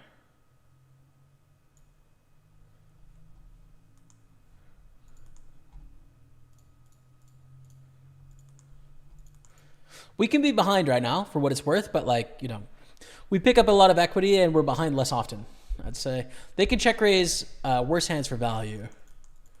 And they overbet. We're all in, obviously. We're all in, obviously. 4-7 of spades. Damn. Really stepping out there, 4-7 of spades. Oh. Let's go over to the FT. 6 of 9. We get a min raise. We're going to call. Check. Yeah, this is annoying. Typically, we would peel here. I think it's going to be a fold because reasons. Because I think we're going to lose money by calling, basically. Just say that.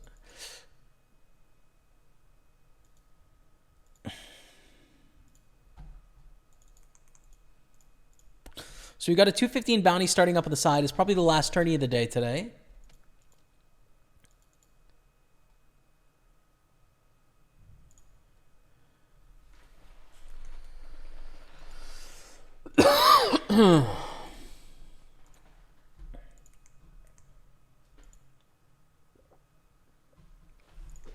Kings, wow. Kings are pretty good. If it folds to us, do I want to mix in a limp against Mex Erica 7-7?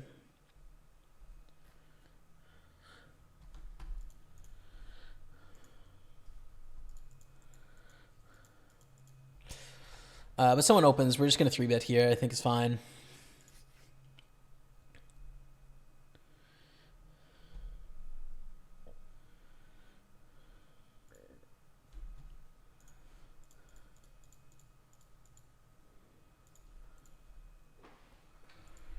Have queens would be great. We would take queens for sure. Have king queen suited and just jam it in here.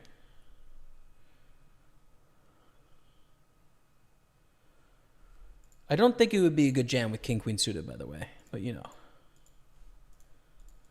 people can.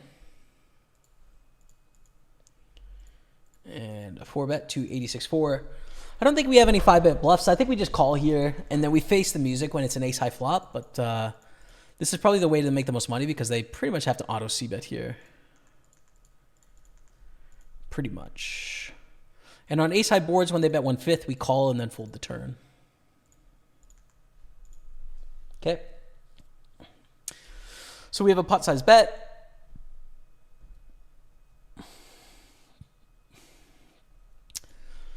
And, you know, if they bet like 60,000, I think we're all in. If they bet like 30,000, it's a little weird.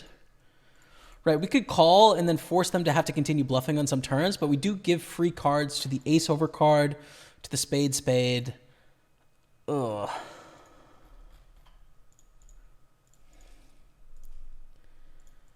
I don't know which I like to do here.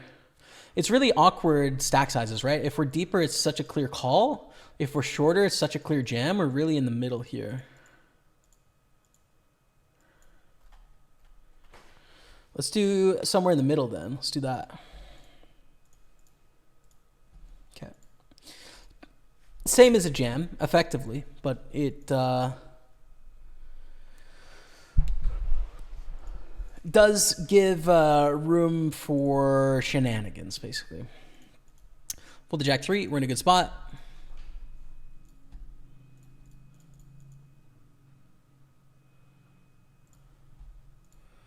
We are chip lead. Second. Third. Third. Here, and then us. Okay.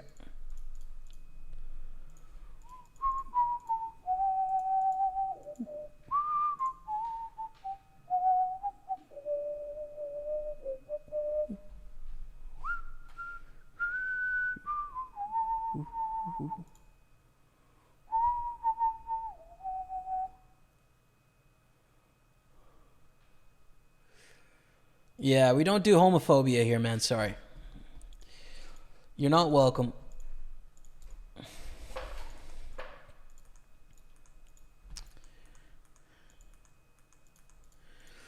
King 10 of clubs. We are all in.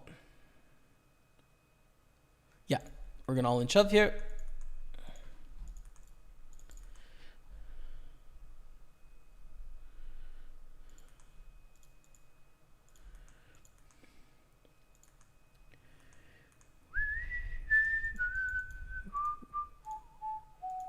We flop top pair against Matty Ice as well. Limp check with 10-7, 10-8-3. We flop a flush. Wow. Get a nice double up there to 174. Matty checks. We bet 4,000, I think is right. I think like 4,500 is right, but close enough.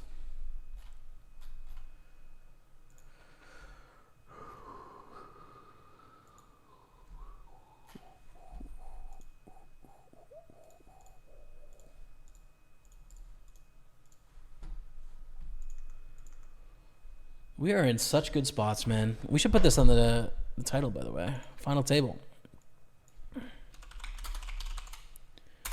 320 Super KO.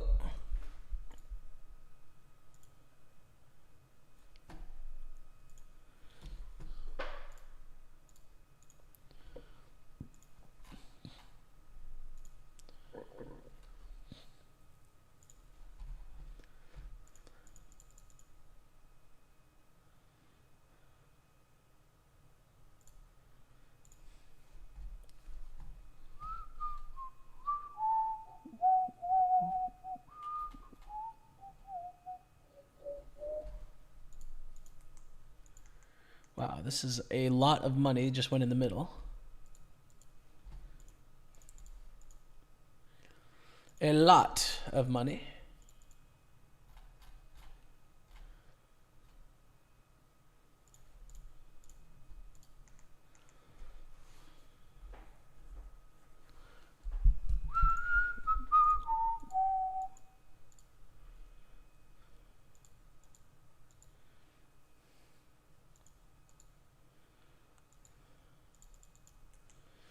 Okay, cool. Well, the stacks are starting to diverge a bit. The 4-6. What a card rack. We got 7 tables right now, to be fair, but, you know, we've hit some for sure.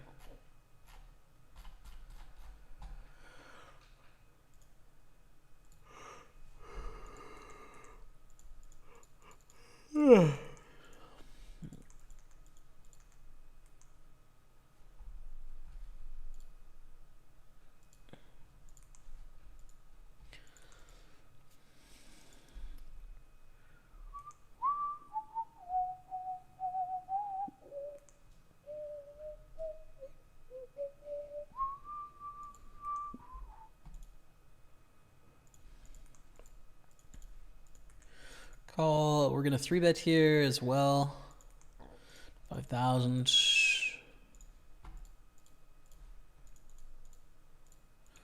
For the check, open ender on the bottom side, but you know, fine. Bet on the turn.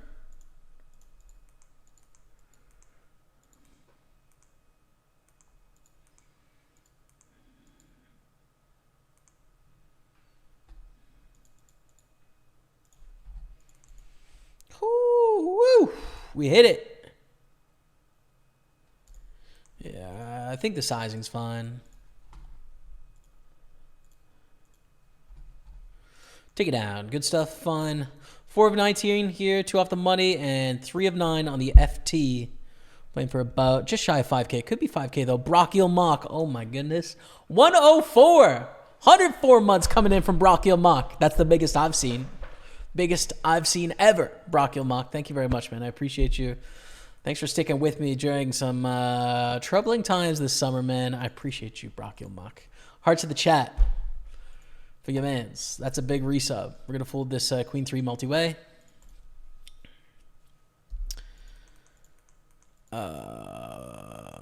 Close, to be honest. Probably fold, it's fine. Have you read The Stranger by Camus? Yes, I have. I think you might like that. They explore them. No, I haven't. No, I have. I have read The Stranger, yeah. The one I haven't read yet is The Plague. Explorative meaning of life from the other perspective, someone who won't be able to chase meaning because of the actions being vague to not spoil. I think the message is not chasing is how you find it. Yeah, it's quite an interesting book, man. I like it. It's one that I definitely want to come back to as well, which is like, I want to have a more thorough understanding of existentialism and absurdism, like just more of a philosophical underpinning of like post-war philosophy, pre- and post-war philosophy, to be able to sort of like view it through that lens, because I know it's a really important book, I think, in existentialism. But see, The Stranger. Camus. It'll say on Wikipedia what is the main philosophy.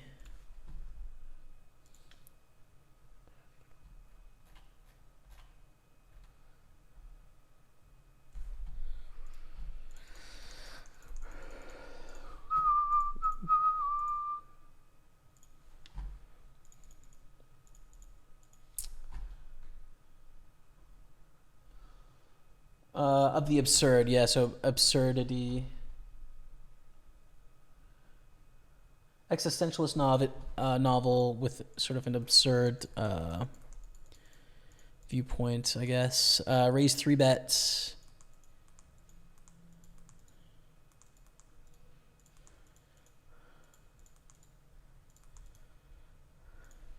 I'm gonna slow play cold call here. I think it's good to have a strong hand that can cold call in this spot.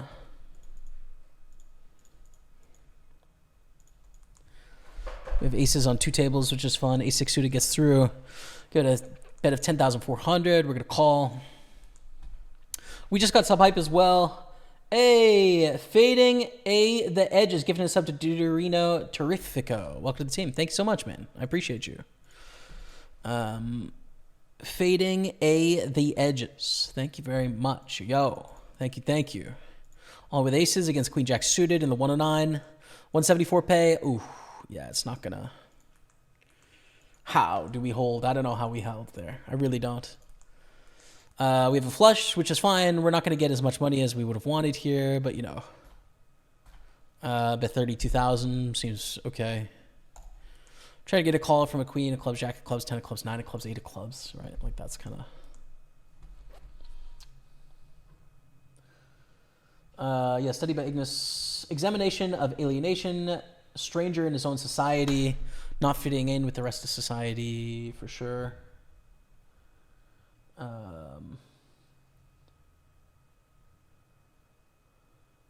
Yeah. Marceau and his mother relationship, I remember that, yeah. But it's interesting because it's a book that I read last year, but I forget about sometimes that I read.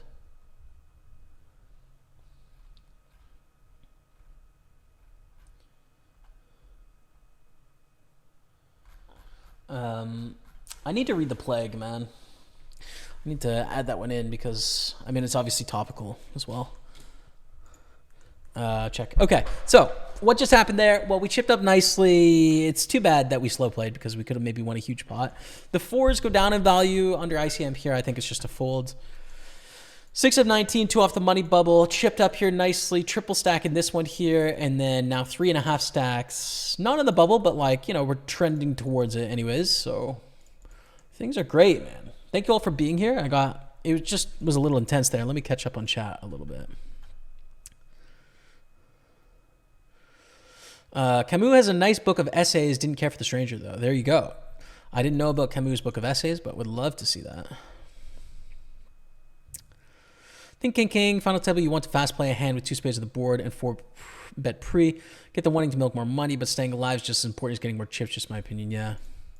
Yeah, it's certainly a close one, and I think that is the argument for. I'm with you, Grant. No voice notes today, Jamie. Maddie's having a rough stream. Word. Sorry to hear that about Mr. Baines. Small raise here for sure. With you and Matt have the same amount of viewers right now, 260. There it is. Myth of Sisyphus' best work. It's where he developed his philosophy and impacted his fiction. Yeah, nice.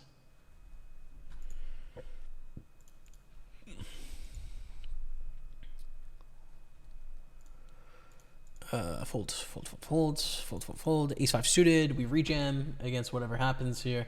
Well, if they limp, we're not going to rejam, but you know what I mean. They raise. Okay. I think best chance to get paid here is in deuce action.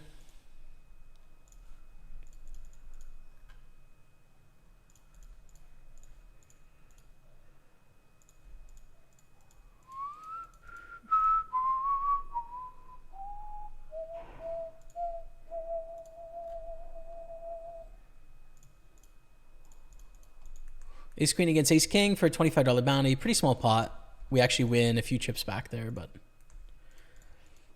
no dice. And they fold on the river. No! King 8. Nice. We got max value against that hand for sure.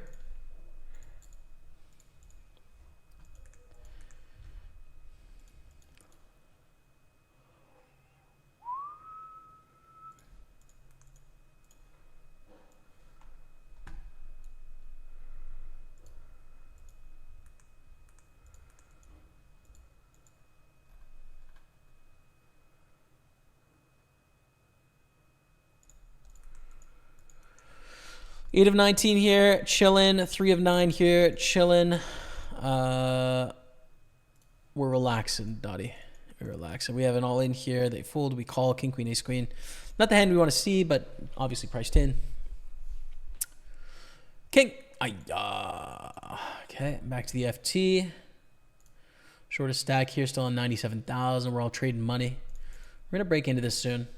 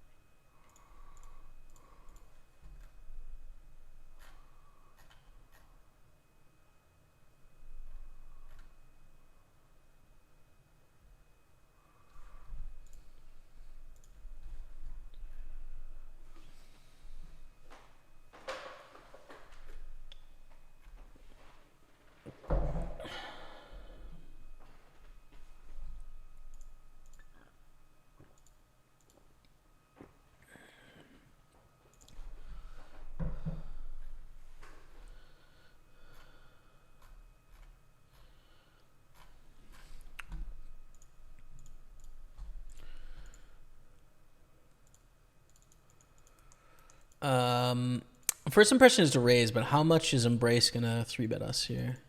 Let's give it a go. Doesn't cost that much to try, you know?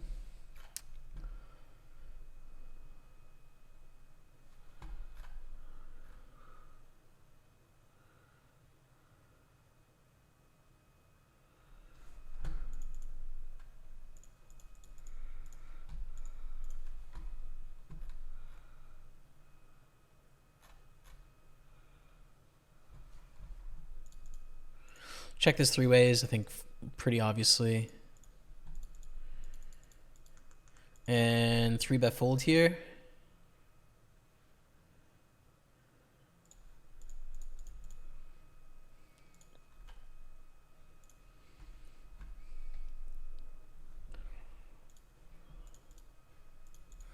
All in, ace 10 against 7-10. Boom, counterfeit. Let's go, 200,000.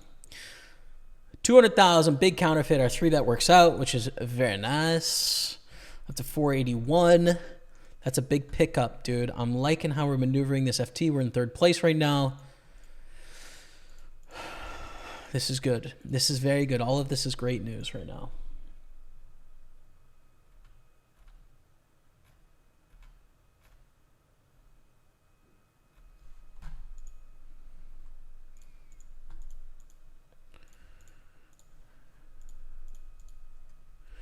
Hey, Skovsky, GG, dropping the 80 months resub. What's up, Skovsky? Good to see you in the house, man. Thanks for the resub. Welcome back to the team. Love the chat. I hope you're great, dude. We've got some really great stuff happening right now. We've got some great potential, so it's a good time to tune in. Final table. We've got a bubble. We've got a big stack, big stack, big stack. Big stack. Wow. We actually have some really sick spots here. Let's win some money. Might be all right at poker.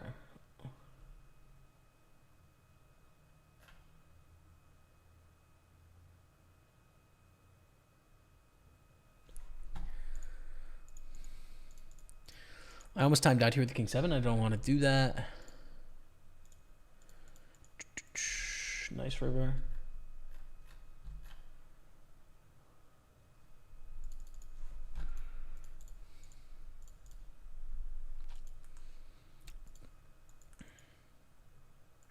Too thin to raise. They can have a 4 or straight. We're not going to raise and get a call from worse hand except for maybe like 7-5, something like that.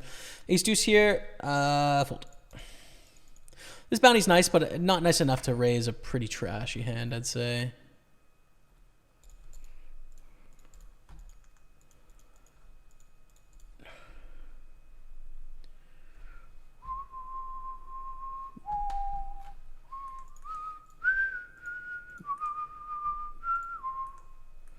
That is a good start. $25 bounty.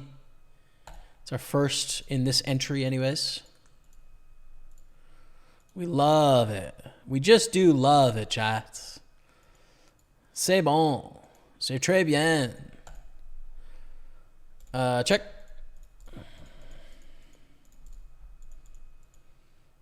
Ooh, double barrel. No dice. We just flat pre here, so it's just kind of sad to fold the turn, but it is what it is. Is what it is, man. Ace 10 against King 4. Ace 10 going for the double up. Gets it done. Up to 153. Captain Wook is 220. Okay. We don't mind. We want all the chips. We want all the bounties ourselves. So we take our time. Long time. Jameson, good luck, bro. Old Pro 420. How's the grind, man? How are you? You still battling it out? What's happening? Did you get a table share of the bad beat? Are you going to win the next one?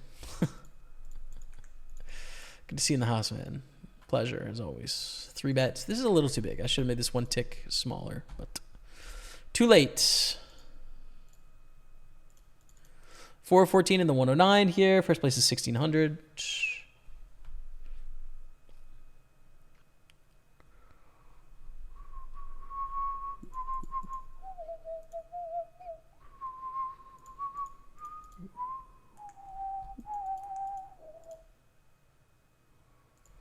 Rolling with the kings. Against ace-6. Pretty nice hand to be up against. printcity.gov. .gov, dude. 251. Chip lead? Yes. Double barrel in the 530 with the nuts? Yes. Okay. Double barrel is maybe not the perfect word there, but...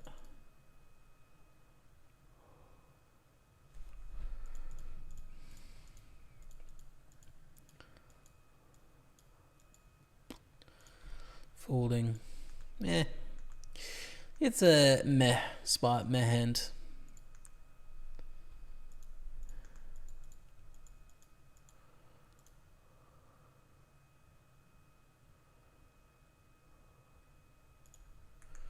Gonna go for a small bet. It's probably a board where we want some small, some big, some check. this 4-6 is going to engage with them a little bit more than us. We're just going to keep it simple. Go for the small bet. Fold the check raise. Fine.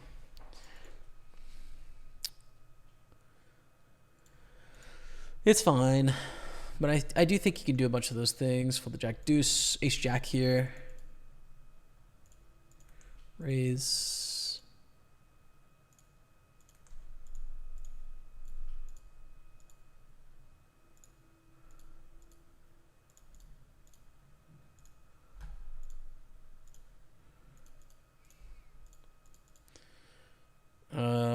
Small bet for value with our ace jack here. And they call. Check turn.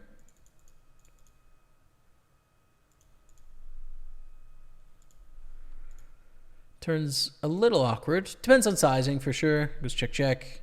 None of the ends. We might win against some ace-x. We probably don't win, but I don't think we have the right hand to bluff with here. We do win against probably a small ace here, basically. Ace-4, yeah. We beat ace-4, ace-6, ace-7 kind of hands, which is good news, I guess. I'm going to open ace-deuce on the button. And call with ace-8, closing the action against the cutoff jam. They have ace-10. Our ace-deuce gets through. Let's hit a 7 of non-hearts. Okay.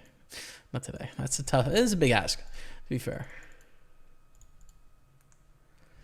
All in sweat. 5s against ace-queen. I'll let you know how it goes. This is a 215 knockout. We lose. It's not... That's just simply not it. 22 blinds. No. Especially out of the big blind. People don't 3-bet bluff enough there. You know, if we know that they're jamming queen, jack, queen 10, jack 10 suited at full frequency, then we call. But we don't know that. 10 to 17 here. We are in the money of the Super 215, trying to charge our way to the final table. Trudge our way to the FT.T. King 8. No mas.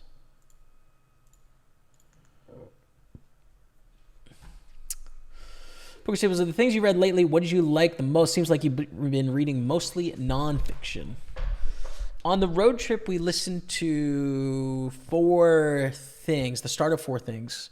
I can't really listen to fiction. But I'm liking fiction and essays, man. I don't know. Like, that's just the stuff for me.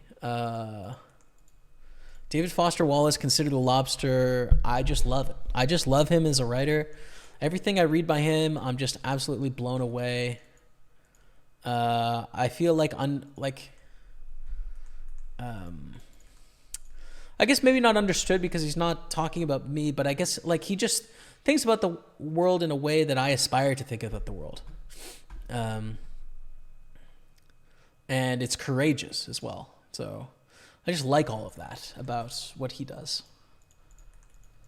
But I guess what I'm actually liking is variety. I'm enjoying as we suffer the fate of the jack on the turn.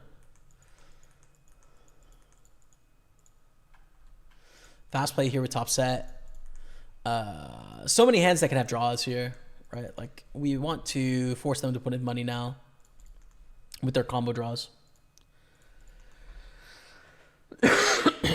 I'm enjoying being able to bounce around to like a 1880s Japanese novel, and then to sort of like a modern American essay, and then to Count of Monte Cristo, like 1840s, 1850s, like southern France and Spain, to then something modern. Like I'm loving filling in conception of space in the world and time through fiction. It's great. I love it. That's what I'm liking right now. All right, Ace 10 we opened here on a 140. We're 7 to 12 now, which is kind of not a vibe. Matty Ice is all in, so make sure you check that out on his stream. And on the FT, we're 3 of 9. We're going to go on a 5-minute break so I can grab a drink in just a second here. But listen, you don't want to miss this. We have a chance to triple final table. A Super 215, 320, and 530. and whatever this tournament is. This is 109 6-max turbo. Because I think we're chip leader again, probably second place. Okay, 5-minute break. Pokerstaples on Twitch. Enjoy the highlights and stay with me. We're back on the final table of the Super 320. So let's win it. Thank you for being here.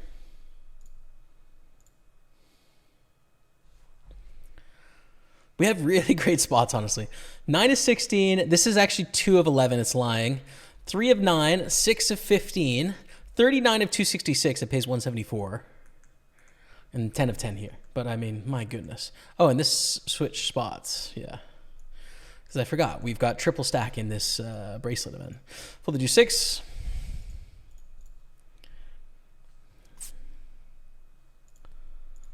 Let's go, Daddy. Come on now. Let's go. Bruisler 87 is all in for 7 blinds. Old Bruisler. Bruisey. Ace 10, King 4. We want Ace 10 to hold. I think we want to keep the bounties in play here. Hold it, Bruisey. Thank you, Bruisler. Nice hand, Bruisey. Apina is shorter than us now. Okay. No. I gotta fold that. Ace Queen offsuit. This is kind of tough 5-handed. GTO is never going to fold this. I'm going to call, I guess. I mean, this is a spot where there's really tough.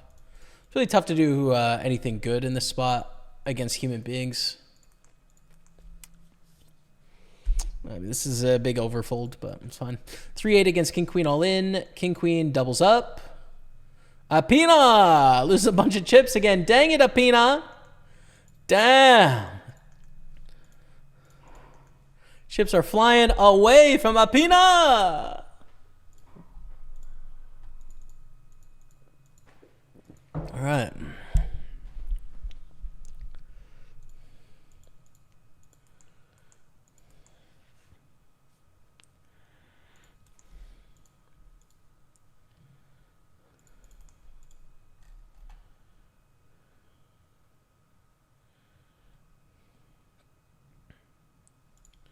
Three bet the Ace King to 45,000.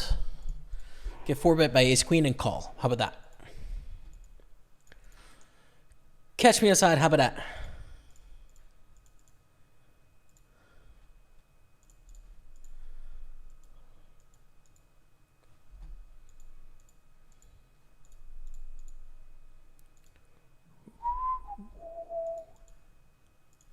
Here we go. Good luck. We must flip. We are winning.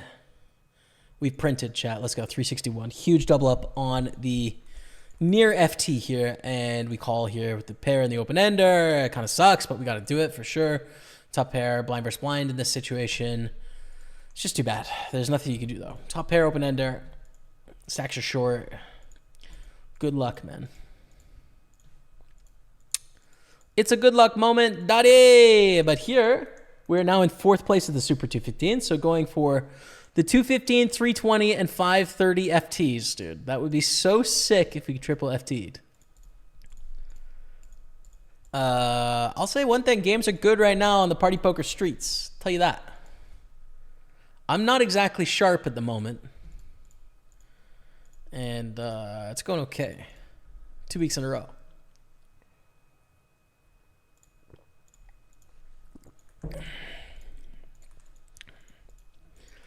Call the flop. Want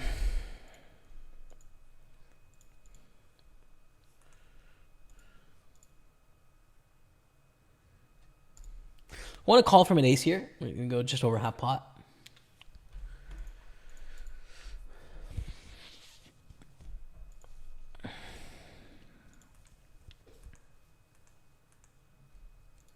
Whoa. We probably lose, right? The thing that makes me want to call is they have 1 million chips, which people that have 1 million chips are pretty aggressive and can certainly bluff. But they can also have queen, jack, and better kings and diamonds. Yeah, we'll just fold. I don't know. Maybe we got bluffed, but I think folding is fine.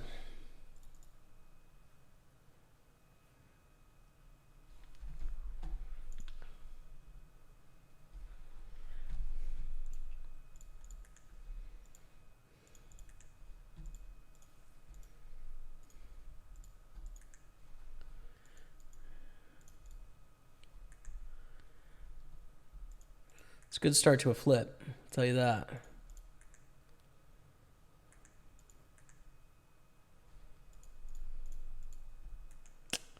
It's a bad end to a flip, though.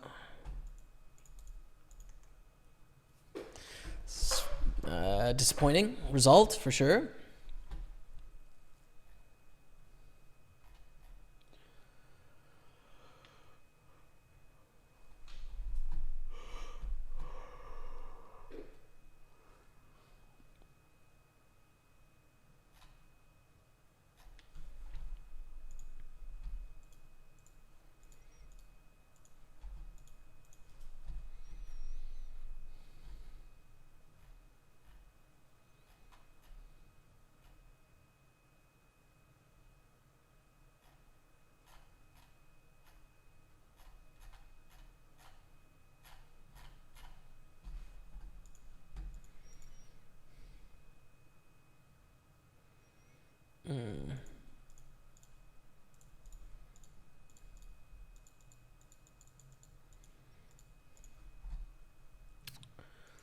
All right, let's see how she goes.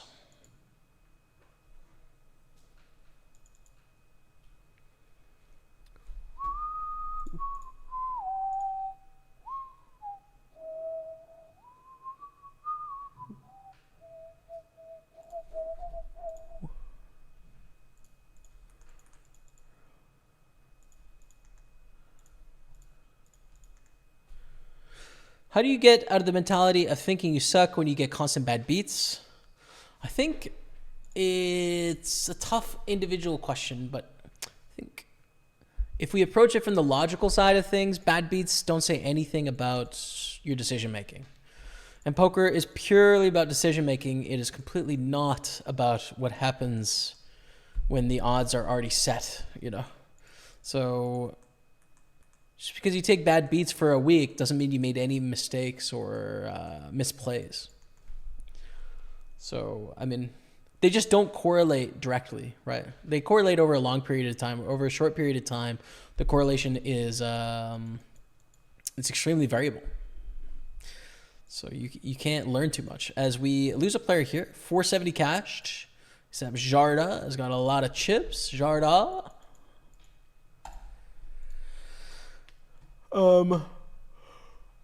So yeah, I don't know. You just can't, like, it's one of the hardest parts about poker is when you lose for a week straight, you can't think you are terrible and then question all of your decision making and then start changing your decisions because you've lost for a week. Like, your decisions need to be based on logic, ideally math, you know, grounded in something solid. And you need to sort of have courage and confidence in the face of like dissonance, which losing is dissonance, you know, stuff. So, you know, that's kind of the rub, right? Like that's the hard part about poker. It's not like, oh, I wonder if I have the best hand.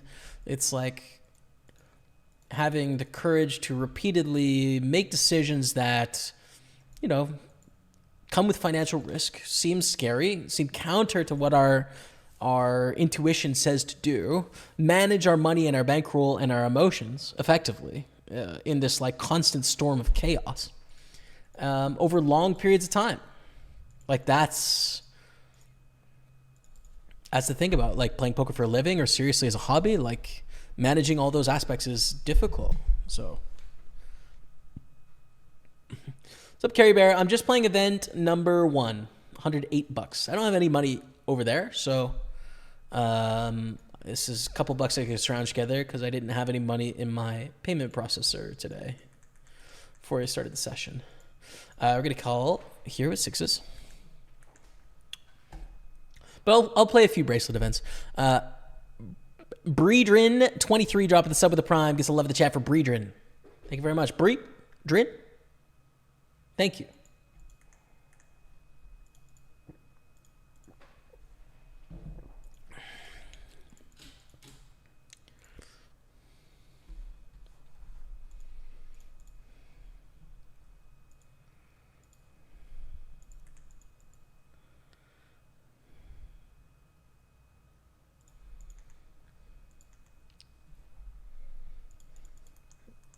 Okay. So we're 3 away from a triple final table on the supers, which is just nasty, dude, honestly. if we final table the super 215, 320, and 530, come on, dude. That's ridiculous.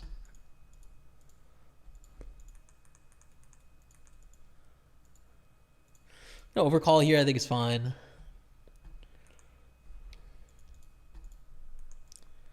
I think we're all in with 7s. Yeah, I don't think there's enough ICM here. We're on a soft bubble, but 7s are decent. They're decent. I don't like flatting the small blind. In the big blind, I'd probably go for flat here, actually.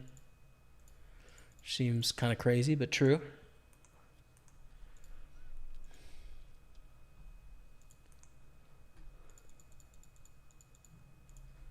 Yeah. This is kind of why we'd flat in the big blind, because when we get called, we're going to get called by better hands, like better pairs. They're going to fold worse pairs, but we're flipping against a huge amount of Broadway, some of which fold, some of which call. Dead money in the pot makes it worthwhile, I think. Jack 9's a fold here, not worth it with that bounty. GG in the 109, we soft bubble that. But we've got a 215, so let's put that in, and these are our final 6 tables. So let me just switch the buy-in cover. 250 knockout, there we go. I like 3-bet folding here. I think it's a fine hand to 3-bet. If they decide to get it in, it's fine, you know, like it's for 10 blinds. It's not the end of the world. But if they fold, we're putting reasonable pressure on here.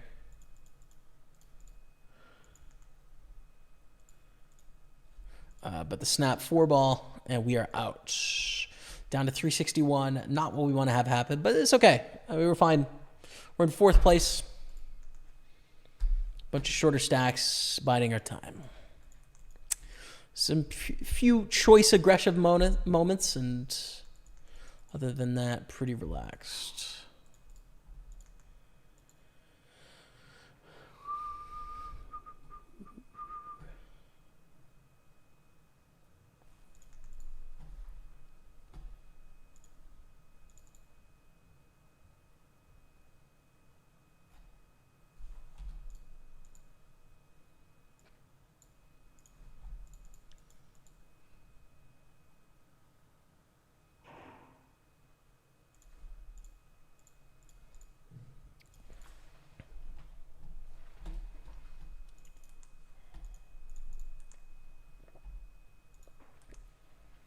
All right, 3.5x out of the small blind here, covering for a bounty. It's a fold to the 4-bet. They're priced in. They call King 6, Ace, Ace. King 6 in tough shape. All right, big chip up there. This bounty's going to be in play quite soon. Our Ace 7 wouldn't have gone well, so I'm glad I got saved there. I'm having to participate. 11 remain. 6 of 11.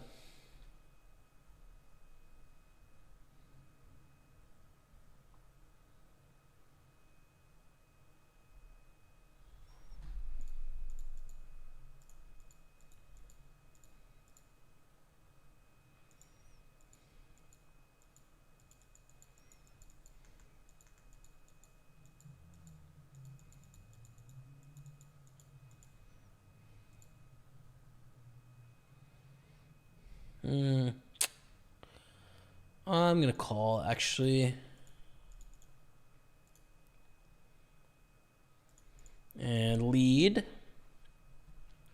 7, which is a great card for us.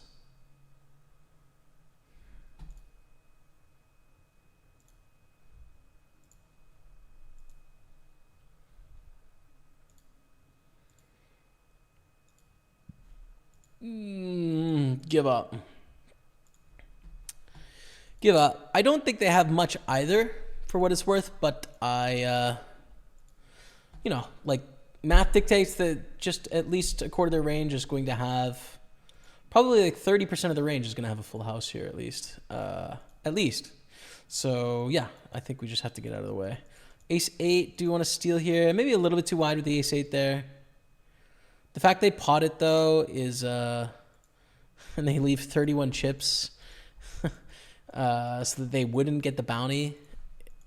Yeah, leans it more towards like just random floating, but such is life. We're gonna flat with king queen suited here. If they jam fold, we call, I think, but we go to flop of ace 10-9. 3 ways as well. Which makes it a bit awkward.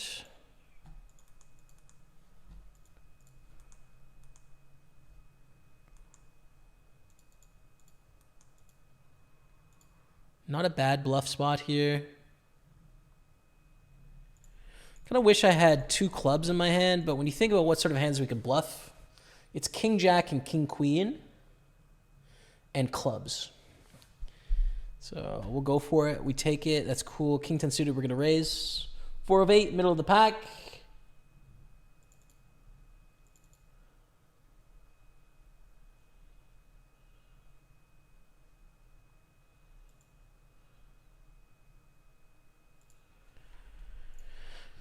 And we're going to call in the big blind. Flop is queen 9-8. We go for a bet. And we win.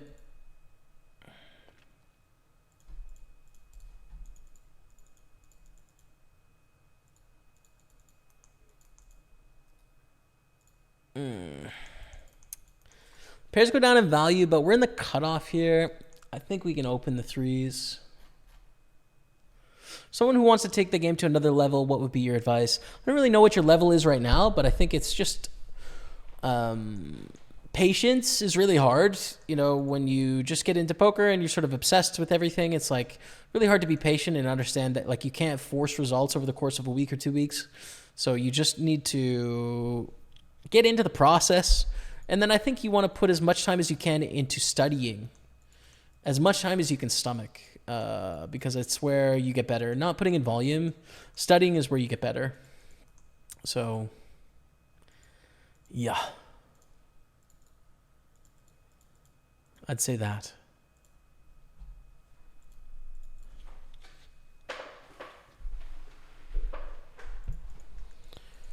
All right, we have a potential all-in on the final table. Our 3 C-bet gets through, which is great. We're in 4th place right now in the Super 215. And if the queens hold, I think we have a... Oh, my goodness.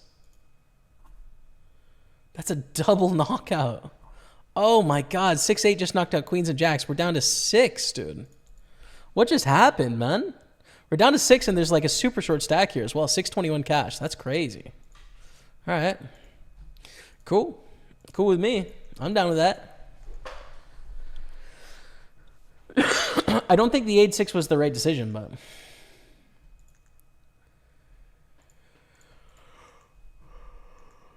You know, I got the chips, so...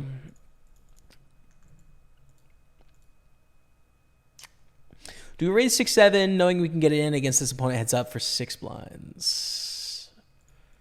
Yeah, we probably do. Ace-4 against Ace-King. We shove in the button. We chop it up with a straight. Nice hand. Same strength. All right. It's good memes in the 215.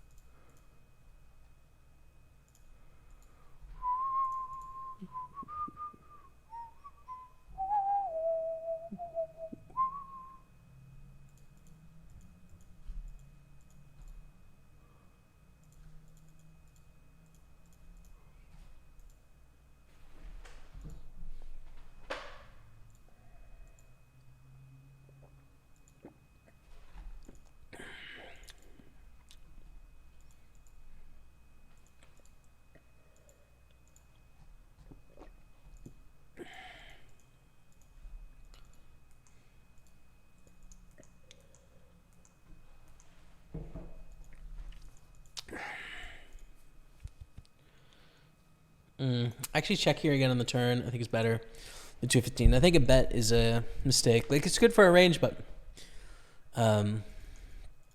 we open up some problems. I lean more towards bet now, actually. I don't know. I'm really split on it. Our hand is like a good hand, but it's a hand that's tough to get two streets of value from, I'd say. I'm going to go for a block here on the end. We're going to lose less against an ace. And if they raise, we could probably look at getting out of line, I would think. They fold. All right. We pick up queens on our Super 320 FT. 621 plus our bounties of 188. Call it 800 cashed.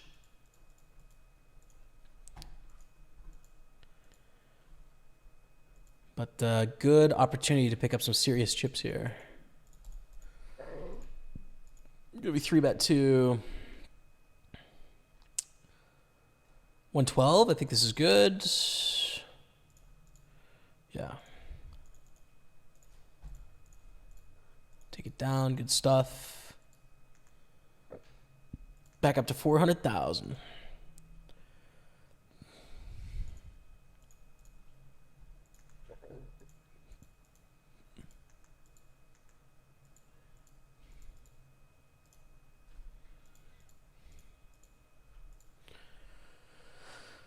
Hey, Jamie. How's tricks? What's up, Mr. Fitty?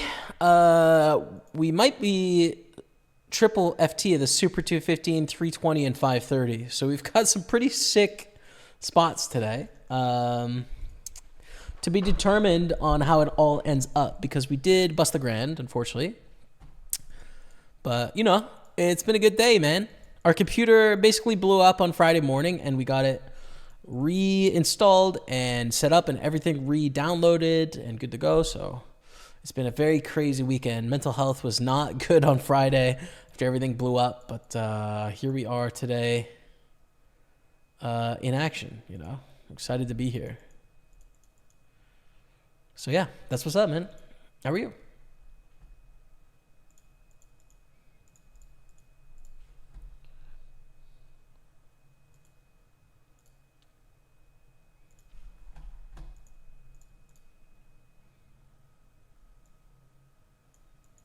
I'm gonna fold on 360,000 there. Fold the 5 deuce as well.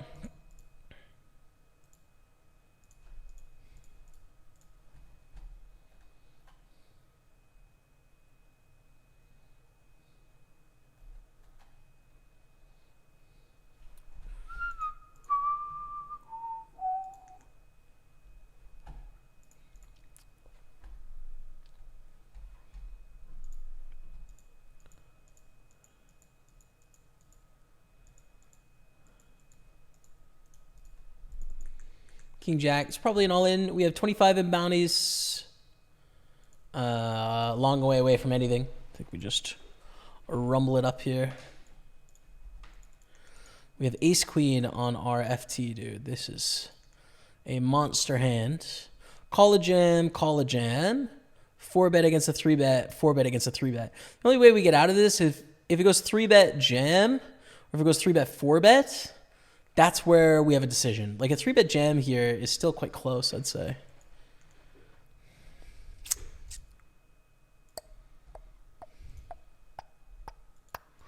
We get a flat. 9-8-4, 1 diamond, check call, I think is clear.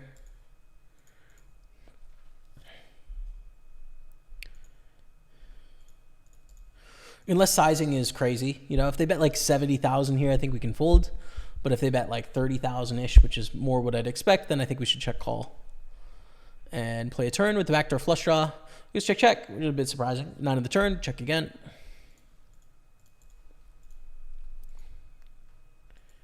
No backdoor flush draw anymore. It depends on sizing again. It goes check, check. River's a 7.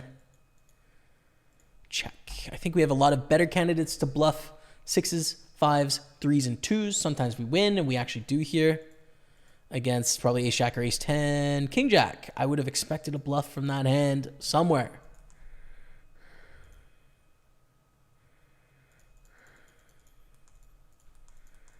Yeah, just gonna 4-bet, and we time out with 4s, unfortunately, because I'm in some big spots. Queen's ace king for 370,000 in the 530. Oh, let's go, baby. Let's go. Holy smokes, man. Well, we're chip leading the Super 530, and we might actually triple FT the Supers. That would be so sick, man. All right, focus, though. Focus, focus, focus. 450. Jedman966, good luck, man. Hey, friend of the stream, Jedman here. Good luck, bro. Good luck for second place. Is Matty still in the tournament? He is third place. Sorry, you got to get third. Is what it is, man. Got to root for the family first, Jedman. Ace King.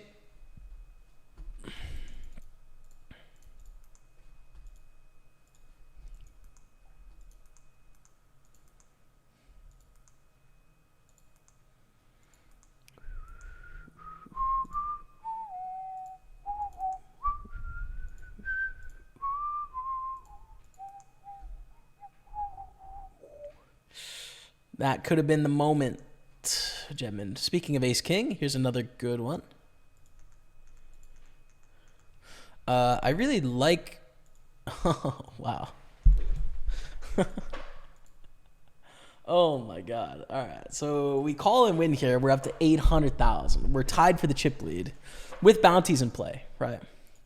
And this bounty is going to be in play right now. But what's the ladder between like 6th and 4th? $300. Dude, I think in a bounty, we need a rumble here. Like, if we get a full double up, and I think this can be a bunch of garbage because of this bounty and because they're a huge chip leader. If we chip up here and get a full double up, like we're tied for the lead, and with bounties, that's like thousands of dollars in difference in terms of being able to knock people out. But we risk, like, you know, busting in 6th when we're in 4th place and like could easily ladder our way to 4th, like really easily. I think we got to do it though. I think Ace King's too good. So, you guys ready? I mean, it's not fun to have to face whatever this Queen 10 is, but we got to do it. Good luck. King Jack. Oh, we got to do it. It's so brutal. Hold. It's just brutal. We get 6th. It's just it's a nightmare. It's obviously a nightmare. We just lost thousands of dollars right there. Like thousands of dollars in front of your faces.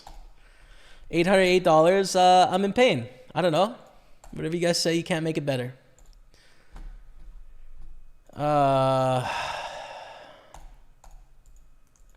Okay. One final table finished. 6th place in the Super 320.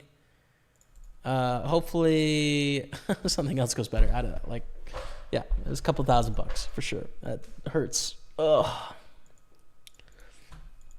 That hurts.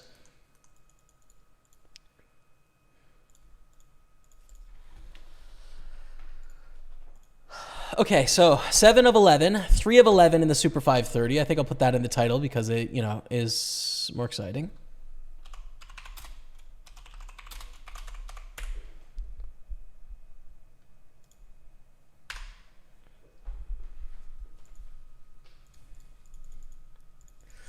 Speaking of, it's going to be a jam here. 16 blinds. We cover soft bubble here, 2 off the money. We have a king. It's just an all-in and collect. We have no bounties, by the way, which is really sick for being chip leader. Oh, we're not chip leader. We're in 3rd. Okay, there you go. Yeah, that didn't feel good, to be frank with you all. It didn't feel very good, what just happened to us. Really could have used that. Be honest. Wisdomatic.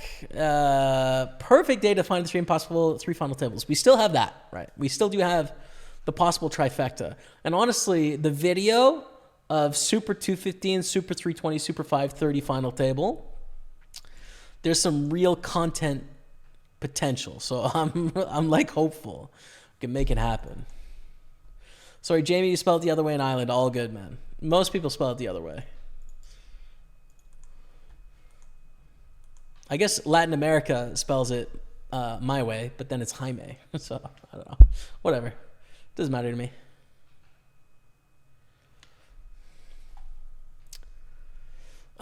What's up, Hadazia phone? Online coaching you can advise on middle level poker odds ICM I need. Well, I think hybrid poker, but hybrid poker is modeled after cash games, but I really recommend it. I think it'll help you improve your poker decision making faster than anything else in the world. So hybrid poker, check that out. Link below the stream. Thank you for using my link. It is dope. It's basically, it takes your decisions, it learns about your decisions, it learns where you're making the biggest mistakes, and then it forces you to practice your mistakes until you get better. So it uses real AI, machine learning, to effectively guide you towards the most efficient path at improving your poker and decision making. And it's modeled after cash games, but it's going to improve your poker. It's going to improve everything. Like it improves your decision making, essentially, right? Like you're training your brain.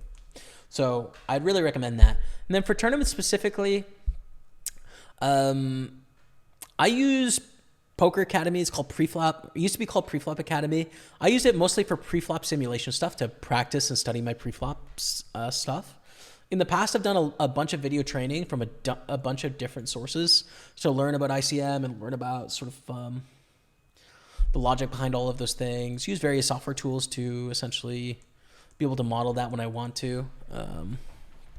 So yeah, I mean, it's a big open-ended question, but yeah. 3 of 10 here and 7 of 11 here.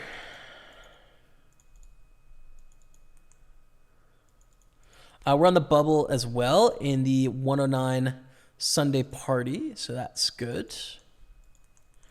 We're all in for 4 blinds. Could be better, but here we are. Could be better. Could be worse. Could definitely be better.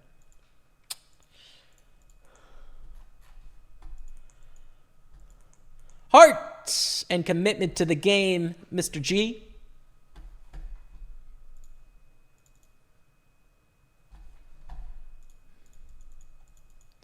Cool.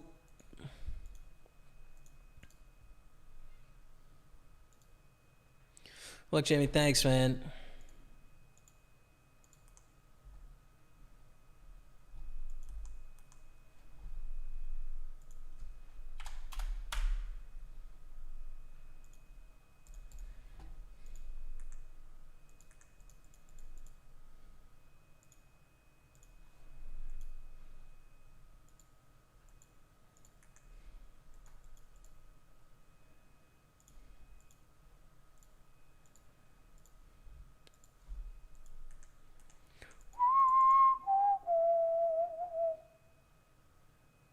Yeah, just flat here, actually. Calling position of the 530 with King Jack. We make a flush, which is pretty sweet. They cover us, but that's fine. Against a 10, yeah. Dodge the 8, dodge the queen, dodge the 5.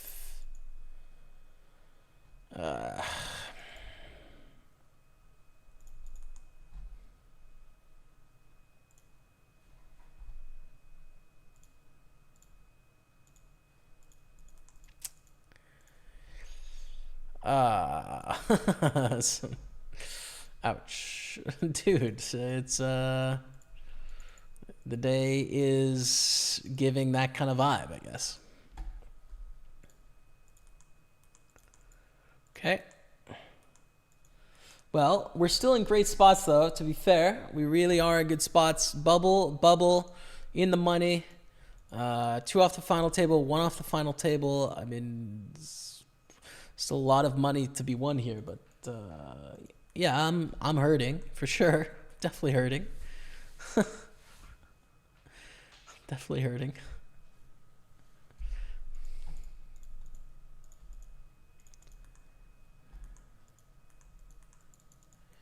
All right, we're all in for 3 blinds again.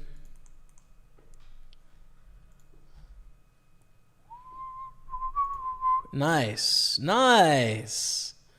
To 30,000, let's go, dude. Okay, still alive there. Pure bubble now of the Sunday party. Pure bubble.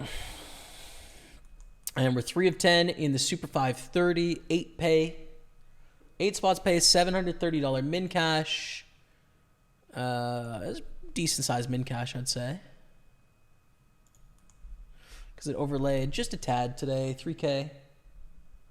Super 215 overlaid 800. Grand hit. 215 bounty hit.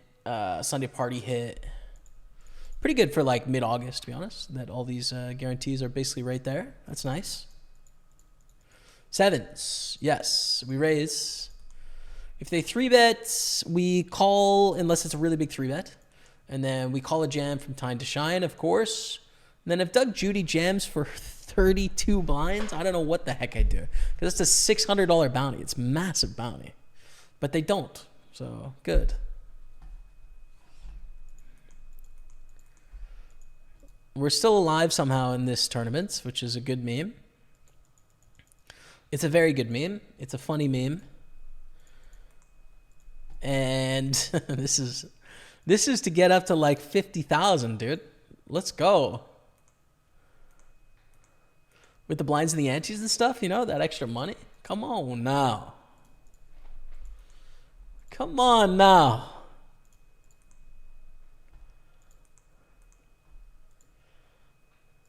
To get up above 50 grand, brother. Oh my goodness, for 55,000, keep it clean, Dottie. Let's go. Dead on the turn. You love to see it. Moving on. Race. Ace 10. I like this. Like the Ace 10. Not a lot we can do against Jarda. But, you know, it's fine hand.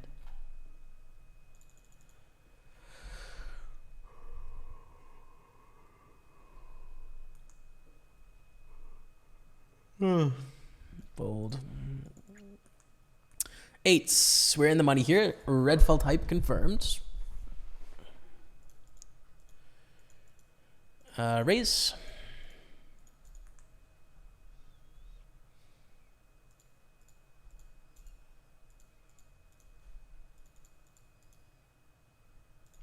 We're going to call with King Jack in the big blind. Swing and a miss on Ace 8-6. Next. I'm watching in a while. What's up, Beast?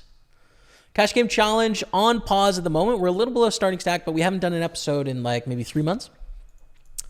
It's on pause until the future is sort of a little bit more determined.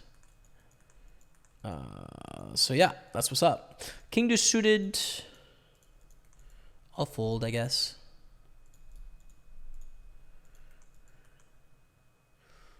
Yo, Startup Tim, I'm trying, man. I'm really trying to win a tournament. I really could use one after that 530 loss, brother. 3 of 10. 7 deuce is going to be a fold. No way we made it. Okay, I was going to say, oh, we have made it to an unofficial FT. You're not in the money till 3. This is a very small field tournament, so like basically a meme final table, but you know, such is life. And we're alive with 10 blinds, so I mean, we can totally do it. It'd be a great meme to cash this thing. First place in this one will be about 7,000 though, so Super 530 win would be real nice.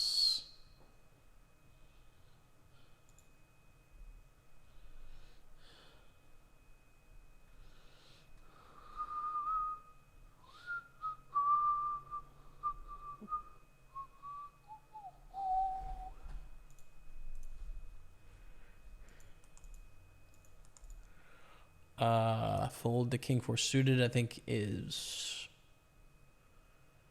I'm just wondering if I can 3-bet with that, but I'll say no. Let's go here to the 215, call, and... yeah, I think kind of be forced to get this in now. I don't really want to, but there is about a pot-sized bet left after a C-bet. 31 in the middle, 37 back. I guess calling doesn't hurt too much. Really not protecting from very much. We're only protecting from gutters like King 10, Jack 10, King Jack, of which they don't have very often. He goes check, check, and we check the river.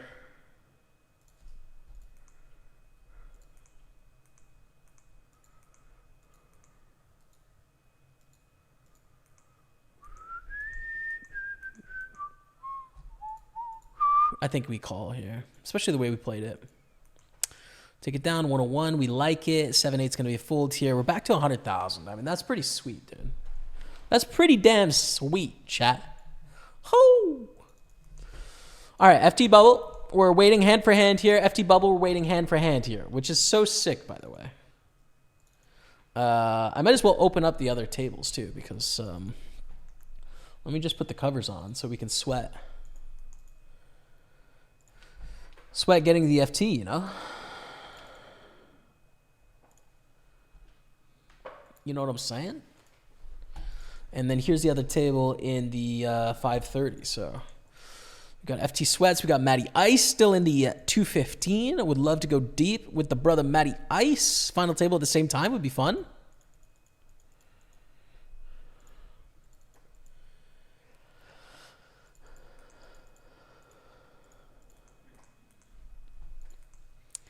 Take it down there. Good stuff. All in for 8 blinds. I don't think enough upside there. We're going to pull the ace-7 suited. This might be my first cash in the Sunday party, by the way. I haven't done very well in this tournament.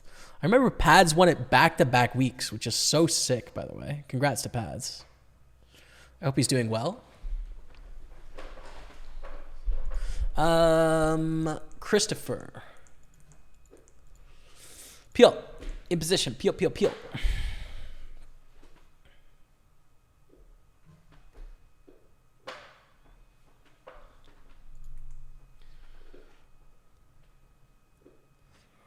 Okay, it's a close flop. I don't want to see a bet of 20,000. They check. I'm happy to check here. Loving it.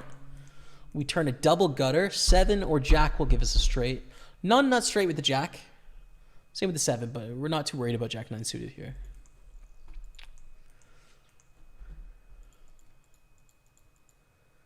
Let's put in one bluff here.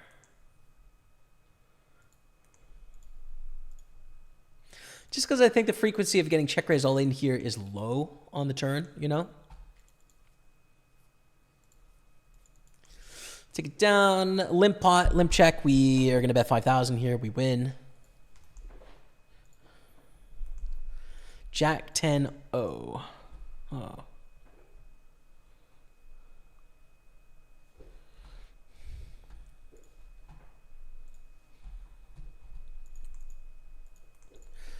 Well, it's a fold now. When we get a raise in early position, we're going to fold the ace-7 as well.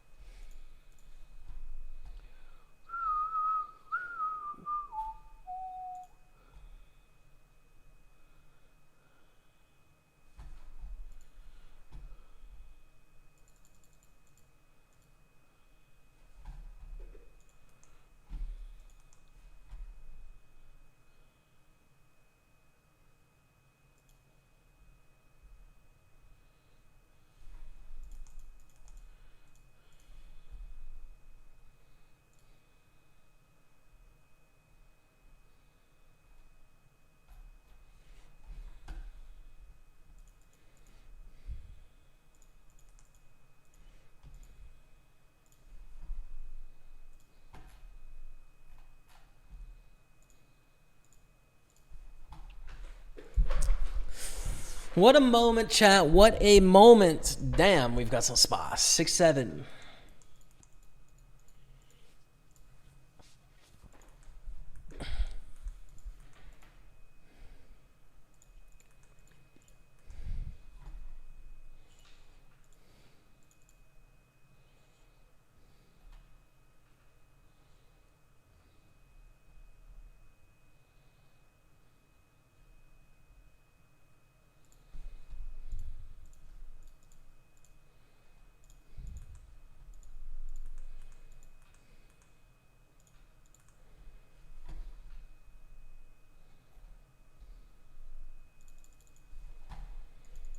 Okay, take it down there. Ace Queen's going to be an all-in on the FT bubble against Jarda.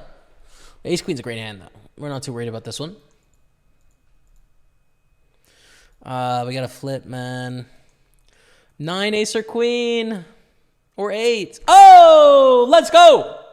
Big flip. Big, big flip. big flip, big flip, 484. Let's go. All right. That'll put us what? Fifth. Not much change there, to be honest. Jacks against sixes. Sixes hit, jacks hit. Wow, okay.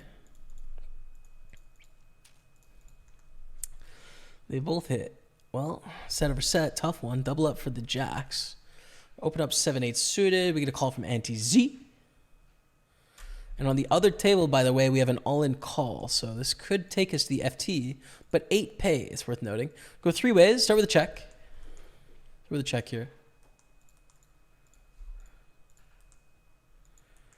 Ace, king, eights. Vladic takes it down. Is dragging out? No. Okay. 12,000. Plan is to check call here. 5 outs to improve. Sometimes we had the best hand right now. We're getting 4-1 odds. Check fold on the turn. Not a lot to see here. Delayed response. I'm good, man. Frustrating day. A lot of final 2-3 tables. 2 out of 330 in the hotter 330. Hopefully on a decent score. Mr. Fitty, get that hotter 330. I believe in you. And sorry for the tough day, man.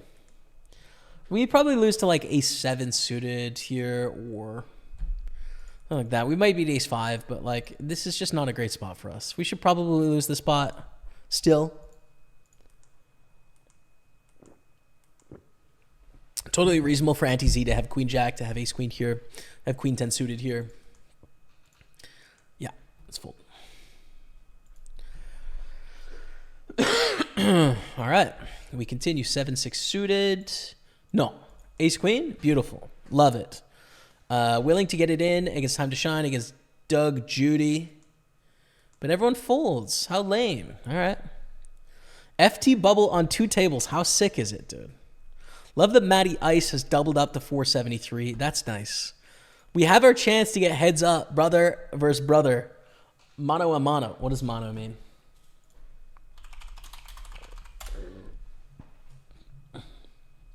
Two parties confronting each other directly.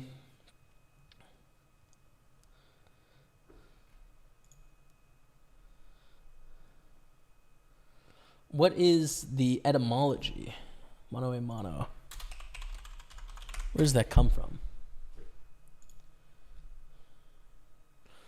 Borrowed from Spanish mano a mano, hand to hand. Ah, okay. Hand to hand.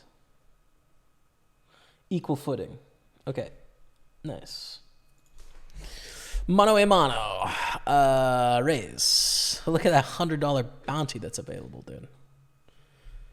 Let me have a piece of that $100 bounty, Bree.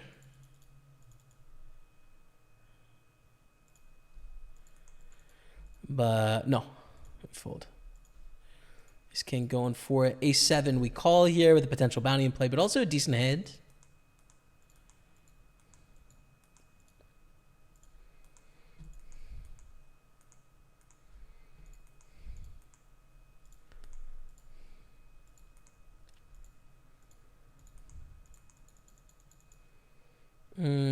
Yeah, raise here.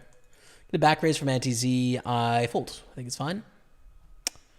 Would have had the best hand, to be fair, but it is what it is. Probably not enough of an advantage to make it worthwhile for us. Final table hype of the Super 215 coming into the final table, 7 of 9. Now, you may see some yellow tags, some friends of the stream here. Got Jedmon96 on the final table as well. I'm my brother, my actual brother, fellow Party Poker pro Matthew Staples on the FT. Good luck to everyone here. Tony Soprano calls. Ace-Up Jarda, this is never a good hand. What the heck do I do here? I mean, it's interesting because my first impression was jam. We're 7 of 9. How big is the ICM here? In a bounty as well? Bro, I think I'm just going to rip this with ace queen O. This might be an ICM punt, but this range is super capped. Ace queen is definitely, like, that's the right play with chip EV. If there's no ICM, that's definitely the right play. With ICM, there's a chance we should squeeze less than all in. and call, question mark? Like, you know, it's a weird spot. Anyways, we're going to go all in with ace-5. Small blind in this spot.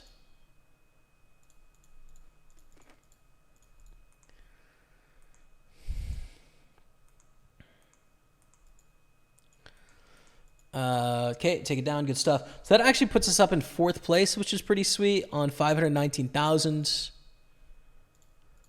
Final table hype. And we're still 3 of 10 in the Super 530. Still. There you go. Queens on the button in this 215 top 3 pay. There's 5 of us left. We're in 4th place, but like, Brie. We cover for $100 bounty here. I really want to hold this one, please. It's for $100 and a stack. It's probably for like, you know, 600 in equity here or something. Please.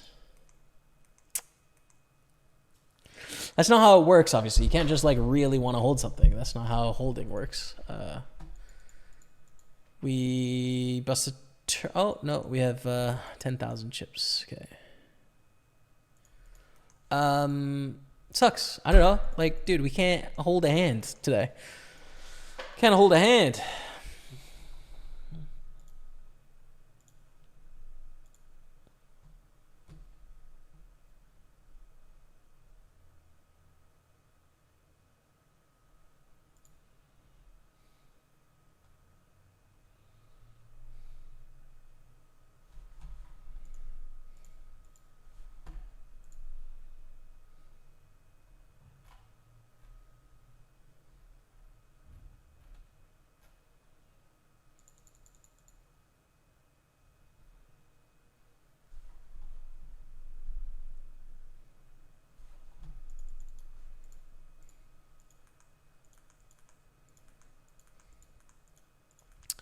All in for 6 blinds. Yeah, we'll rejam here.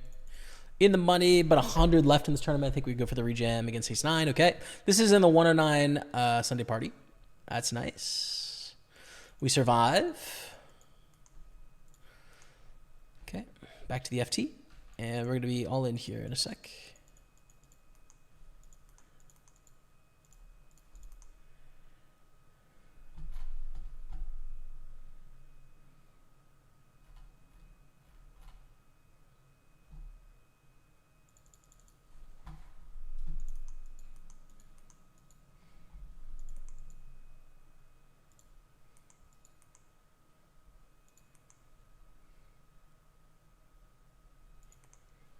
We need a 4 or a king.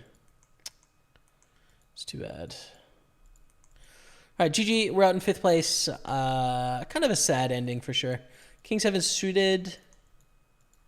Pretty close to raise. I'm just going to stay out of the way and fold this one here. Man, there is some sadness in my heart today, for sure, from the way that some of these poker spots have gone. It's been brutal. But we've got some real great potential still, 100%. 341, 250 in bounties, call it 500. And all in for 10 blinds here. Min bounty, not it. Not from me, not worth it. A nice hand. A troublesome hand to play against some opponents here. It is a raise now for sure.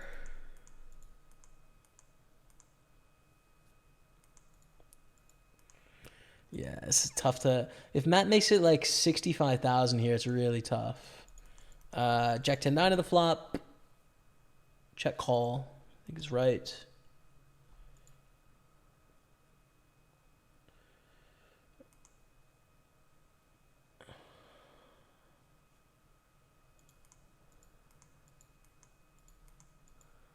Let's check 6 on the turn. I think check. I think we have better candidates to bluff here, like ace-8, like ace-7.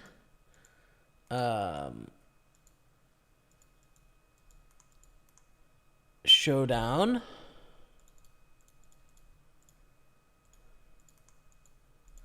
Lose to 5s. Okay. We rejam ace-6 in the big blind against the button open here. But that Spurs game yesterday, so good. Boys, let's go. Let's go. Super excited for the Spurs season. Let's see how they do. I don't know. All right, chat. We're in a great spot here. Middle of the pack in the 109 Sunday party. Final table, the Super 215, 4 of 9, cash for about $500-ish, a little bit more. First place will be about 4,000. And then the Super 530, we're on the soft bubble here of 2 of 10.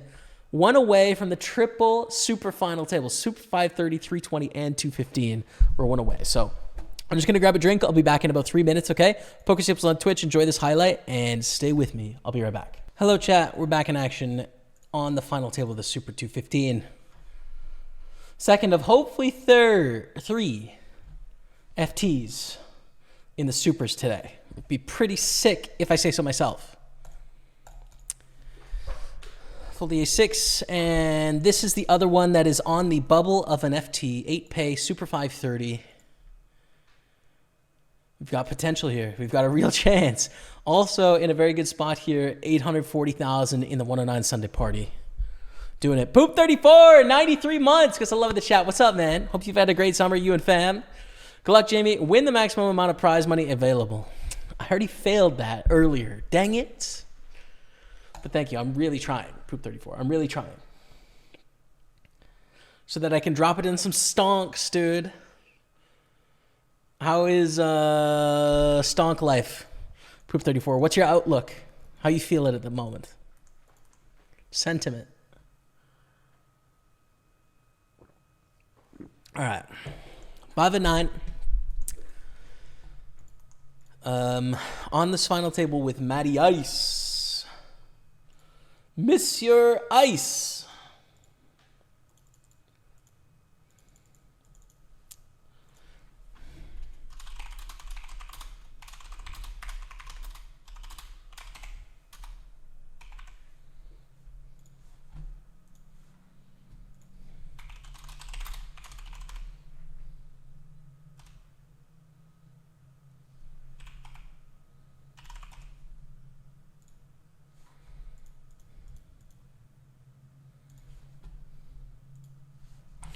All right, let me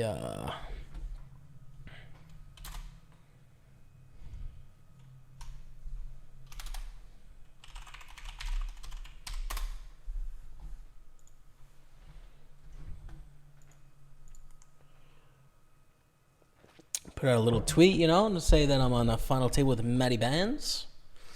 Miss your bands. All right, so we're stuck like 3K right now. And we have 3 tournaments, and we haven't counted any of the cashes from these 3 tournaments. Ace Queen against Jack 9. Jedmond scoops up a bunch of chips on 365. Good stuff.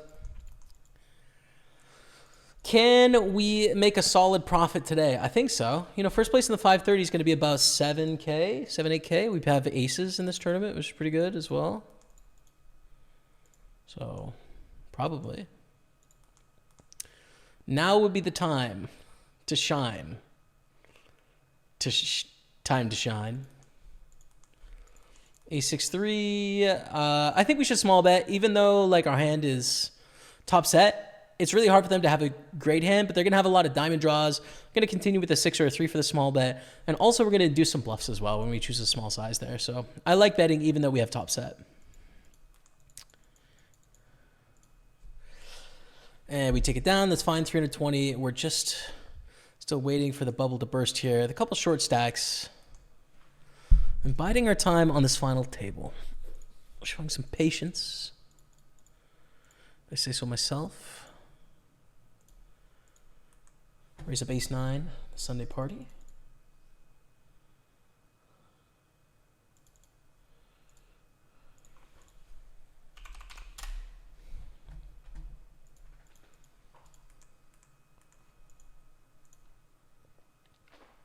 All right. I guess I'm going to go for the small c-bet here with ace 9. We're going to open king 7 suited as well.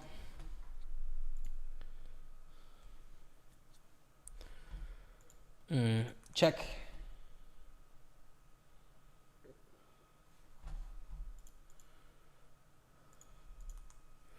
Calling the big blind, ace 4-4.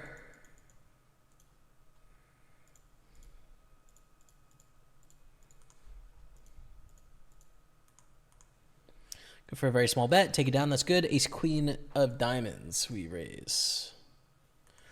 This 109 Sunday party.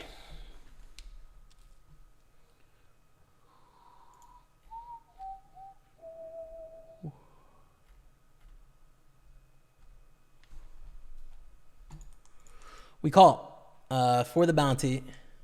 We call on both spots, actually. Ace 5, Ace 10 for $125 and to make the final table. We've done it. Ace Queen against Ace 4. We've not done it. That's sad. Okay, we cashed for $187.70 in the 109 Sunday party. Call it 188. Up to 1,000 in cashes. What's left now is 2 tables remain. 2 tables. And they're both final tables. One is on the pure bubble. And then one is in the money, of course. Just 1 second.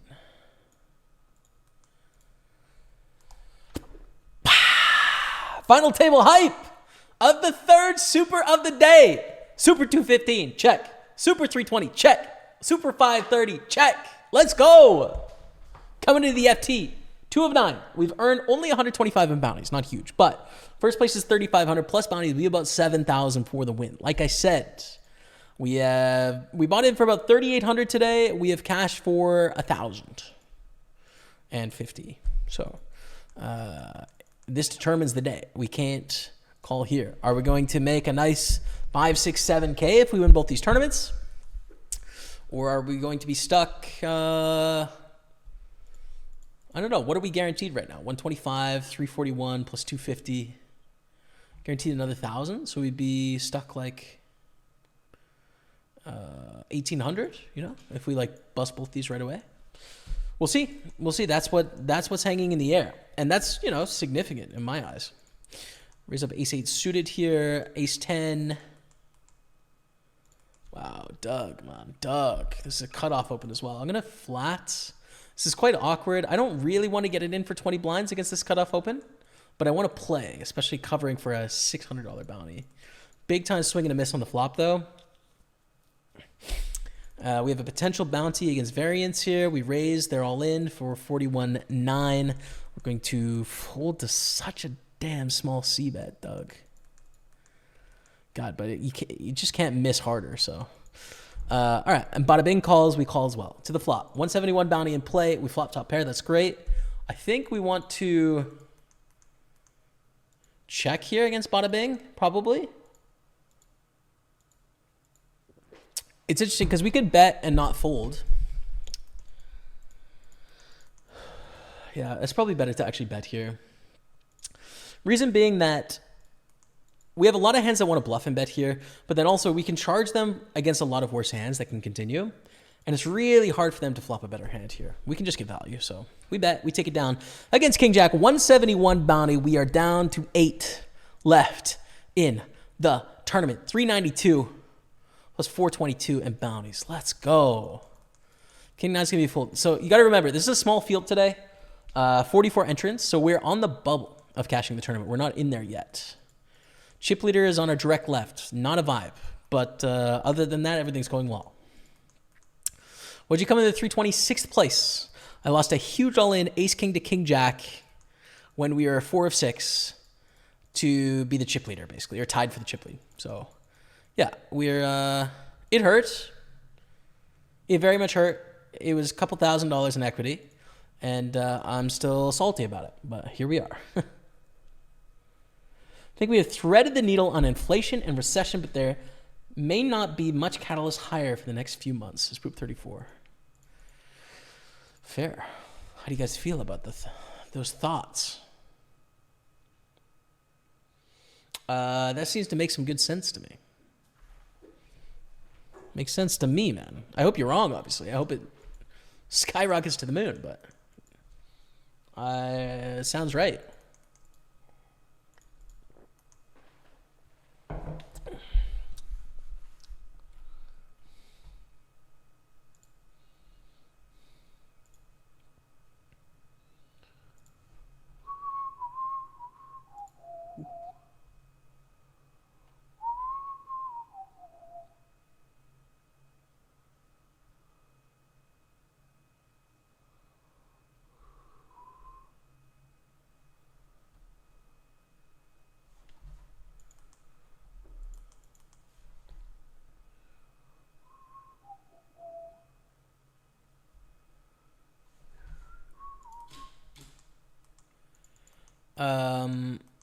do we do with 9-7 and 5s? Both, honestly. So I think because of our chip stack, we raise here with the 5s. 9-7, I'm going to fold. A little bit too weak. Play the 5s, though. Call if they shove here. $312 bounty. We're going to be flipping against a lot of hands. It's fine.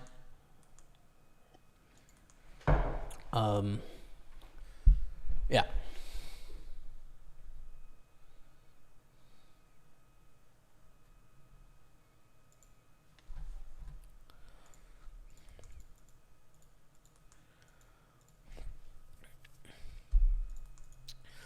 I think we just small bet here. It's not a great hand, but I think it's fine.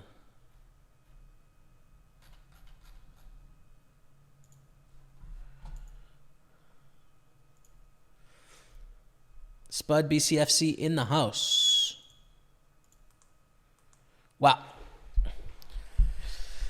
Could have been worse. Fold the deuce 5. Could have been a lot worse there.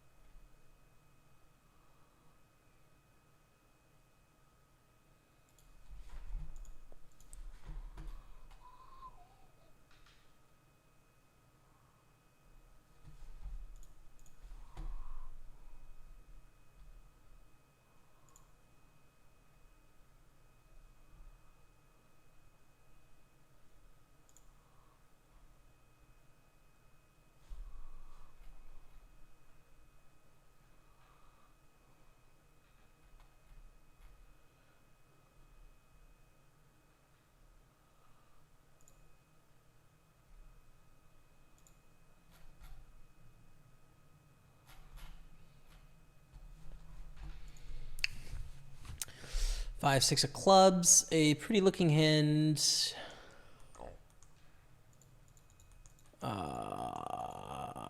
Man, it's a little awkward to open though. I think we're gonna fold.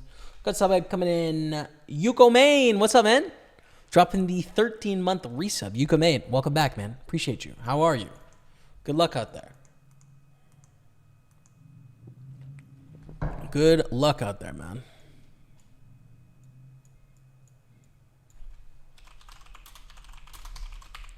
Double final table, super.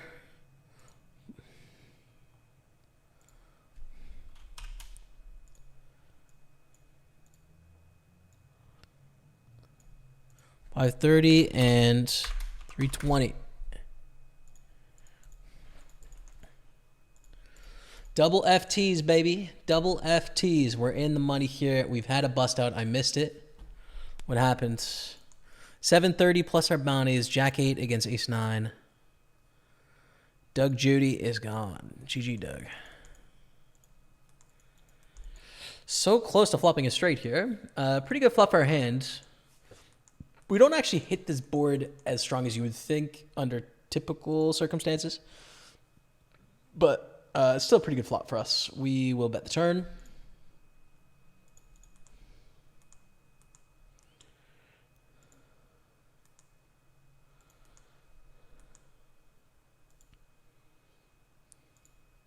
Have you been heads up against Matt in a tournament?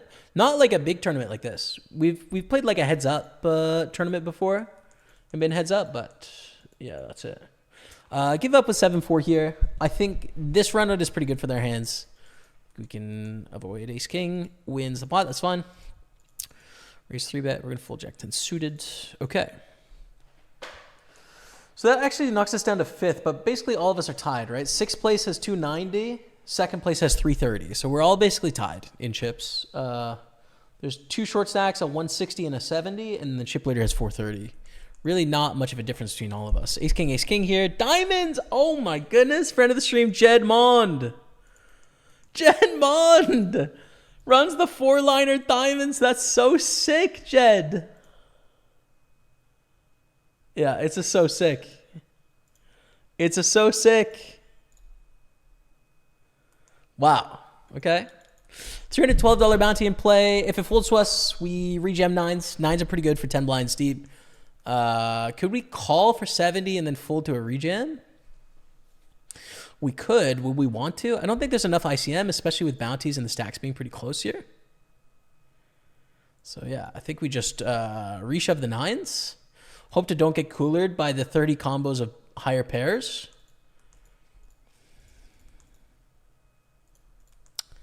See what happens. Anti-Z, thinking about it.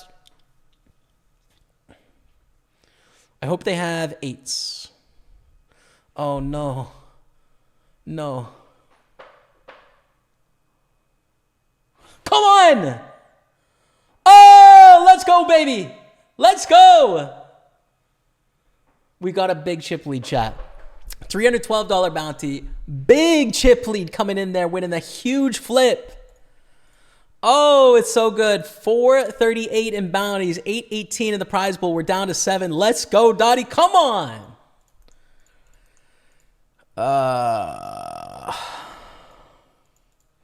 Checking. All right. King 5 are going to fold. This is huge, dude. This is a huge moment. All right. We got sub hype coming in. Connor, what's up, man? In carrot 19. Been a while. Hope you're doing well, Jimmy. Good luck, good luck. Thanks, man. We got some big moments. Big opportunities here today. Thank you very much, man, for the resub. Welcome back to the team, Connor. It's a pleasure to see you as always, man. Gonna fold Queen Jack as a clear open now as the chip leader.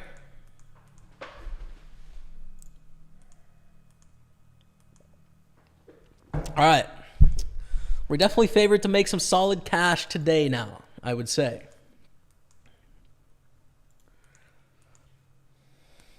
Oh, I missed the ads. I was going to play. It just played. I'm an idiot. Sorry, guys. Dang it. I forgot to play it on the break, so it auto-played.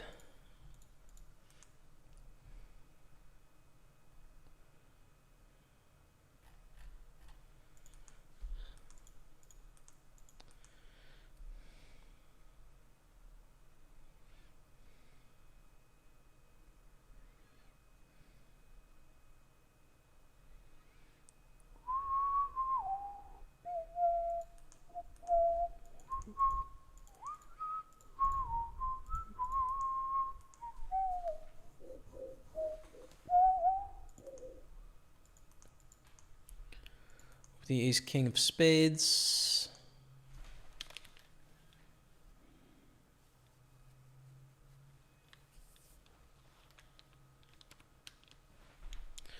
Take that down. It's nice to win that pot. Okay. The 4 deuce of hearts. Back to the 530, man. I mean, I don't know how to balance between these two, you know?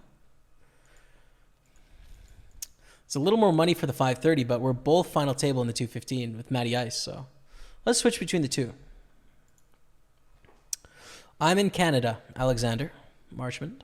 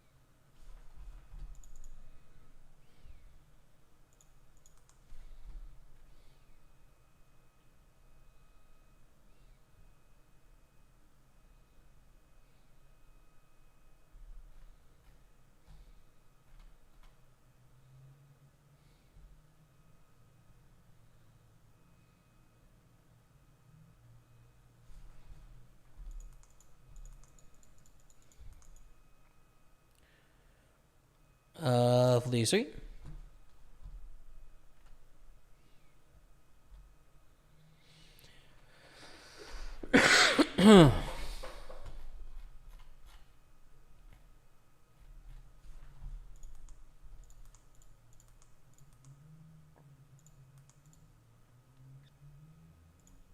Hold the 3-5.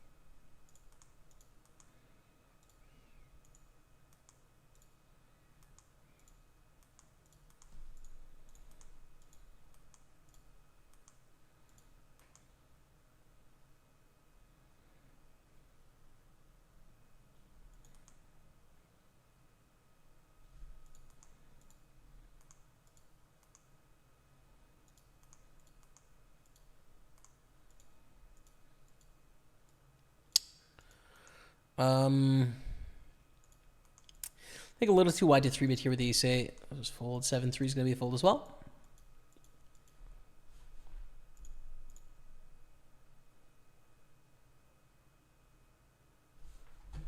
It's a big pot, man. That's a big pot in the 530. Let's go.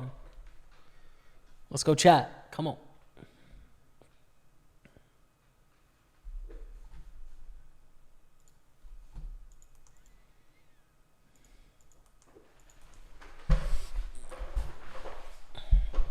Jed Mond, Matty Ice, Soprano. I mean, how are we so short on this table, by the way? It feels like we should be in a better position with our stack right now, but it's fine. Well, the 10-7.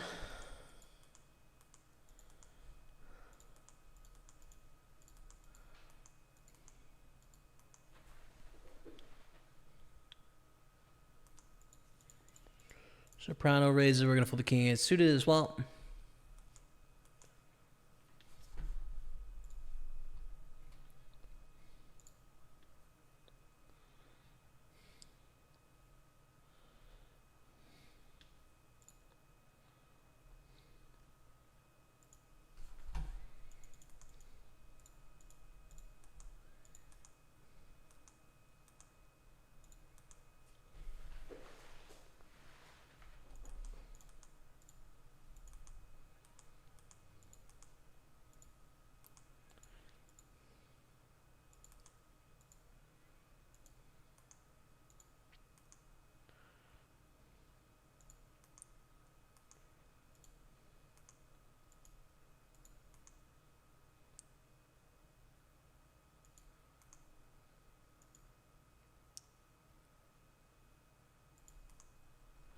D. Williams, what's up, man? 93-month resub. Guess I love the chat for D. Williams. One of the absolute OGs in the building. Double final table hype. Let's go, Kayla. Come on, man. Let's go. We've got big opportunities here. The 7 on the FT. I'll pull the Jack 6 as well. Little card dead here. In a chip stack that, you know, gets to play a lot of hands, but little card dead.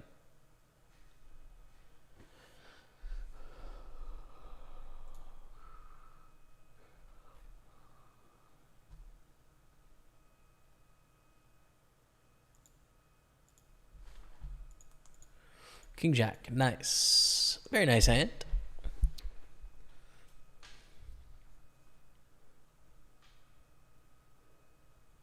Anti-Z goes for the raise. I think first impression is to call here. We could also jam King Jack, but we're going to jam into a lot of better hands. I think we can just call and play post flop pretty simply.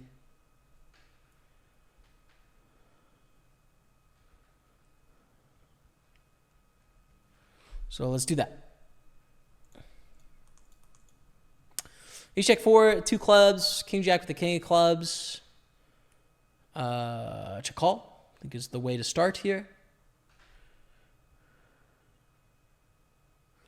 Just don't really want to see a bet of like 30,000 because I think what it does to the range is not great for us, but they go for a small bet. We call to the turn.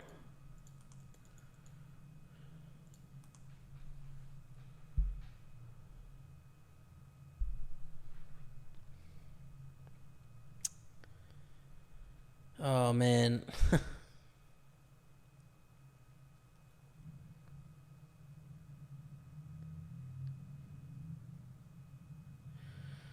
Fold. I'm okay with folding here for sure. I think the 4 is such a good card for our range of hands in the big blind. I don't think our hand should continue there for what it's worth, but it's just too bad we don't have like King 10, you know, and it goes check, check, and then we jam river for 1.3x pot. Like that's a much more fun line than having to just fold second pair on the turn, but that's okay, man. It's all right. Patience, chat.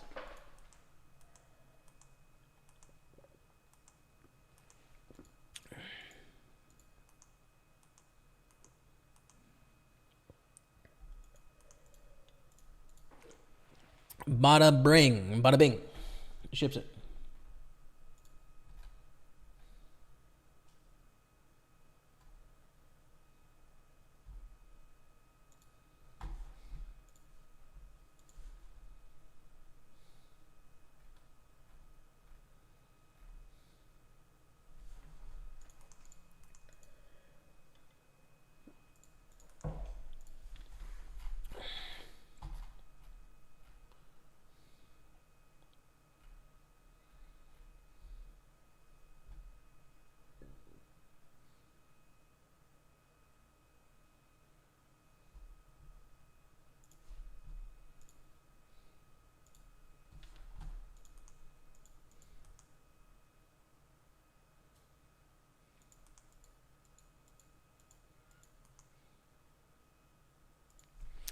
Sick run out I got with that ace king, but we love to see it. Jedmond, front of the stream. It's true, dude.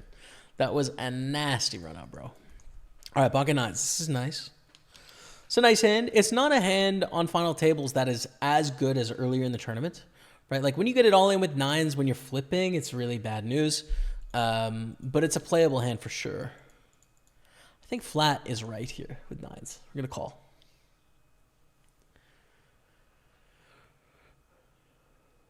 We don't want to see the squeeze because then we have to fold.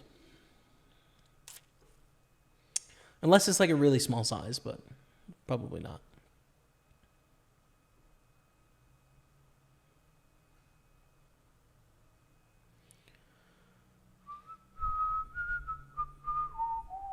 We have to fold.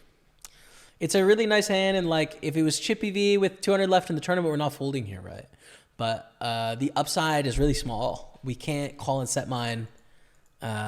These sort of middling pairs just go down in value with stacks and ICM like this. So we fold painfully to miss your bands. Raise up the ace-9 of diamonds against the early position limp from Flosen.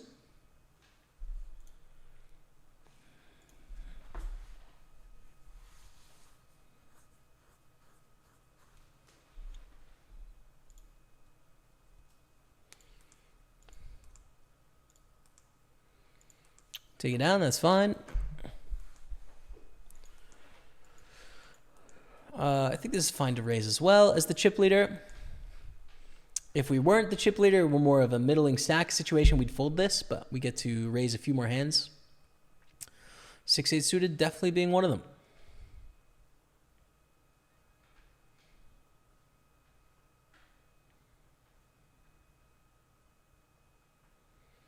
Oof.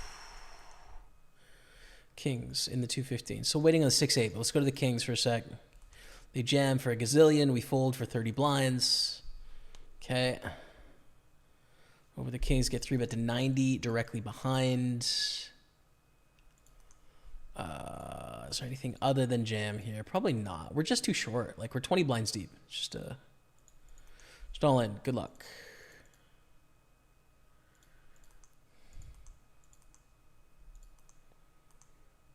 Oh my goodness.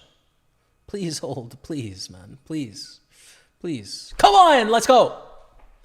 850,000, baby. Let's go. Let's go. Let's go. Let's go. $500 bounty in play right now. Don't sleep on it. I'm going to raise because some people are going to miss this probably.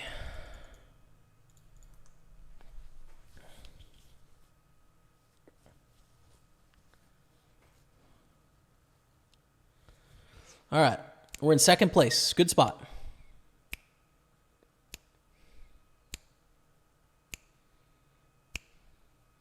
Why don't we flop a flush? $500 bounty is big. It's a huge bounty. Like first place is $1,900. It's a quarter of first place, this bounty. Plus what you get added on your head, you get some of that as well. So it's, you know. Because there's only 8 left. Like you're gonna capture some of the bounty if you add it to your own head. Wow. Wow. Wow. That's a good meme, dude. All right. I gotta check.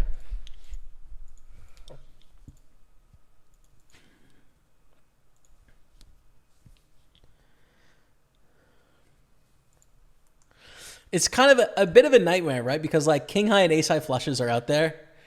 And I kind of want to control the size of the pot against those, but there's 341,000 chips in the middle. There's just not like, we just don't have that much, we don't have that many chips left.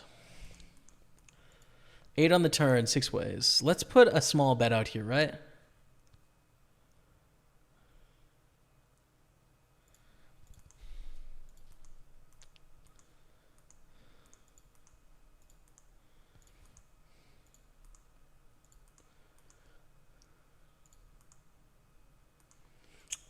They jam. We fold. We fold. We fold. We definitely do not have the right price here, so. Debates. beats Jack 10. We are down to 7. Okay. Kings, pretty good. Pretty good hand. 3-bet 9-7 suited. Put a lot of pressure on here. I like it. We get 48,000 to go here with 9-7 suited. The kings we're waiting on. We just want Vladic to not have the goods here, basically. That's basically it.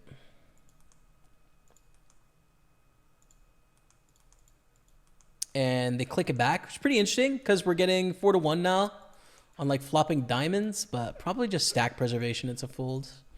Matt 3-bets to 110. We 4-bet here. Good luck us.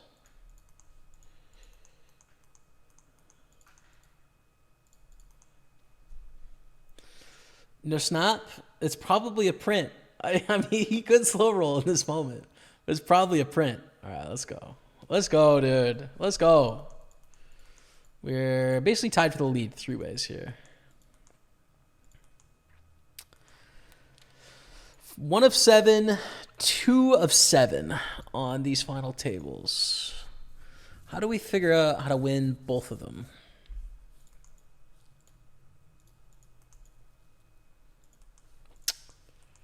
Combination of aggression and patience. Seems like good combo. Queen 6 not quite worth it here.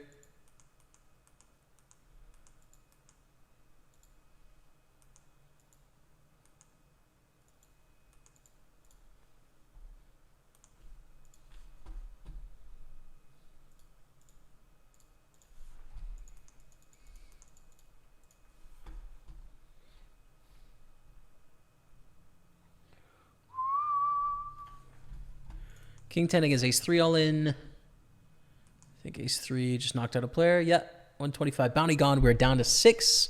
933 cash. That's fine with me. I don't mind losing the min bounty there. I'll get all the other bounties. Is fine with me. Ace 3. As the chip leader, I think we get to raise this. It's a little wider than what you typically raise in the hijack, but I think it's fine.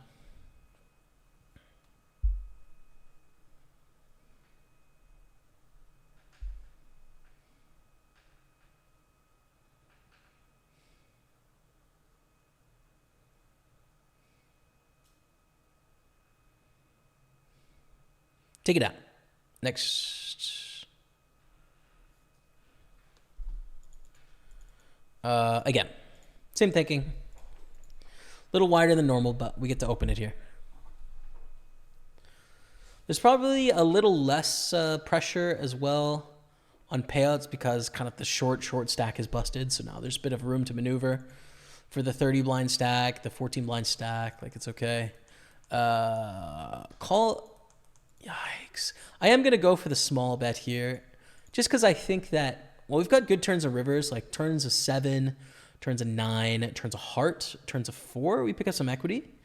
And we could put pressure on, obviously, with our stack the way it is against our opponents. But I choose a really small sizing here. Give ourselves a good price. And we see a 4 in the turn. We're going to keep betting here. It doesn't actually have to be that big. 60, I think is fine. 60,000 should be okay. So we're going to do that. We have a really good combo to triple barrel as well. Like, this is just going to be a hand that in solver land is going to go bet when we turn that 4. So that was probably the plan, but we take it down. Mike Finn dropping the 23-month resub. Gets a love of the chat for the man. Mike Finn, thank you, dude. Hope all is well with you and Rebecca. Good luck today, bro. Cheers. Thanks, man. Thank you. Things are good. Yeah, things are going really well right now.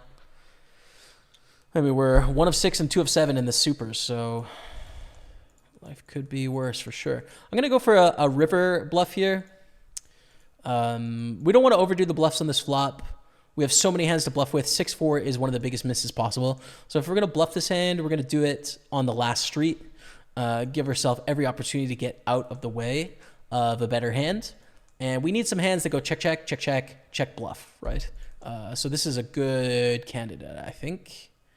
We're going to bet 40,000. I think that seems fine.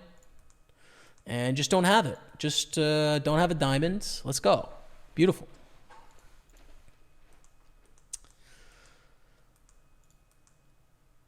Kings.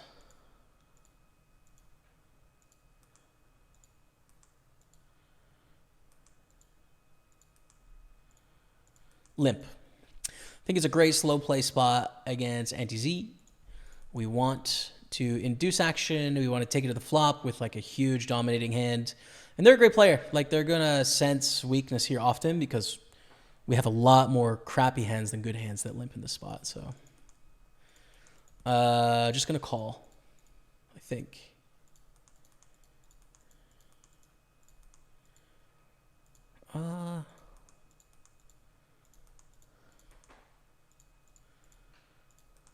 No, I've changed my mind.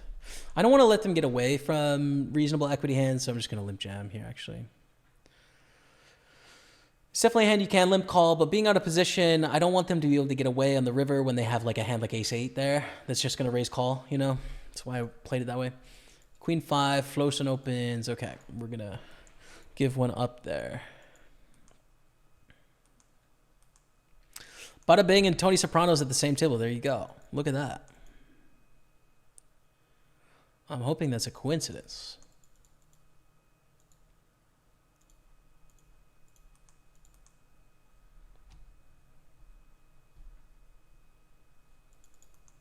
Mr. Ice. Get it, brother. Get it, Mr. Ice. I think my delay is longer than his today because we had a disconnect for about 60 seconds, so I can sweat his hands without risk of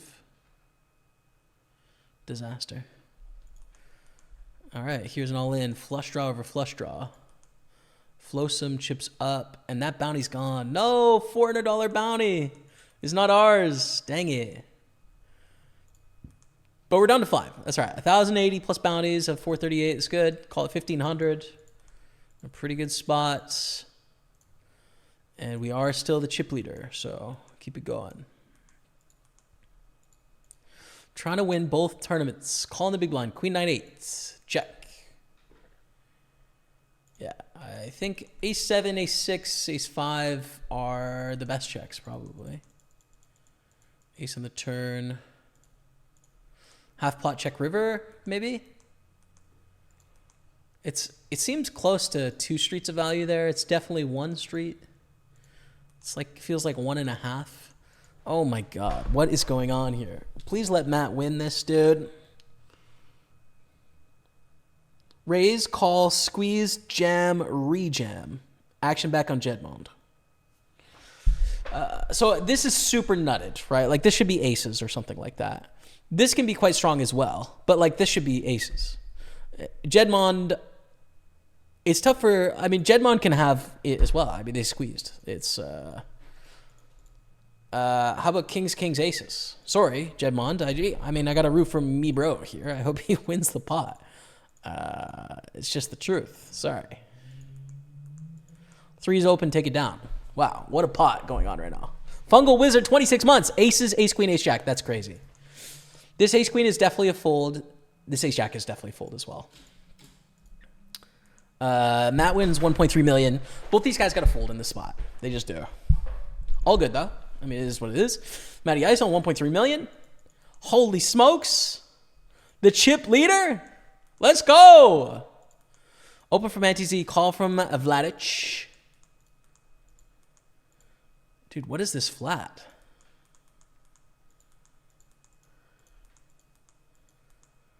Man, part of me just wants to rip it, but I think we should call instead.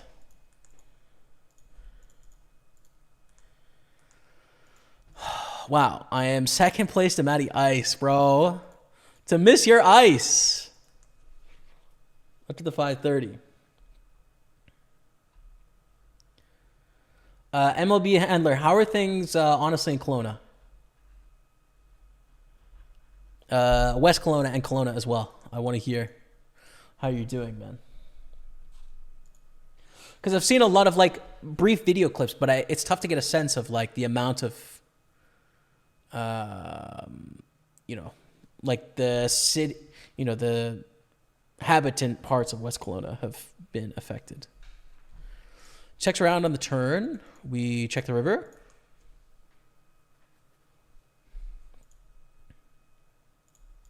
And lose to ace-5 suited or what? Which is obviously going to bet.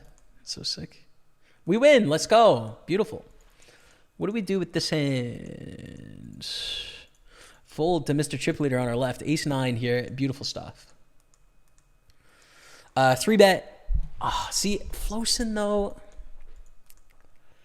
Okay, they fold. That's great. We rejam against a button open here, and if it folds to us, we jam. Nice. Okay. Good luck.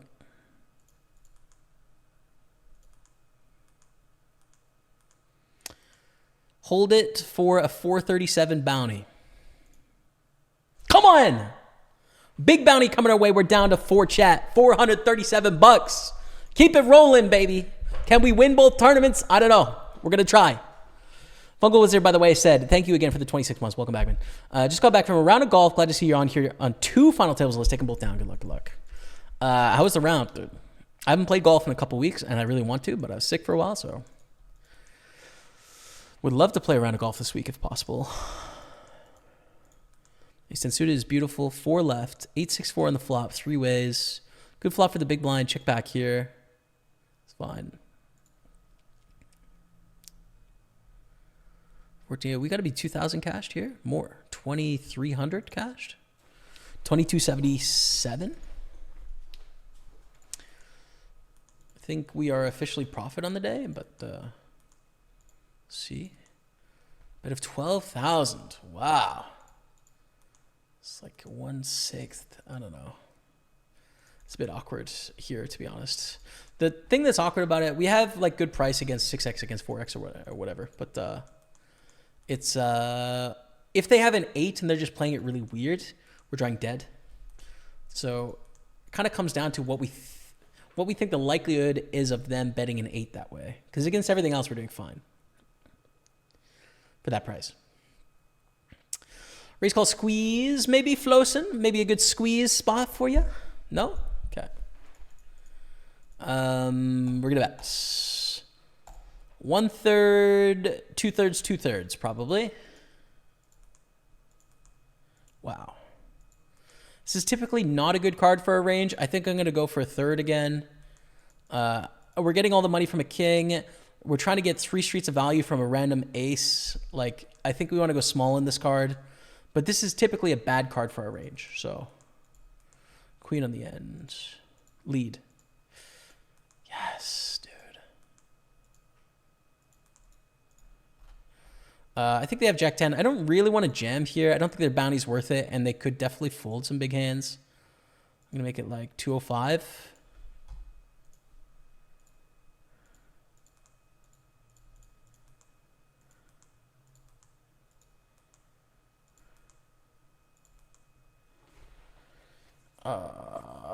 They probably have Jack 10. If they have just a random king, they're going to call this raise, but they're not going to call a jam. Yeah. The question is, do we go for the all-in for 370 or do we raise it 205? I think 205 makes enough of a difference.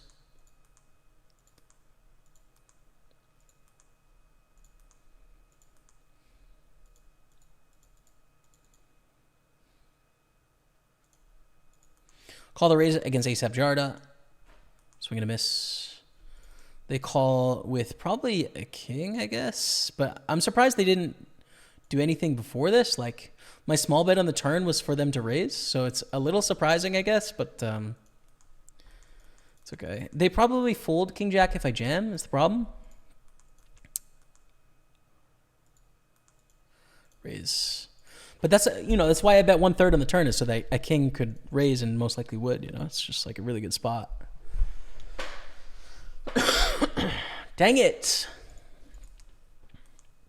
Because I also bet like a6 for a 1/3 on the turn, right? And then we check back river and they lose money against that hand. I'm a little disappointed, but it's all right. We're in a very good spot. We've got over half the chips in play, which is very good.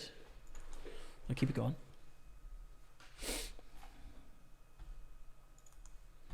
Nice hands. Rejam and jam. Yeah, jam. Ace Jack. We can limp jam. We can't really like raise fold. I don't even think we can limp fold to a jam, to be honest. I don't know if we can avoid this 15 blinds deep. We suck out with the 3 against the Ace Jack, so we do get the chips eventually. Anyways, 2,000 cash, 1,000 in bounties. Down to the final 3 here, dude. It's a pretty big ladder, actually. It goes from 2,000 to 3,500. So this is a $1,500 ladder, which is a big ladder at this point, I'd say. A fold 4-8. We're in a commanding spot where we can put a lot of pressure on Flosen. And we're also a card rack, so that's nice. Queen 10-6, check, check.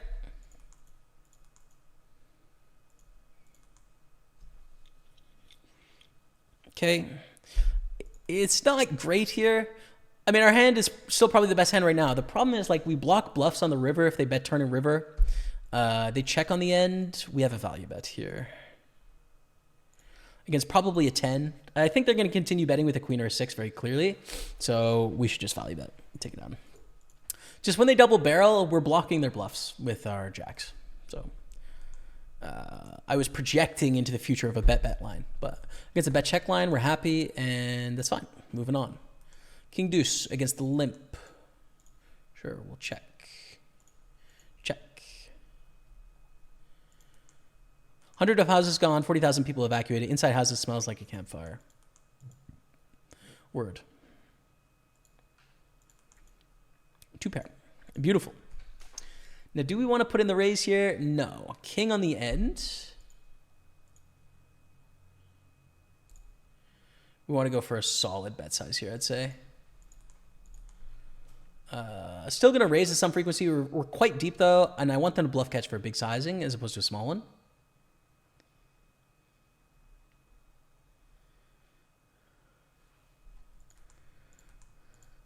All in on the other table. 4s are going to knock out the a7. We are down to 6 here, chat. Fold the jack 9 to the all in. $700 bounty is big, dude. That is a big bounty. It's a $1,500 ladder. So, and remember, it's $700 you get cash, but the other $700 gets added on your head, and you obviously capture a lot of that too. So, ace jack 4-6. I think 4-6 should just fold. I don't think the $700 bounty is worth it. Now we can put pressure on both of them, actually, because they're basically tied in chips. I'm going to raise a hand we typically would fold here for that reason, and that I think they both, in theory, want to play a little tighter here. Whether they do actually or not, I don't know. I'm not sure. I don't know a ton about either player, to be honest, but raise going to call, deuce 3-6 in the flop. Pretty dry. I'm going to go for a small bet. They're going to fold a bunch of these hands, right? Like queen deuce and jack deuce and 10 deuce and these sort of hands like jack 3 and 10-3 and 9-3. These are going to fold pre-flop. So it's a board that, you know, both of us are going to miss often. They didn't 3-bet us pre-flop. We had the aggression. We have a lot of benefit from getting our opponent to fold 2 overcards here. It's just a good spot to go for a small bet. So we're going to do that. And we take it down.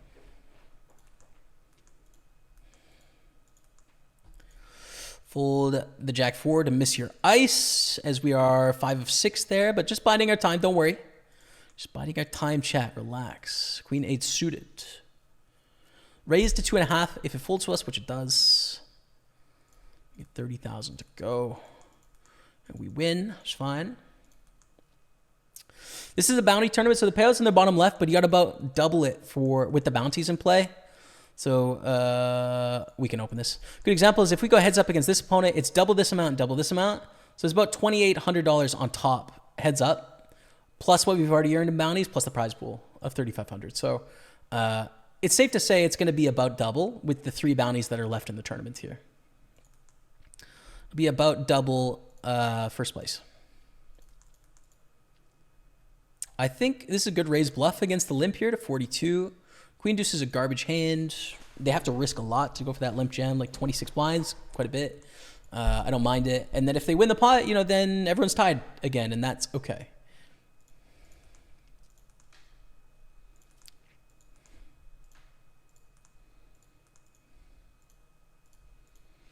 Raise king 10 suited. I'm actually really great hand now. We're almost at a stack depth where we would limp heads up, but 3-handed, I think we just want to continue raising the buttons. I think we should actually call this 3-bet. It's a really strong hand. 3-handed here, 2 broadways, so we call. That's a real flush draw. How about the old queen of clubs on the turn? Stacks are nice. I don't want to see an overbet jam. Of course we call, but like it's nice when they bet this because then I can just jam and force them to fold some hands that are technically better than ours right now. So that is the plan. Good luck. Queen of clubs. Come on. Let's go. Let's go, baby. Heads up. We are heads up for the tournament now. 3,500 cashed plus 1,766 in bounties. We were playing for double this, double this. So $2,000, $3,100 plus what we've already earned in the prize pool, plus what we've already earned in bounties. So 35, 45, 52, 62, 72, 82, $8,300 if we win this heads up, I think. 8,300, I'm pretty sure. That's a lot, dude. Yacht. Yacht. Whew. All right. Let's win it.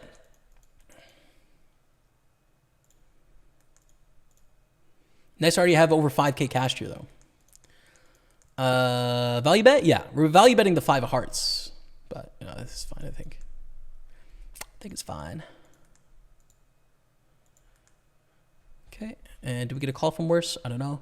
On the other table, ace jack, we open, get called in the small blind. King 7-5, we're going to check back. Not a great board for us. We're going to just fold jack 3. We get called by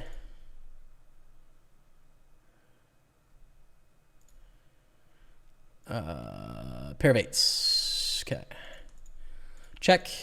We're going to check again with the ace jack here. Just trying to get the showdown with ace jack high is fine. Check fold here. Check in the 215. We beat a6. That's good. And fold the a5. All right. Big ship lead, but anything can happen here, dude. Like, we are not out of the woods yet. I think we're 25 blinds deep. Yeah, we are going to limp here. And fold.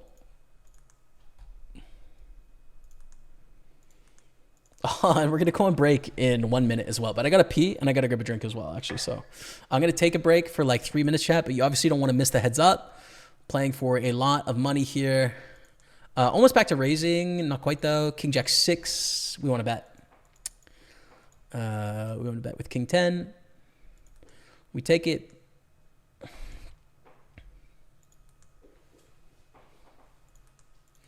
Fold 10-4. A pretty bad hand.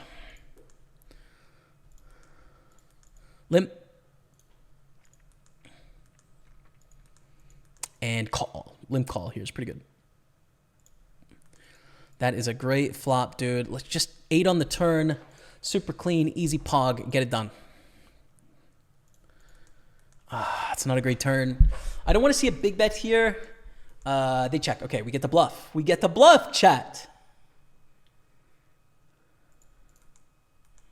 Fold. Yes! Come on! Come on! Okay, I need a break, chat. I gotta pee, okay? Like 2 minutes, and I'll be right back. 5 of 6 on the 215 Super Final table, and heads up for the win in the Super 530 playing for bands.com. I'll be right back. Stay with me. It's a moment of time, chat. A pleasure to be in front of all of your faces. Heads up for the win in the Super 530. And 6 left here in the Super 215. 532 cashed plus 422 in bounties. 1,000-ish. Here we've cashed for 3,500 plus 1,700 in bounties. 5,200 is. But the heads up is for $3,100. So we're playing a big heads up here. Big heads up. And then the 215, we're kind of grinding our way with 660,000 hanging out. So thank you all for being here. We got Butane dropping the resub as well. Right? I saw that. Butane 45, 101 months. Thank you so much, Butane. I appreciate you, man. Love of the chat for a legend, longtime supporter, as well as Josh Rutan. 37 months. Thank you, Josh Rutan. I appreciate you, man. Seems like a good time to sub. It kind of is. Kind of is, man. And Jay Quinn, 22, dropped the sub as well. Thank you so much, Jay Quinn. Welcome back. 2 months. Okay, let's win it. Let's win the heads up. Let's get it done. And then let's win the Super 215. This is our first, like, Super 215, 320, and 530 final tables today, man. Come on, dude. How hype. Oh, I love playing poker. It's nice. Nice, really profitable day. Love that. Okay. Wisdomatic, let's go, brother. I'm telling you, it must be my lucky day getting to watch some heads up play. Do work, my guy. On it. On it, my friend. Thank you very much. Yeah, exactly. So how you calculate the knockouts heads up, this is the amount that you win in cash, and then the other half gets added on your head. So it goes 546 in cash, the other 546 get added to our head, but there's no one to win that. So we win everything on our head at the end. So double this is the heads up total. $3,100 approximately.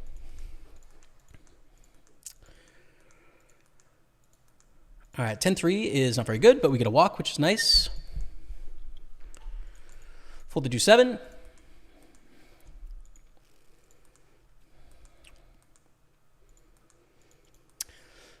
Raise we call with the 9-10, 2.5 blinds. Okay. Fold to the jam. Limp. Check, check. Pretty good flop with Jack 10, but we only have 2 streets of value. They go for a pot size bet. We're going to call. 3 hearts. Going to go for a little bet. Get called by a worse hand. King 5. Nice. We do get a little value out of the top pair there. Check with 10-3.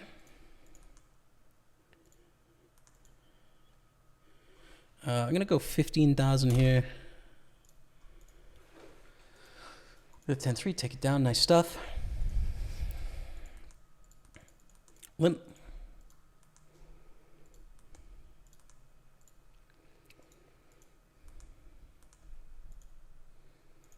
Yeah.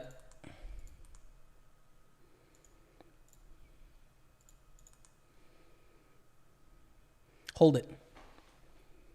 Okay.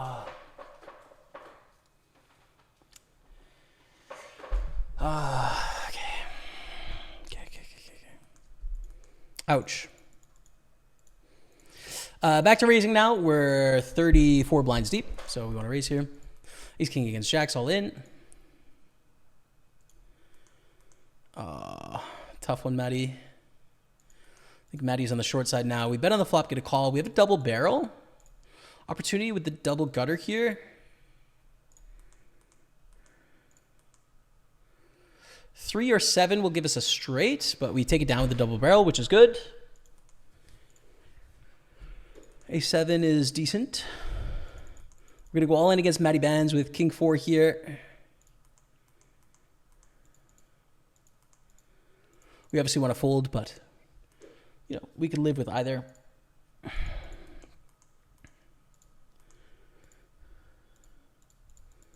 The heads up, we're going to check.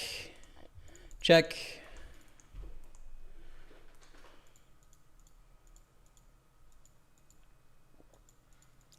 We're overfolding, but I'm going to overfold to the C-bet for a half pot. King 4, Queen 8, hold. Hold it.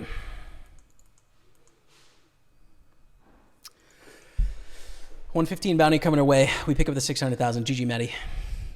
Out in 6th place. Unlucky to lose the huge flip, man. Unlucky. We are 5 left in the tournament. Good luck us. We're going to raise. We open 3-4, get jammed out. We're going to fold. All right.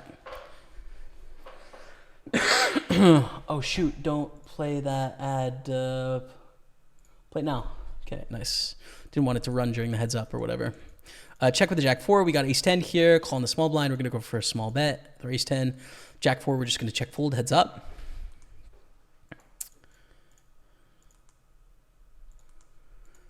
Take it down there. Good stuff. I'm going to limp, actually. They've jammed on us a few times. I don't want that to happen with 6s for 29 blinds.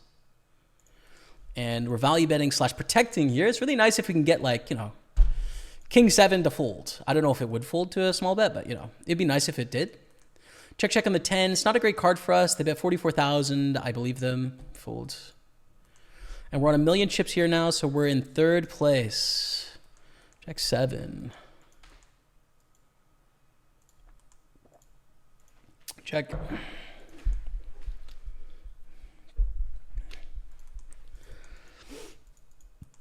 I'm gonna bet and get some protection here from our 7. We are gonna value own ourselves against an 8 when they have an 8, and we're gonna lose at least a bet. But I think it's worth betting.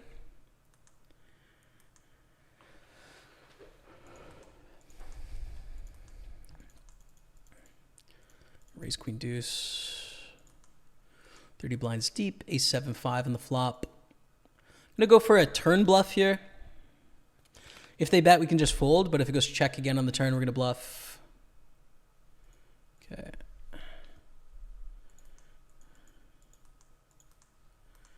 King 6 suited is nice. He's standing against A6. We've lost another player. We are four-handed now. Four-handed in the 215. We have 537 in bounties, and cashed is 848. Nice hand, King 6 suited. Bit of a miss on this flop. And they go for like 75%, so we just fold. And we raise. Better play this pot, Flosin. Better play this damn pot, I'll tell you that, Flosin. Bet a third.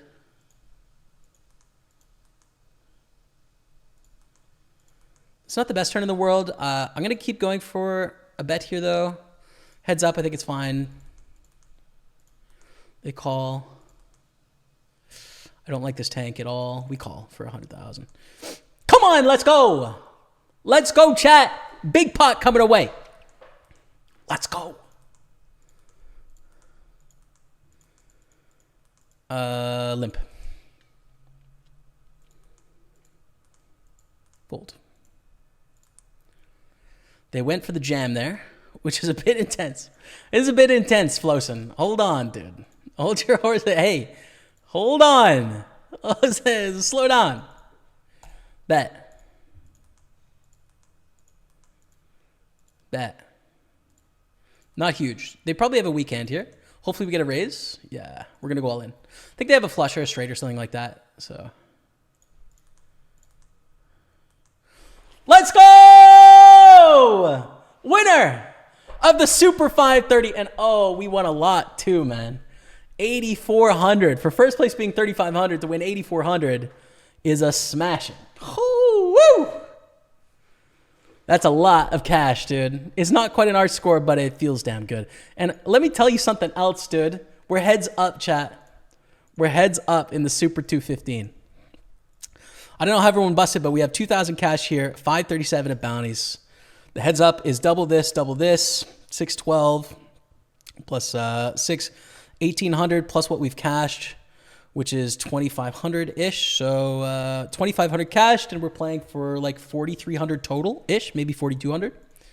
Something in there. So yeah, let's go. Huge victory, baby, but we're not done, dude. We are not done. Oh, you'll love to see it. Bit of 1/3 theory. Practice.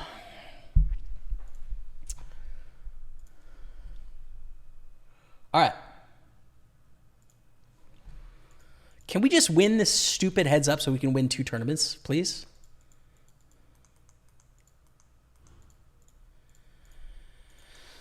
All right.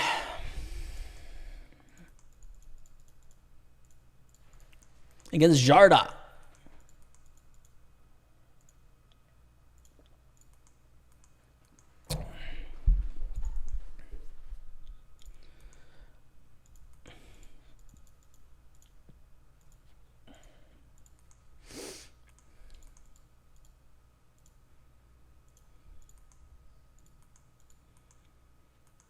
Take it.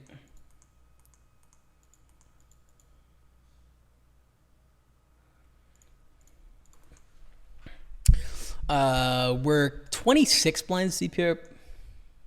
So pretty close to limping territory.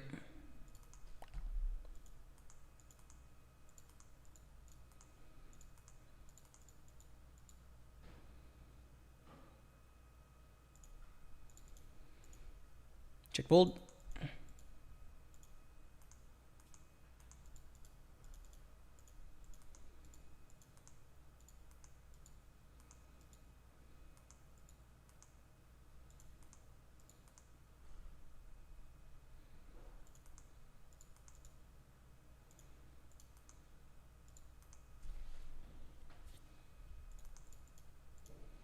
Fold the 9-4, not good enough. Ooh. Ooh, raise don't fold is my plan. Check raise.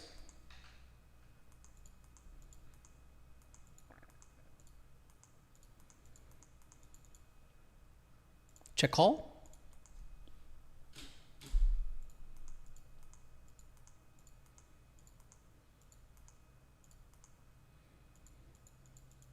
Check. Call as well, for what it's worth, but. Opponent had Jack 4, suited. Limp. We're limping stacked up now. Check. Check.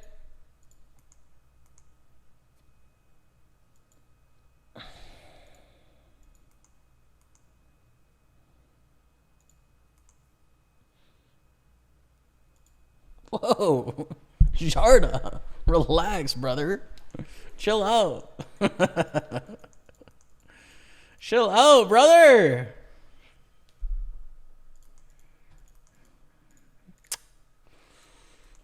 Garbo.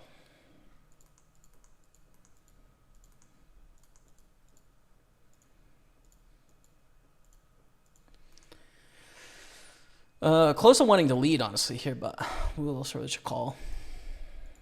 Check. Good turn. Pick up a pair of nines. Probably the best hand right now. If it goes bet, bet, bet, we're bluff catching, but against a bet here on the turn, we're still kind of bluff catching. We beat like maybe 9-7, 9-6 double barrels here. Against this big bet sizing, we're bluff catching, which is fine on the turn. We have a pair and an open ender, but on the river, we kind of have the card we want them to be bluffing with, the jack of clubs, right? So we'd kind of prefer to have 9-3 on the river than to have jack 9 if they bet again, right? But hopefully it goes check, check, and we win, which would be great. But the jam, we fold.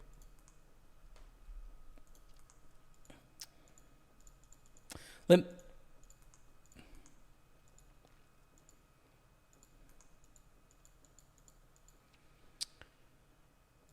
I think betting is okay. I'm wondering about check back, but I think bet is probably better. Check.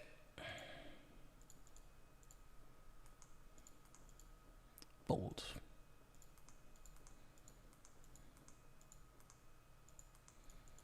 Limp.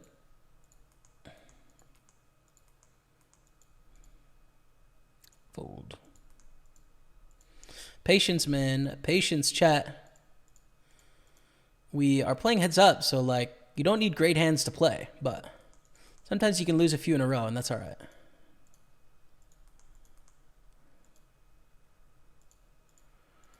Folds. Hey, CG, thank you so much, man. Thank you so much. We just shipped the Super 530, and we are heads up the Super 215. It's a pretty special day. Big flip for a milli, dude. Keep it clean for a milli, dude. Keep it clean for a milli, dude. Come on, let's go. Up to 1 million, baby. It's our destiny to win this thing. CG, thank you for the raid. Welcome everyone tuning in from CG's channel. A legend of the game. Been around forever, dude. I remember watching mixed game training videos from CG on deucescrack.com 10 years ago, 11 years ago. A legend. Thank you, CG. But he's a Hold'em wizard now. So let's get a victory here. So we've final tabled the triple supers. Super 215, 320, 530. We won the 530, 6th in the 320. Let's just win this one, dude.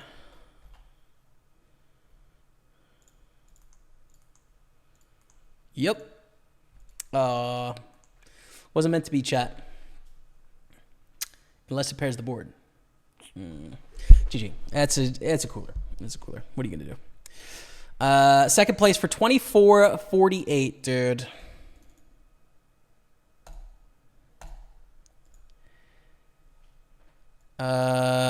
Cashes 11,912 minus our buy-ins. plus 0 minus 3,882. $8,000 profit, baby. $8,000 profit. Whoo! Come on, man. That's some real business right there. That's some real business.